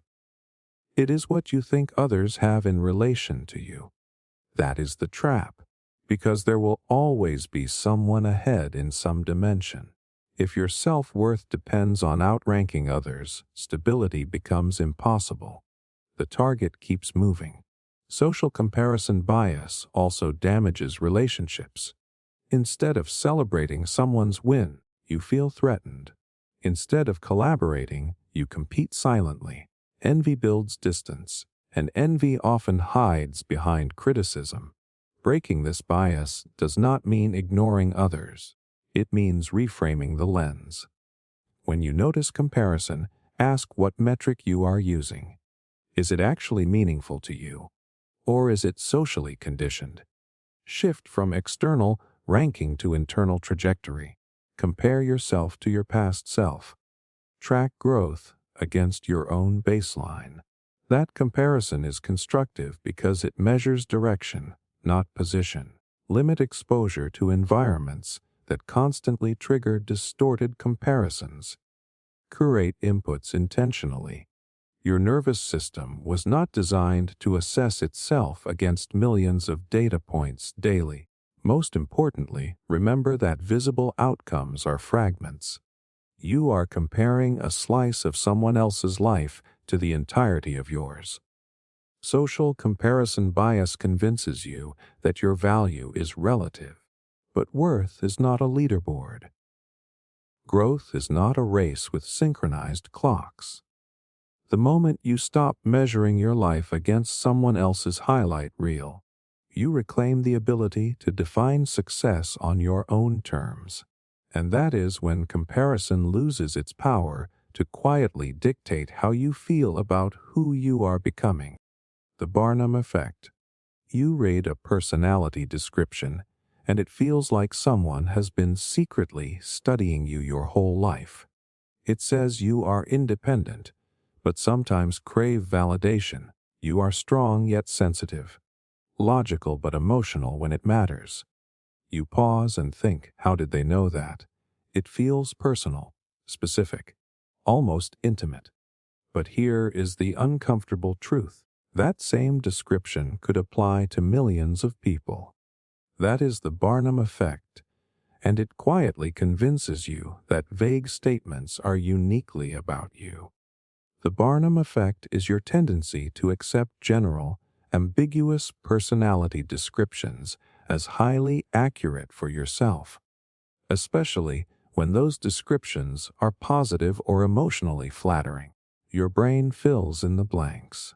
It personalizes the statement, and suddenly something generic feels deeply specific. This phenomenon was named after a famous showman who understood that a little something for everyone creates mass appeal. Psychologists later demonstrated the effect in experiments. Participants were given personality analyses that were supposedly tailored to them based on detailed assessments. In reality, everyone received the exact same description, yet most rated it as highly accurate. They felt seen. Here is why it works.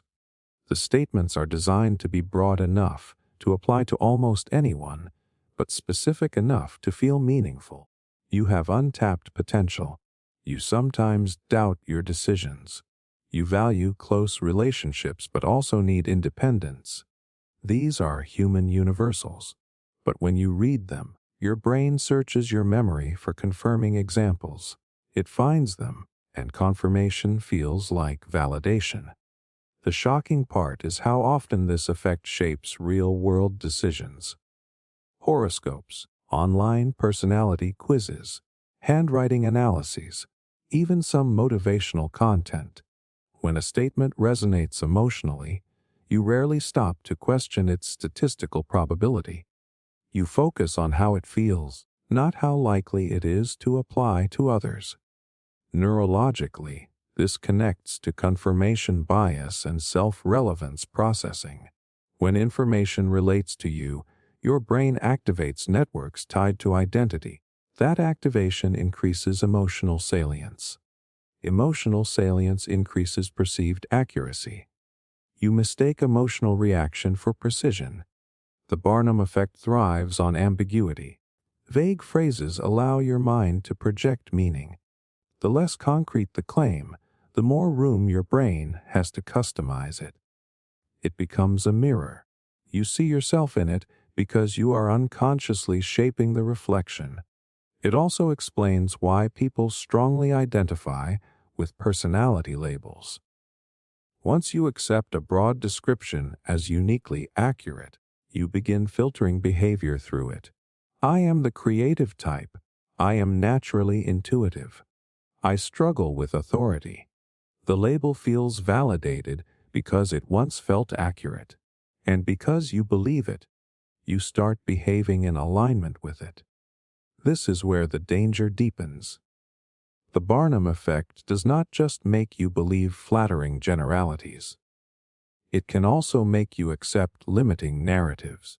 If someone presents a vague, negative description that resonates emotionally, you might internalize it just as easily.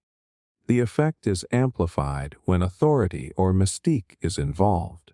If the description is presented as scientific, ancient, spiritual, or data-driven, your skepticism lowers. You assume rigor where there may be none. The perceived source increases credibility, but resonance is not evidence. Feeling understood does not mean the information is uniquely tailored. It may simply mean the statement was designed to be widely applicable. Breaking the Barnum effect requires slowing down your emotional response. When something feels uncannily accurate, ask yourself how many other people this could apply to. Replace emotional validation with analytical distance. Demand specificity. Real insight is precise. It contains details that exclude others. Vague insight includes everyone. Be cautious about building identity around generalized descriptions. Growth requires flexibility. If you anchor yourself to broad traits, you may unconsciously limit your range. The Barnum effect feels comforting because it satisfies a deep human need to feel seen. But real understanding requires more than flattering generalities. The next time a description feels almost magical in its accuracy, pause. Ask whether it is truly specific or cleverly universal, because your brain is incredibly skilled at turning ambiguity into affirmation. And when you realize how easily your mind personalizes the generic, you begin to see how many beliefs about yourself may have started not from truth, but from interpretation. Emotional rebound effect. You tell yourself not to think about it, not to miss them, not to feel angry, not to crave it. You say you are over it. You distract yourself. You stay busy. You push it down, and for a moment, it works. You feel controlled, composed, strong, but then out of nowhere, it hits harder than before. The craving is louder, the sadness is deeper, the anger is sharper. That snap back is the emotional rebound effect, and it is your mind's way of punishing suppression. The emotional rebound effect is what happens when you try to suppress a thought or feeling, and it returns with greater intensity. The harder you push it away, the stronger it pushes back. It feels irrational. You thought you were handling it. But suppression is not resolution.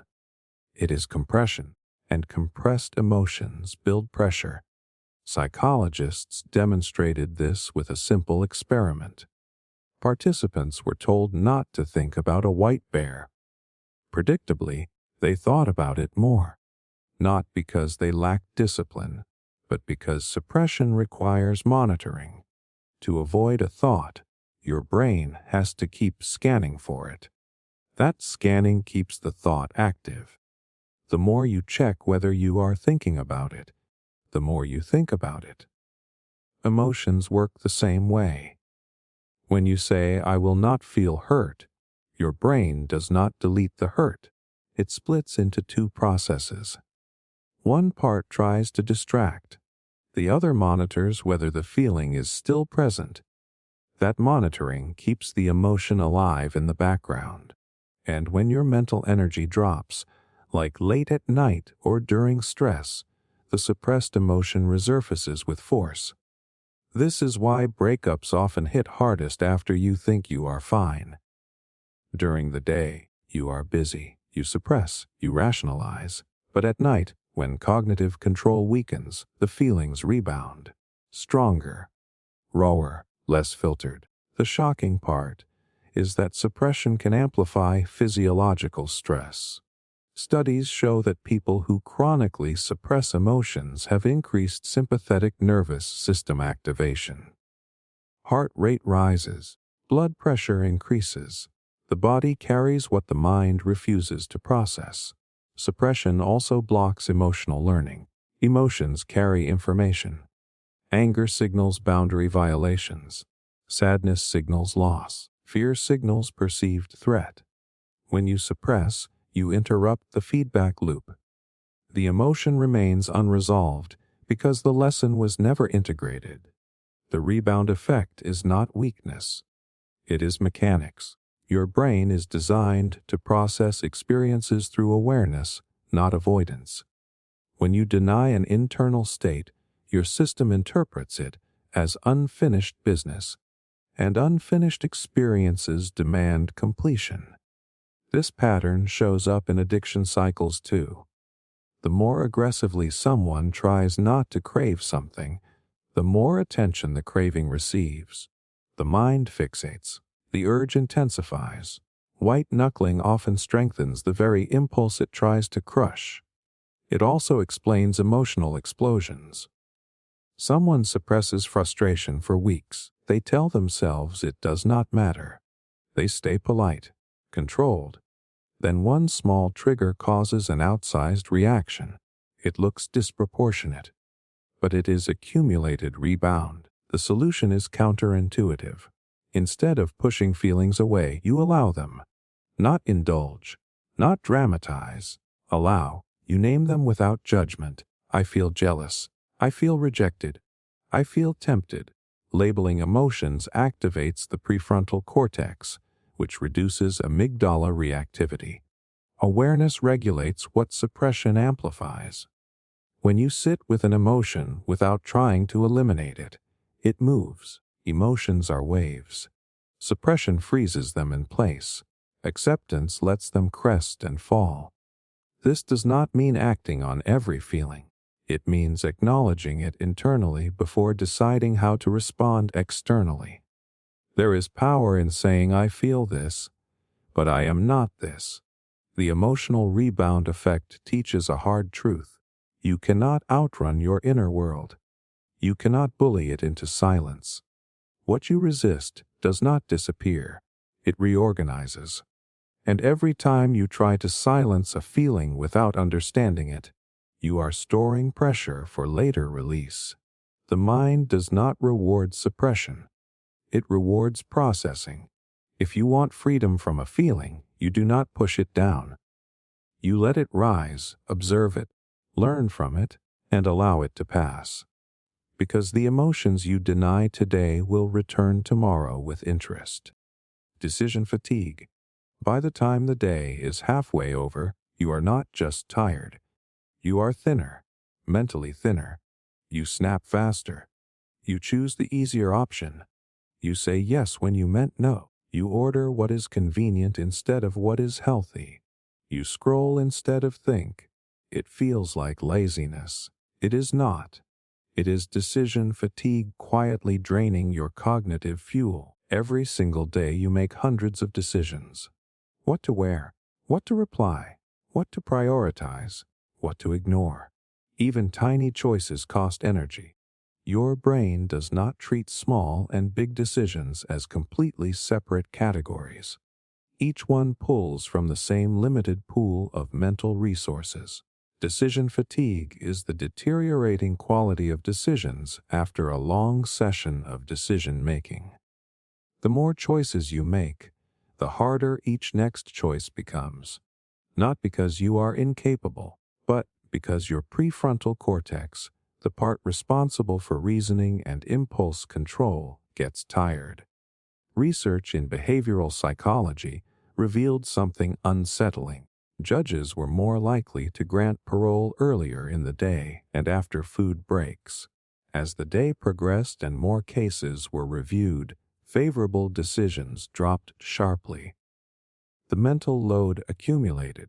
When cognitive energy ran low, the default safer choice became denial.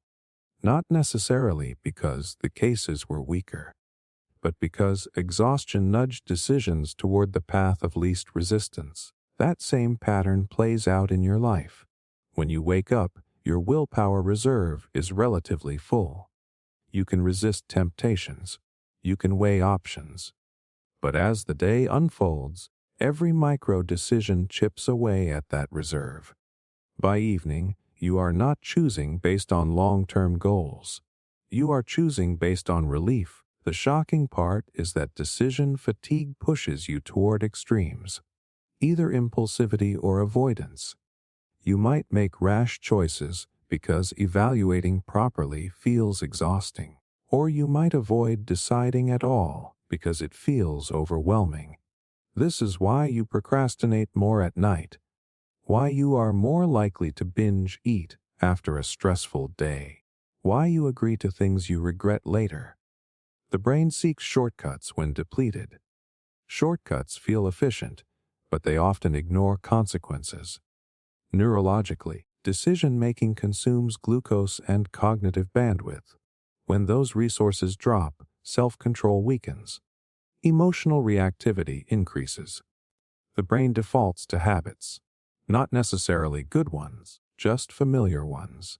Decision fatigue also explains why minimalism in routine can be powerful. Some high performers reduce trivial daily choices. Wearing similar outfits, eating similar breakfasts, structuring schedules.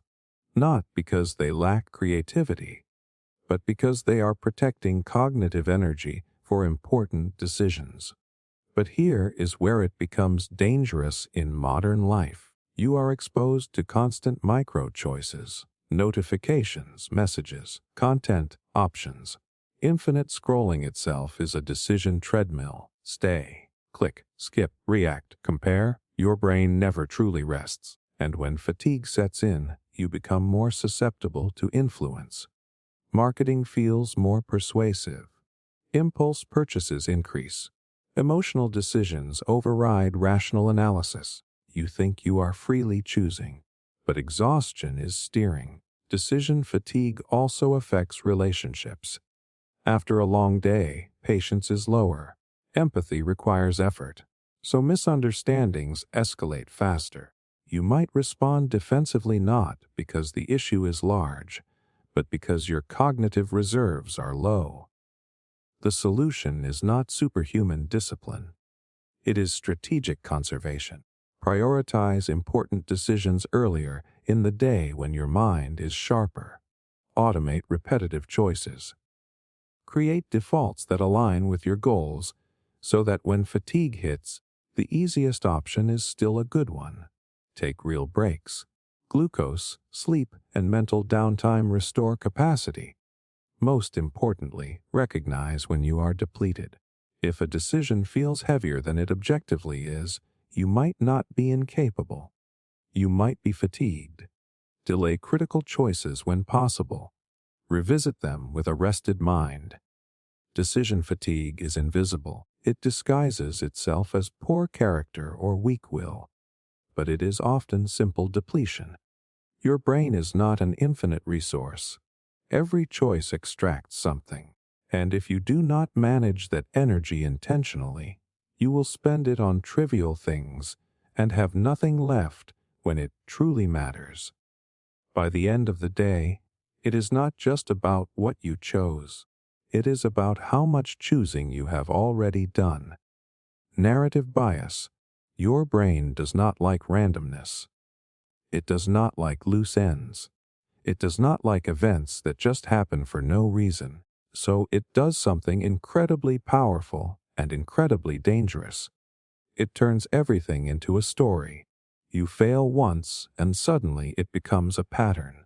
You succeed once and it becomes destiny. Someone leaves and it becomes proof that you are always abandoned. A coincidence becomes fate. A setback becomes a sign. That instinct to weave clean, Satisfying explanations out of messy reality is narrative bias, and it quietly edits your life while you are busy living it.